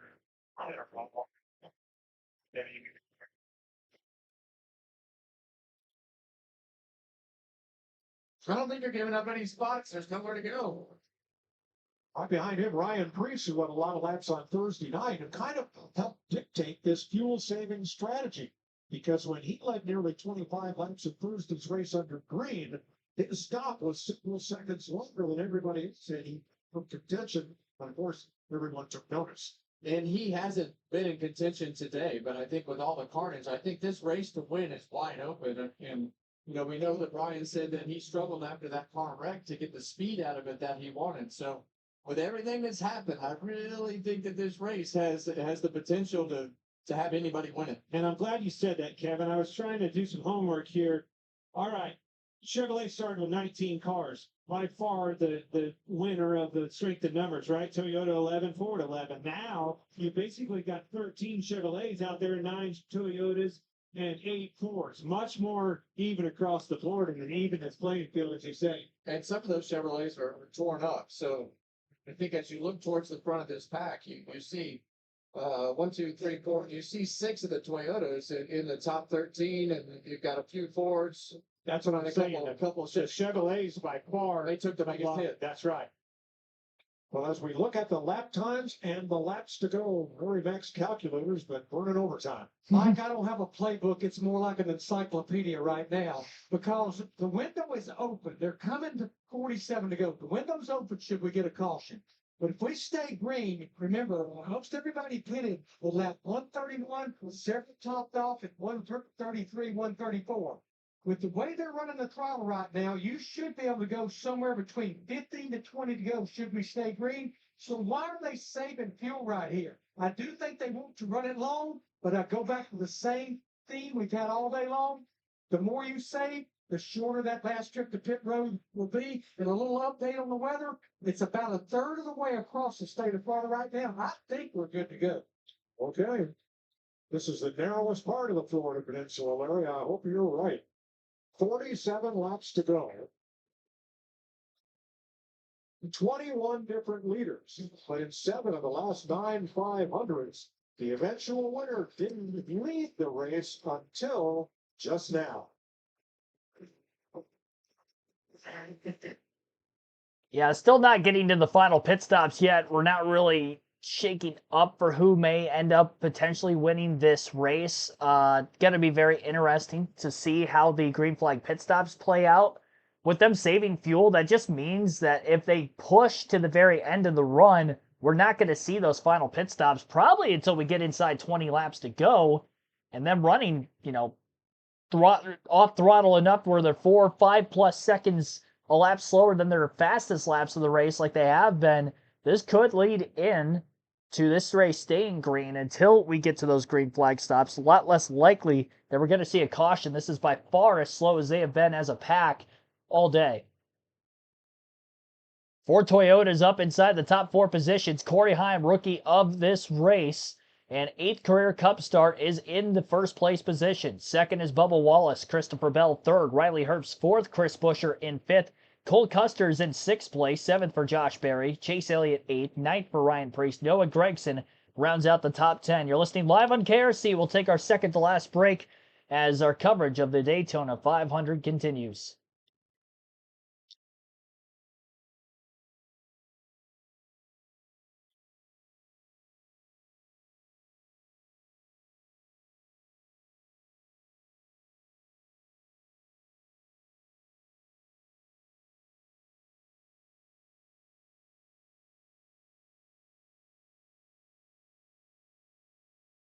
Yeah, that's pretty tight.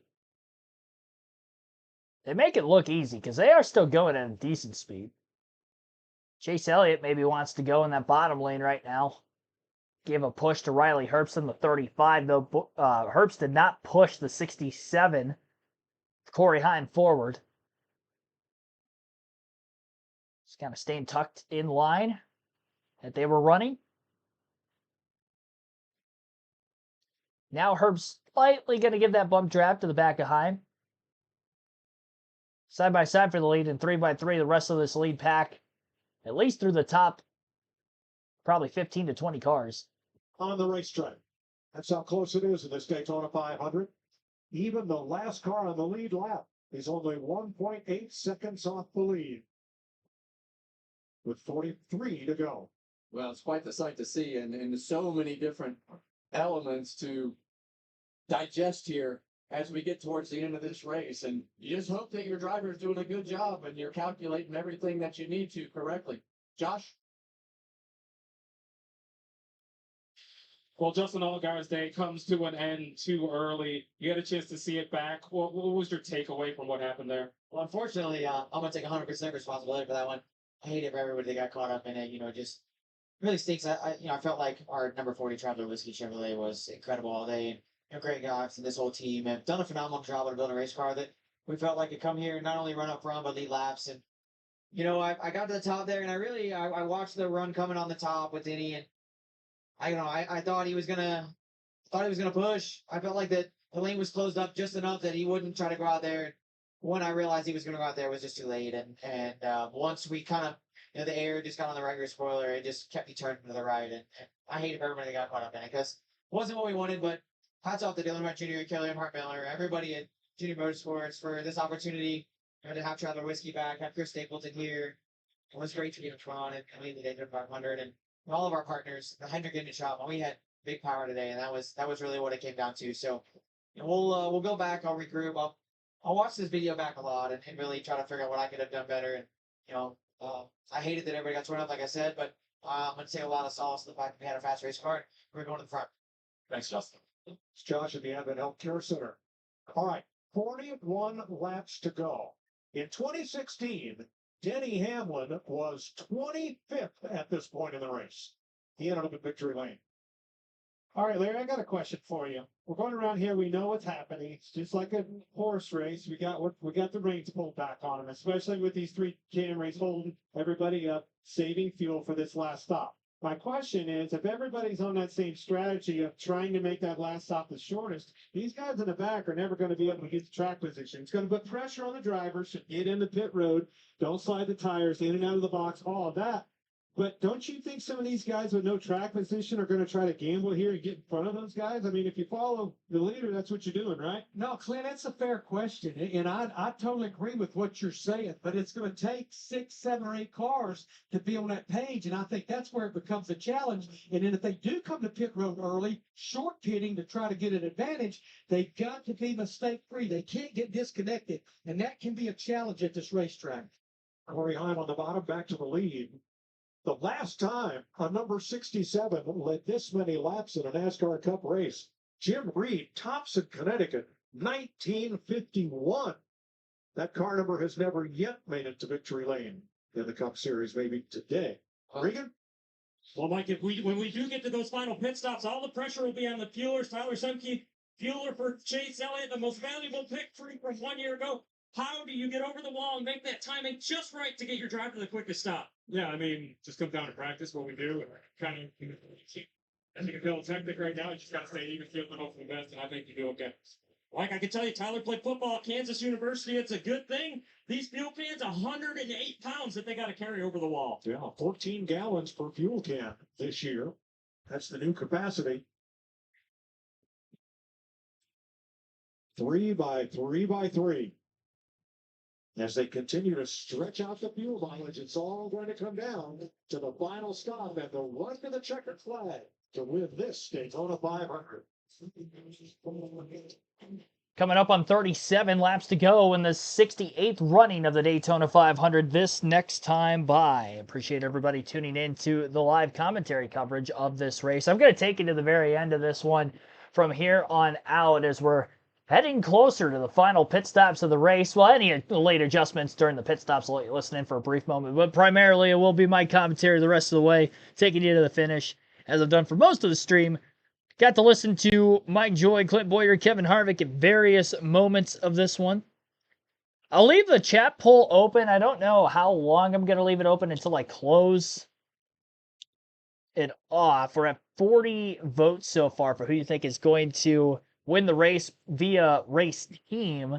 55% of you saying somebody other than RFK Penske or JGR. JGR 2311 really having the stranglehold on the field right now. Bubba Wallace did win stage 2. Zane Smith, who would have fallen under the other category for Front Row Motorsports, won stage 1. And we're at where we're at right now. 56 lead changes. That matches last season's race, and we are fastly closing in on the record for the most lead changes in Daytona 500 history. It's going to be something to watch. 72 is the number to beat right now. I haven't seen them mention it on the broadcast this entire race, but we're getting closer. And the fuel saving that we have right now in this final stage, we've clicked away quite a few lead changes in and of itself. We had 41 at the end of the second stage, so we've had 15 lead changes in the first half of stage 1. We're going to be halfway, or stage 3, sorry. We're going to be halfway through this final stage in another lap. And now up to 57. There you go. So we have more lead changes already this year than last, and we still have 36 laps to go.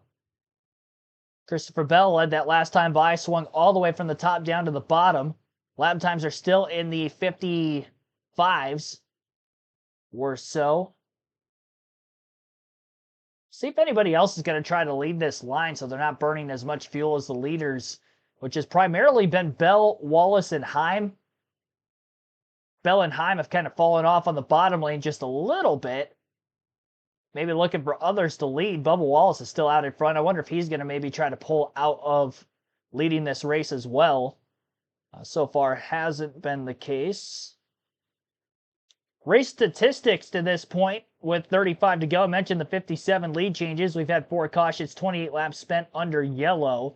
All but one incident today was because of, or all but one caution has been because of an incident. The only one that wasn't was the lap 65 stage break for stage 1. 24 laps led for a current leader, Bubba Wallace, 9 for Christopher Bell. Ross Chastain's led for 11, 8 for Corey Heim.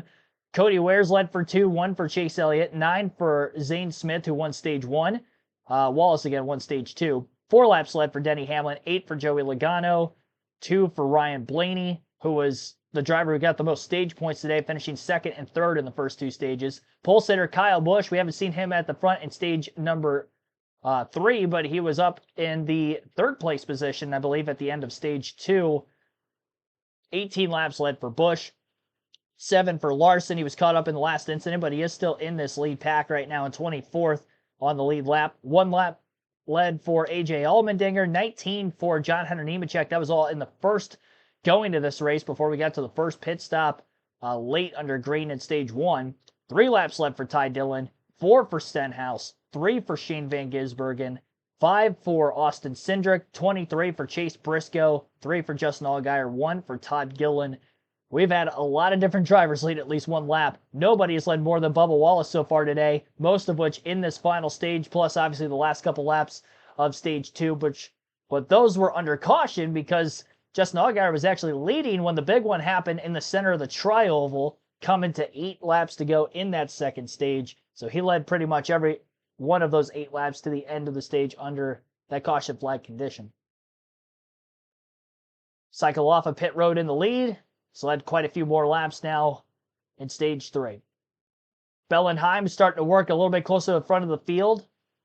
In that bottom lane of the racetrack, Cole Custer up along the top, finished 4th in the summer race last year, and one of the RFK Fords is up near the front, Ryan Preece. Chris Buescher's been that second car in line in the middle behind Bubba Wallace for quite some time. Field is fastly approaching the now modified of Austin Dillon in the 3. And, let's see here. I believe he is already off the lead lap. I'd be shocked if he wasn't. Yeah, he's 44 laps down, so he was off track for a while making repairs. He's back on track. He's 37th. Just gained 3 positions that last lap because Allgaier, Gillen, and Bowman are all still in the garage, so that's 3 points of a pickup. See, it's worth it. Every point matters.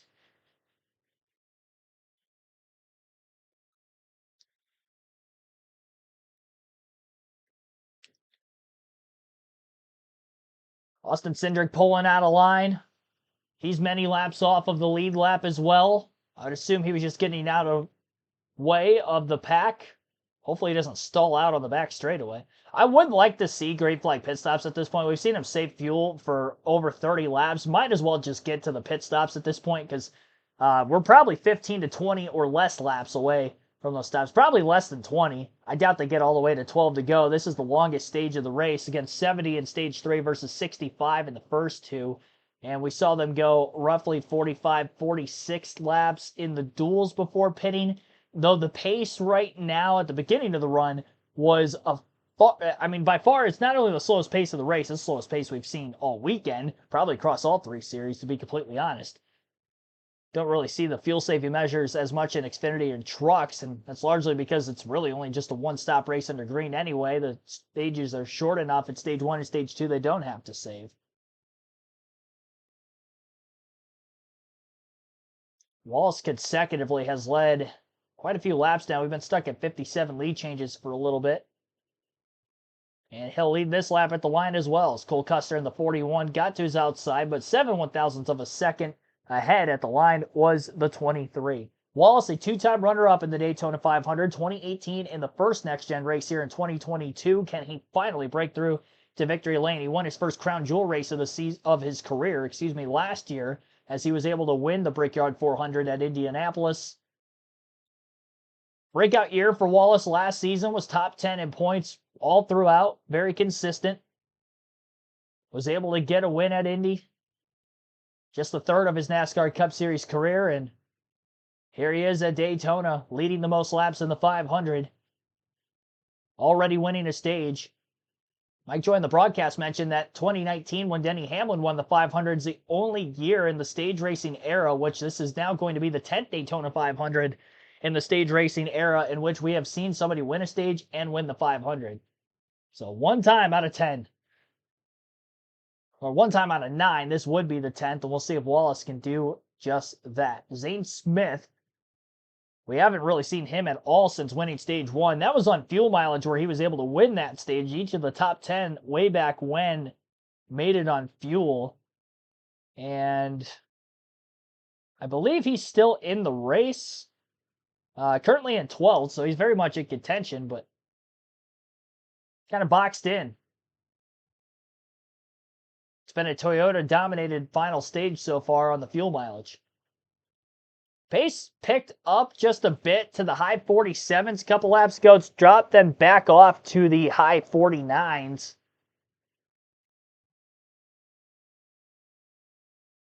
Impossible to make this final stage on fuel, but we're down to 28 to go. And it is going to be very interesting as to who gets on and off of pit road the fastest.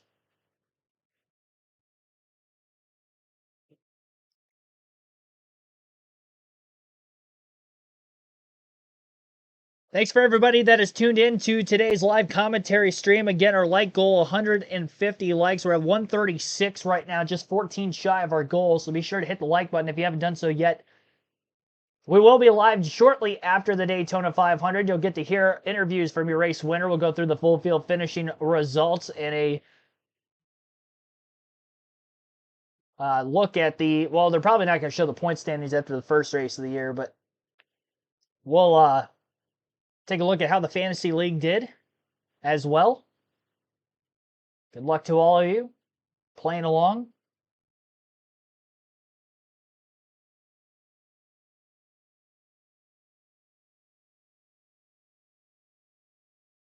Cole Custer going down to side draft the 23. Or maybe he just got loose because of a push from Priest. That was probably the case. I doubt they'd be side drafting right now. They're not running full pace.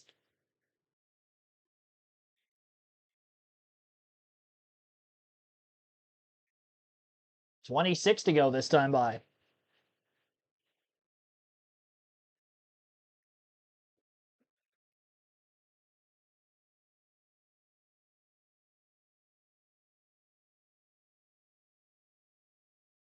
Big one coming real soon? I don't think so. Maybe post green flag pit stops, but I honestly think we're going to stay green until we get to these stops at this point. It's been 3x3 this entire stage, but 3 to 5 seconds off of the pace. 25 laps to go this time by. Bubba Wallace now well out ahead of the pack as he races his way off turn 4. He's going to get down with his Toyota teammates. He's got 3 other Toyotas on the bottom groove. That would be Christopher Bell, Corey Hyman, Riley Herbst. Those were the top 4 at the very beginning of the stage, too, so held themselves at the front. I think he got to the bottom so they could all pit at the same time. I would expect because they were leading the lines, they're going to be the first to pit road. Maybe they're going to be pitting this time by. We'll wait to see if the hand is going to be coming out the window. We'll have 24 laps left this go-around. I don't see a hand out the window yet. Maybe it's going to be disguised. I hope not, because I don't think that's going to turn out well. We saw that back in Las Vegas with Ty Dillon and William Byron getting in a pretty vicious accident back in the fall. Doubt they're going to do that at a track like Daytona. 24 to go. William Byron is still in the race and on the lead lap. For those of you wondering if he's got a shot to win 3 Daytona 500s in a row, he has not been anywhere near the top 10 pretty much this whole race. But again, we'll have to see how green flag pit stops cycle out. He's in the middle line, probably 7 or 8 rows deep. But he is in the lead pack with the minimal damage he's had from the couple of incidents in stage 1, or the one incident, the one near incident where he did get a piece of the wall. Sure, that car hasn't been driving perfect throughout the course of the afternoon. Sunshine Coolwater, thanks for tuning in. Good run for Josh Berry. Yes, it is. Hey, maybe he wins again. He won at Vegas in the spring last year. Gets an early win here, 2022. Wonder who the last driver is to win more than one race for the Wood brothers in their tenure. In my head, I'm thinking it was Morgan Shepherd, honestly. Isn't Morgan Shepherd in the mid-90s? They were all at Atlanta. Blaney won 1. Barry's got 1. Harrison Burton had 1. Trevor Bayne had 1. Maybe Ricky Rudd? I remember him winning at Kansas once, but no, that was Nemechek. Yeah, I don't know. It might be Morgan Shepherd in the 90s.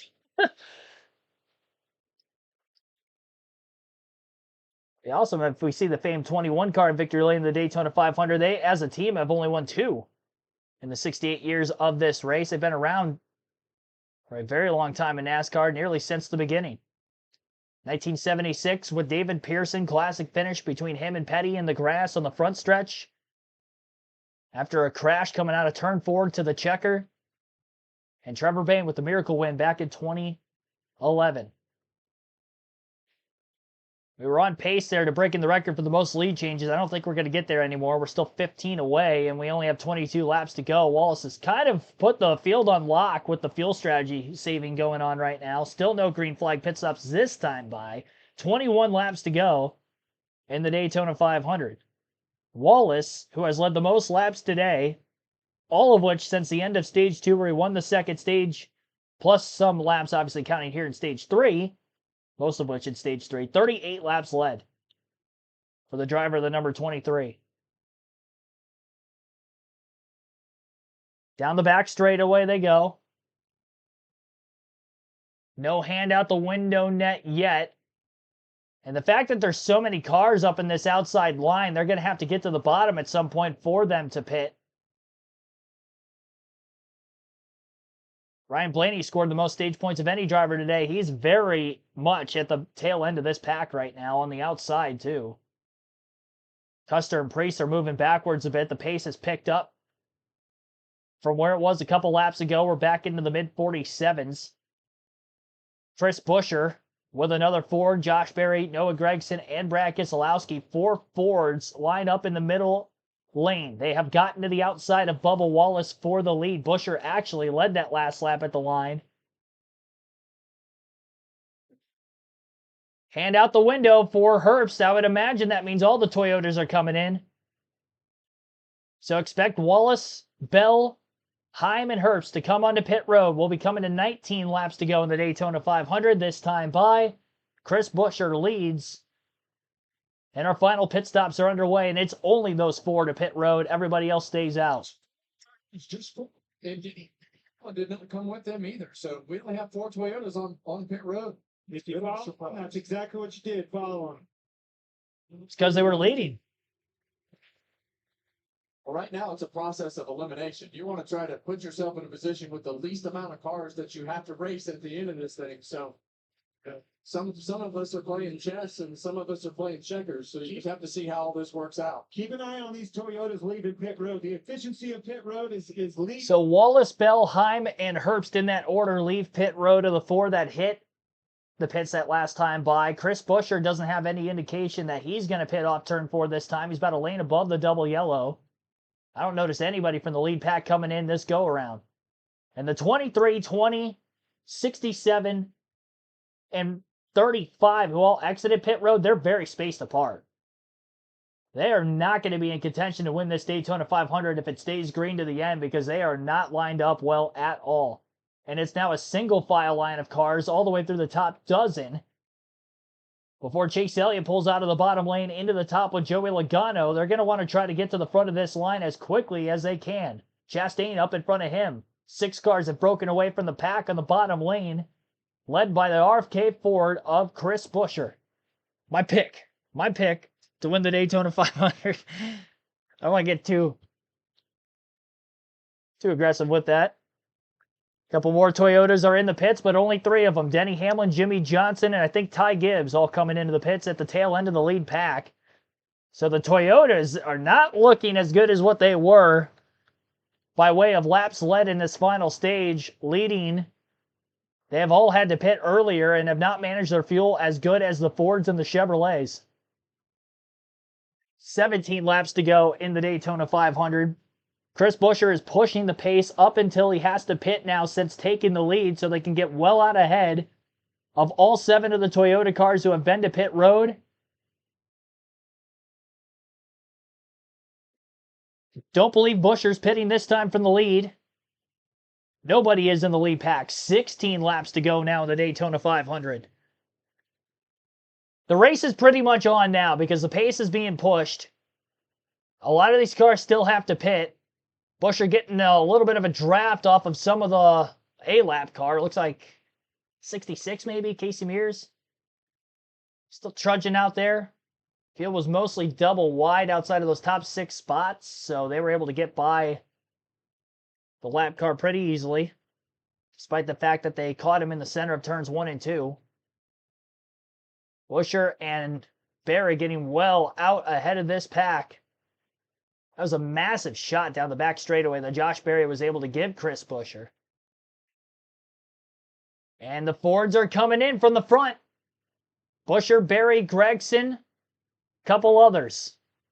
Road, and we confirm the 41 of Cole Custer is out of fuel. Yeah, Oh, Custer. Make it back, so this is all going to continue to cycle around. Okay. So there you heard it. Cole Custer running out of gas. Chevrolet's on point now. Busch and Chastain. Ricky Stenhouse up there. Carson Hocevar. As the All right, a lot of the Fords that just pitted exited pit road. Keselowski racing his way by Gregson out of the pits to try to be at the front of this line. I would like that. I would like an RFK Ford leading, though. I think they're going to be faster that way. Only 4 of them, though, of the roughly 7 that came to pit road were able to stay intact. Those 4 are Brad Keselowski, Noah Gragson, Chris Buescher, and looks like Tyler Reddick, I believe, also pitted with them. So Reddick did not pit with the rest of the Toyotas. He instead pitted with the RFK Fords. One RFK Ford was not able to get to pit road because they were stuck on the outside lane. That would be Ryan Preece in the 60. Or no, he was able to get to pit road. Preece pitted, but he just wasn't of those top 4 that left the pits when they did. So now Chastain's back in the lead. Carson Hocevar's out in front. Everybody that is of the top roughly 15 cars have not yet been to pit road. Brad Keselowski is in 16th, first out of the pits so far. And we've got a few more pitting late. Only a few. Gibbs is slow in the tri-oval. Something happened to him. Chase Elliott, meanwhile, to the lead. 62 lead changes in the Daytona 500. Actually wound up with 4 there on pit road. So we saw this in the first stage with all these small groups pitting together, Clint. Now we're seeing it again. Hocevar, Stenhouse, leave pit road along with Chastain.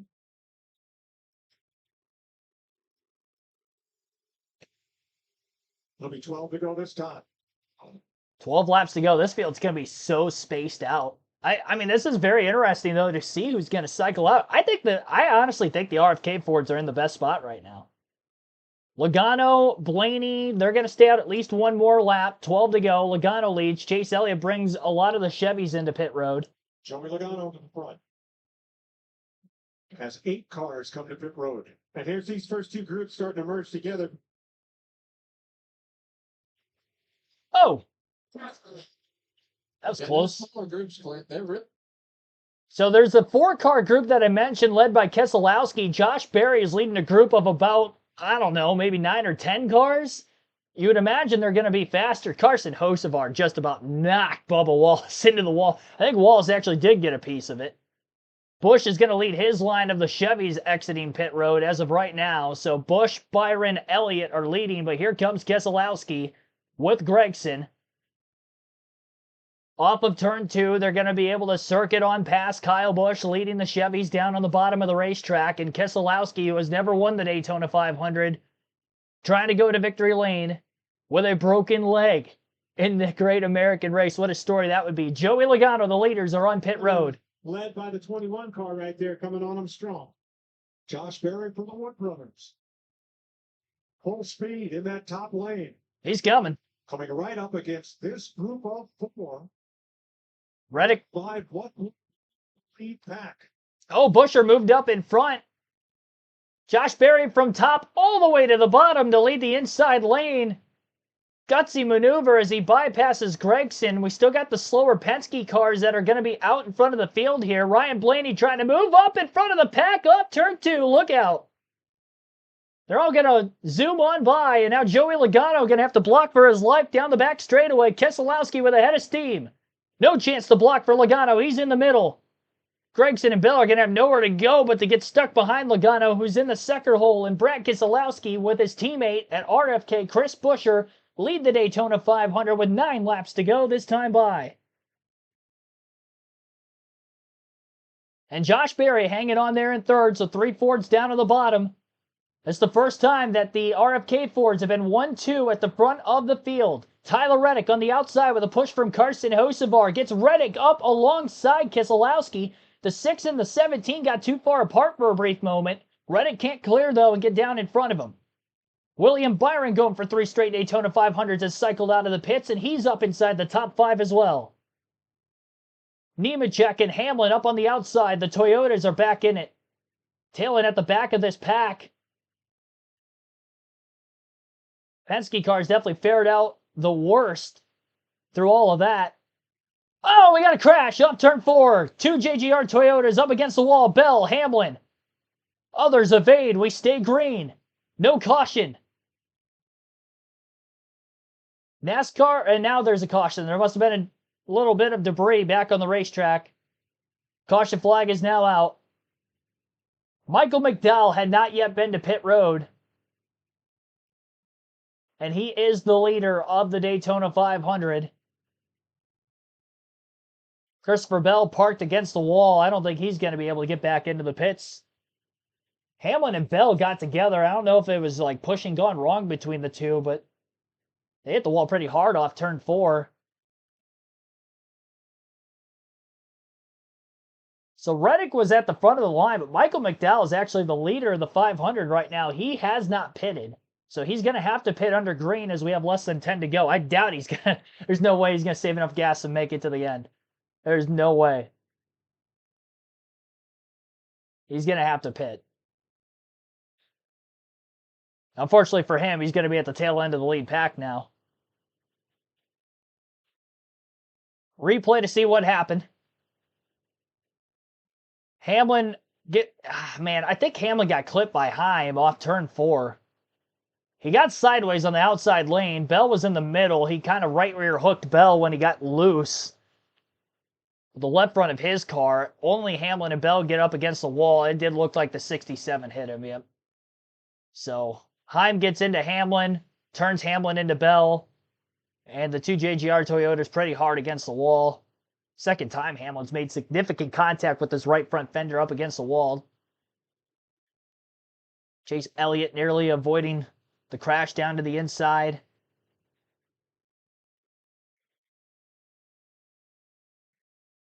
So caution is out with about 7 laps to go in the Daytona 500. Once McDowell pits, Tyler Reddick, who was the runner-up in last year's Daytona 500, will be the leader.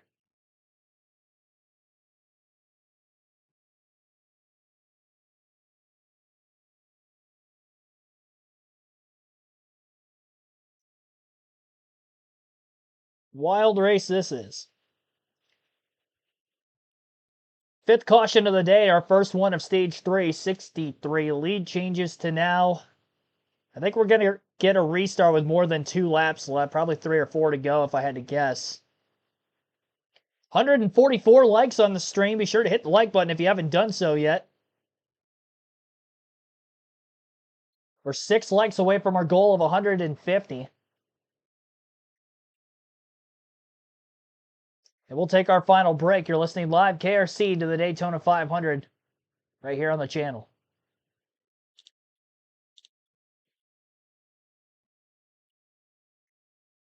Easy Network, thanks for tuning in. JGR took itself out. I would say that Heim took him out, but Toyotas took each other out, that's for sure. 57 votes, 56%, taking somebody other than RFK, Penske, or JGR for the win.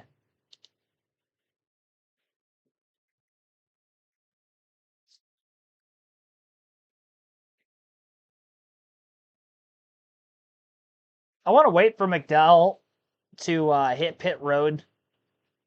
I'm kind of afraid that if he tries to make it to the end, that he's going to sputter on the restart.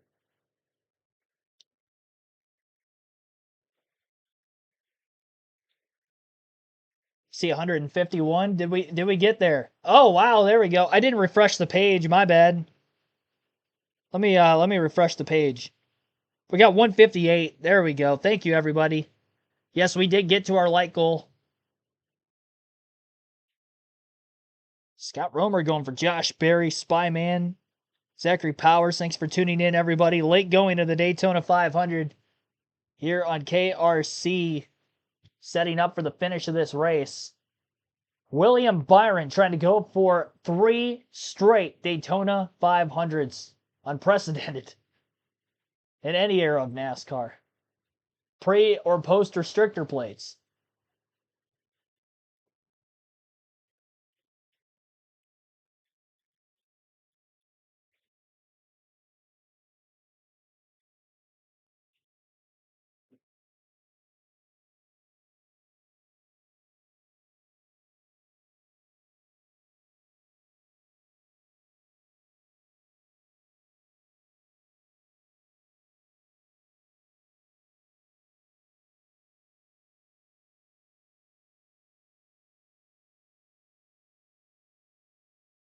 Yeah, the two Penske Fords of Logano and Blaney staying out on the track as long as they did. They only had 4 cars left, and they were kind of spaced apart, so not only getting to pit road, but leaving pit road as well, that they ended up faring out the worst despite saving more fuel than anybody else. They should have pitted with the batch of cars that were just ahead of them, ideally, but they did not. So Blaney's back in 20th, and Logano is 13th.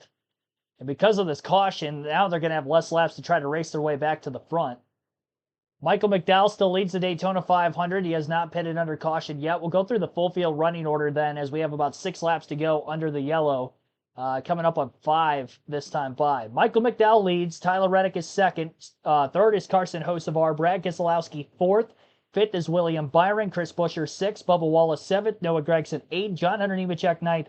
Josh Berry rounds out the top 10. Pole sitter Kyle Busch in 11th. Ross Chastain 12th. Joey Logano 13th. Kyle Larson 14th. And 15th is Ricky Stenhouse Jr. Chase Elliott 16th. Ty Gibbs 17th. AJ Allmendinger in 18th. Corey Heim 19th. And 20th is Ryan Blaney. Cody Ware 21st. Eric Jones 22nd. Ryan Preece 23rd. Zane Smith 24th. Ty Dillon 25th. Jimmy Johnson 26th. Daniel Suarez 27th. Cole Custer 28th. Riley Herbst 29th is the last car in the lead lap. SVG's in 30th. I think he just got the free pass to get back on the lead lap. Denny Hamlin, because of that wreck, is now 31st. Christopher Bell 32nd. I'm not sure if either one is able to continue. I think Bell's out. Hamlin might still be riding around a couple laps down. Casey Mears 5 laps down is in 33rd. Same for Zilich in 34th. 7 laps down on track is Austin Cindric in 35th. Chase Briscoe 12 down in 36th. 37th, Austin Dillon. He is on the track. He looks like a modified. He's 58 laps down. Justin Allgaier out 38th.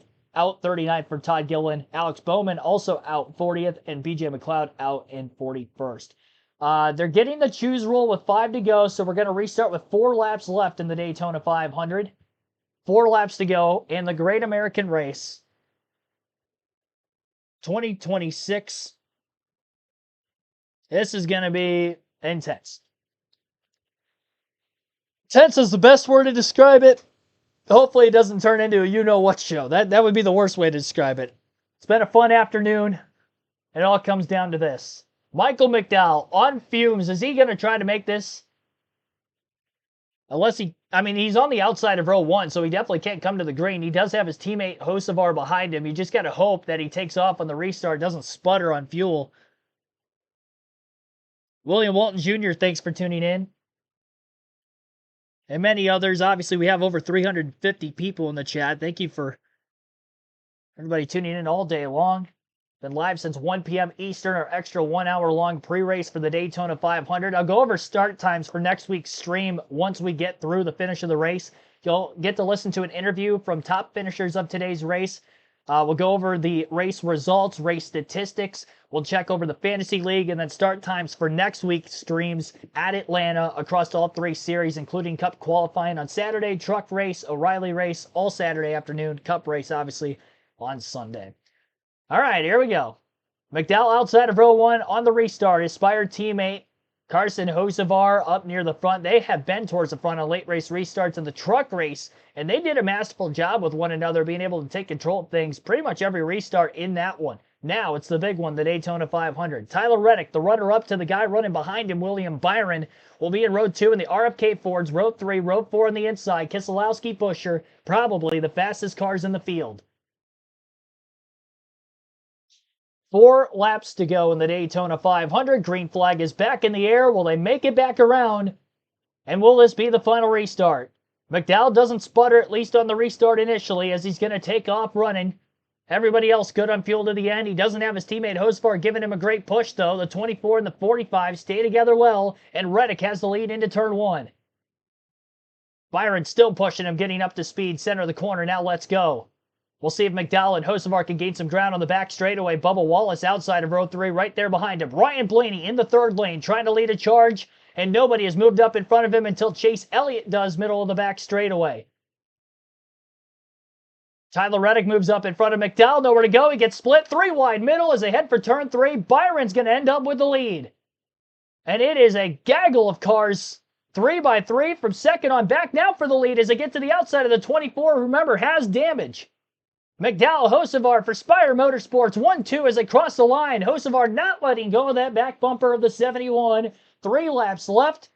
Does Michael McDowell have enough fuel to win the Daytona 500? And we know Hocevar is going to throw some risky blocks to try to keep these two out in front. Joey Logano, an over-under move, will get to the inside of Hocevar. The 45 of Reddick underneath him, 3 wide. And it'll be Hocevar getting a push from Eric Jones, but he doesn't hop out of line. He's going to help his teammate Michael McDowell. Bubba Wallace pushing Joey Logano in the middle. Eric Jones clear, moves down in front of the 3 wide pack behind him, all the way to the double yellow. Hocevar almost gets underneath the McDowell. He probably didn't want to do that. Backed up, got in line behind the 71. 4 cars, single file along the top. 2 laps to go in the Daytona 500.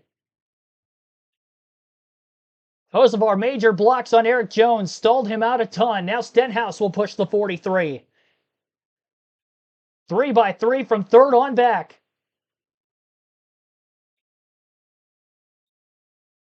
Back straight away, it's the 71 and the 77 well out ahead. Stenhouse pushes the 43 of Jones into the 77 of Hocevar. Hocevar to the outside of McDowell for the lead. McDowell hit by the 24, not able to stay with Carson. Hocevar leads the Daytona 500, coming to the white flag. Harrison Hocevar has never won a race in the NASCAR Cup Series. Can he hold on to win the biggest one? Final lap as he moves up nearly to the outside, barely in front of Eric Jones to make the block. Now he's against the wall, turned across the front of the field. Stenhouse leads. We stay green. Elliott, Reddick, 3 wide. And we're still racing. On turn 2, down the back straightaway, Elliott banging off the 47, a push from the 38. And Chase Elliott leads down the backstretch. Reddick with his teammate Riley Herbst along the inside as they head for turn 3. Chase Elliott is still out in front. Reddick is going to get to the back of the 38, but he's not going to push him. He's going to go to the outside and try to make a move for his own. Off turn 4, coming to the checker. Elliott cannot block the run by Reddick. Reddick to the inside. Herbst turned across the wall to the outside. And head on into the wall goes Elliott as Reddick will cross the line in first. Tyler Reddick has won the 2026 Daytona 500. Hard hit for Chase Elliott as they cross the line. Calamity all over the place on the final lap. Leaders taken out in abundance, and Tyler Reddick escapes the carnage. Made a great move on Elliott entering the tri-oval. Practically cleared him as they came to the line. You can't say Tyler Reddick, despite all the calamity on this final lap, didn't deserve to win this 500 because he was in the picture for the win there in the top 3 the entire final 4 laps. Man. Runner-up a year ago, 1 step higher, Tyler Reddick wins the Daytona 500. It's the first for him. It's the first for 2311. Chase Elliott out of his car under his own power. That's good to see after taking a vicious hit head on into the tri-oval wall. Keselowski, who was in a wreck, remember, has a broken leg. He is out under his own power. Good to see there as he'll find his way into the ambulance to the infield care center. Burn out through the grass for Reddick on the front stretch.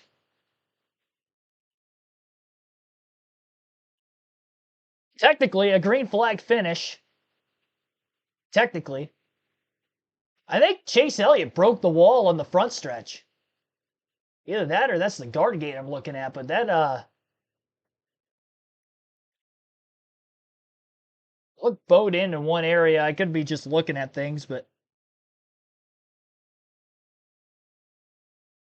man, I really thought Elliott had that. Down the back straightaway, just got too far out ahead, and we've seen that so many times at Daytona, Talladega, where a driver has the lead, they're full throttle, they're just racing to get back to the line. But instead of dragging the brakes and trying to keep the gap back to the cars behind them smaller, they get too far out ahead. Several hundred feet away from the start-finish line, Reddick had a massive run. Great push from his teammate Riley Herbst to get Reddick to the inside in 2311, really tag teaming the lone car of Elliott out ahead of the pack and wins the Daytona 500. Here's your race winner on the front stretch. Daytona 500 champion, Tyler Reddick.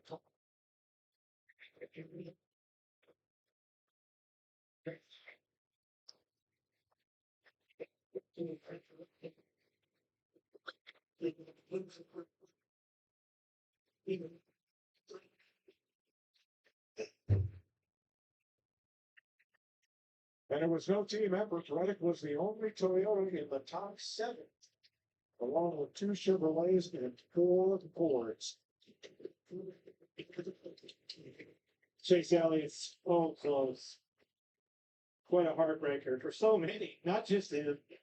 Yeah, from Stenhouse winning the race to Chase Elliott, and then all the way at the end. He didn't wait. As soon as he got to the bumper at Zane Smith, he'd win. I thought he was going to try to push him. Zane Smith in the middle of 3 and 4, back to that one would have been going for it. Didn't work. But Jamie Little. Celebration ongoing down here for Tyler Reddick. He's FaceTiming. Who are you FaceTiming? Pretty much, he's normally a retired guy. Lives filled in for him. He's hit home, fight some stuff. He wouldn't miss a race for anything, and they asked him to stay home and get healed up for the season. So, of course, he missed it, but it's really cool to be able to talk to him. Tyler, last year, what a year for you. I know you were disappointed. I know you had things going on with your baby boy physically, the team and NASCAR to get here right now in this moment. You're a Daytona 500 champion. I know last year was really hard for all of us, hard for me. When you're a Cup driver and you get to this level, drive for Michael Jordan, it's expected you win every single year. And for us to go on that drought that we did made us really look hard in the mirror, and just really proud of everyone on our Chubb Casino Toyota Camry.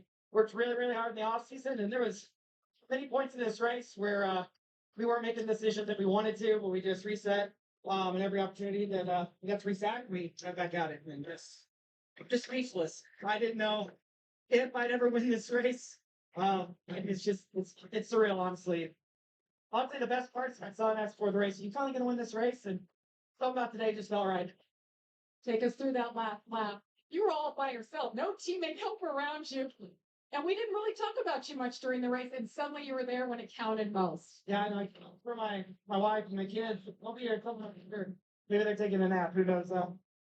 But yeah, I mean, we had the lead there when that caution came out, lined up next to the McDowell, and we just kind of kept getting hung a couple times in the closing laps there. And yeah, just every time we kind of break up, there'd be someone really with nowhere left to go but to push.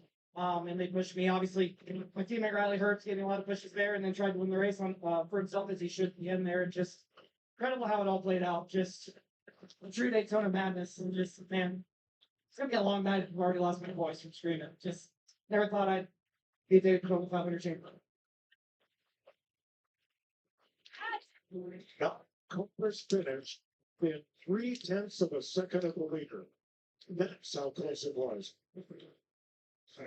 So let's have a look. Yeah, I don't know if the margin of victory is exactly correct of what I'm looking at. We're going to try to diagnose this final lap if they do show it in full. Okay, it looks like they are. So Hocevar was leading coming to the white flag, so it technically is the last lap pass for the win. Hocevar pulls up in front of Eric Jones. They get together nose to tail. Stenhouse kind of pushed the 43 into the 77. That spins the 77, 71, 43 across the bottom of the racetrack. Byron got loose. He saved it. 3 wide for the lead. Reddick, Stenhouse, Elliott. Off turn 2, Zane Smith gave Chase Elliott a great push. Got him out in front. Elliott leads from all the way down the back straightaway, pretty much to the exit of turn 4. Smith was pushing him all the way down the backstretch. Smith gets to second. Now let's go. Zane Smith's going to drop back to get a run. Chase Elliott didn't drop back well enough to try to get a run with that. Tyler Reddick had an even bigger run than Zane Smith. Bypasses Smith. His teammate Riley Herbst went with him initially. A move to the bottom. Reddick for the win. And obviously that's the big move of the race because it wins the damn race. So there's that. Tyler Reddick, Daytona 500 champion. First time ever for him. Congratulations there. We'll go over the finishing results of this race, the Fantasy League, and then we'll head on out of here for the night. Outside of Reddick, obviously getting the race win, Stenhouse ends up coming home in second. Everybody from like second on back basically crashed across the line. The caution did come out for that tri-oval crash. Obviously, Reddick was already across the start-finish line first, so unofficially second on back. I'm not sure exactly where they're going to be scored, but right now it's Ricky Stenhouse Jr. with a runner-up at second. Joey Logano third after winning his duel on Thursday. Chase Elliott fourth after winning his duel also on Thursday. Good points days for them to start the season. Unfortunately, though, for Elliott, he wanted to race win in the 500, and he came oh so close, leading with just a few hundred feet to go. Brad Keselowski rounds out the top 5 and fits. Solid run. Broken leg and gets a top 5 in the Daytona 500. I mean, that's impressive in and of itself. Zane Smith in 6th, Chris Buescher 7th, Riley Herbst 8th, Josh Berry 9th, Bubba Wallace rounds out the top 10. Noah Gragson in 11th, William Byron in the picture to win 3 straight Daytona 500s. He finishes 12th. Daniel Suarez 13th, Ty Dillon 14th, Kyle Busch 15th, 16th Kyle Larson, Cody Ware 17th, AJ Allmendinger 18th, Carson Hocevar 19th, and Ross Chastain in 20th. Eric Jones 21st, Michael McDowell 22nd, Ty Gibbs 23rd, Cole Custer 24th, Ryan Preece 25th, John Nemechek 26th, last car on the lead lap. Ryan Blaney, now there's more cars on the lead lap, never mind. NASCAR adjusting the order here. Ryan Blaney ends up 27th, Corey Heim 28th, Jimmy Johnson 29th, and he was scored the last car on the lead lap. SVG in 30th, 1 lap down. Denny Hamlin 2 laps down in 31st. 5 down for Casey Mears in 32nd. Same for Connor Zilic in 33rd. 7 laps down. Austin Cindric 34th. Christopher Bell on back, I believe. Bell DNF finishing 35th. Briscoe on track 12 laps down. Finishes 36th. Same for Austin Dillon on track 63 laps down. Finishes 37th. 38th on back, also DNF. Justin Allgaier, 38th. Todd Gillen, 39th. Alex Bowman, 40th. And 41st, BJ McLeod. 66 lead changes, 32 laps under caution, 5 cautions total, 3 hours. For some reason, the timer's still counting. The race is over. So I'm going to guess probably 3 hours and 25 minutes or so. Feels like it's been 10 minutes after the checkered flag. I don't know. I wasn't looking at the clock. I was more worried about the action on the track. But NASCAR's website still has the race going, even though it's over, obviously. 200 laps, we finished under the regulation length. Pretty much a green flag finish. For as much of a green flag finish as you can ask for, they let him race it back to the line. Multiple incidents on that final lap. One going into turn one coming to the checkered. So 2026 Daytona 500 in the wraps. We'll take a look at the KRC Fantasy League now, where you can play along on the NASCAR.com website or NASCAR mobile app. And the name is KRC League, KRC in all capital letters, space capital L on League. So league name is in the chat. My team this weekend had Joey Logano, Ryan Blaney, Chris Buescher, Kyle Busch, Ryan Preece, and all had pretty good points days. Blaney scored the most stage points of any driver, though didn't get a great finish. Still decent points on the day total. Joey Logano finished top 3, scored some stage points. Chris Buescher, top 10, I believe finished in 7th. He was my pick to win. Pretty solid performance there. Kyle Busch, solid day as well. Started on the pole, good run. Ryan Preece, not a great finish. Keselowski was in my garage. Obviously, if I go back, I would have put Keselowski in there, but he didn't have any stage points at the time, and everybody else did, so that's why I had him out. But sacrificed a few points there. As far as the head-to-head battle goes, I went 0 for 4, so that's not good. Larson beat Hamlin. Byron beat Blaney. Bubba beat Preece. And Busch gets beat by Chase Elliott. In the league this week, as of right now, we have a tie between Freaky Fast 4 and Track Squirrel at 201. For the Daytona 500 champion and getting the early season points lead in our fantasy league. So congrats to you guys getting off to that hot start at 140 points, finishing 15th out of, I believe, 35 in the league as we started today. So greatly appreciate everybody playing along and urge you to play along at home every week. Thanks for everybody tuning in throughout the course of the Daytona 500 and all of Speed Week coverage that we've had on the channel all week long. We've been live every day since Wednesday. We'll be back at it again Saturday of next week. NASCAR heads to Atlanta. Start times for those streams as listed on well, not on screen, but I'll read them off to you, and then I'll put a post up in the community tab within the next couple days as usual as to what that schedule looks like. We're going to start things off with Cup Series qualifying at 11 a.m. on Saturday morning. Will be our next live commentary stream. The truck race will be at 1:30 p.m. Eastern, also Saturday afternoon. And the O'Reilly race is going to be at, I believe, 5 p.m. Eastern. Same start time that they had this week. Yes, O'Reilly race at 5 p.m. So triple header of action on Saturday. And then Sunday will be the Cup Series race at Atlanta round 2. And we'll begin things off at 2:30 p.m. on Sunday of next week. So 2:30 start time for our stream. Race will be just after 3. All right, folks. Thanks for everybody tuning in all the way throughout the course of the race. Like, if you haven't done so yet, we did get to our goal of 150. Subscribe as we're on our goal to 7,000 subs on the channel. Appreciate everybody tuning in from last year, maybe new over the channel in the last week or so since NASCAR's kicked back off, and hope to see you for many more races this year. It's been a great one. Thanks for watching. Fun day of action. Congratulations again to Tyler Reddick. Have a good night, everybody.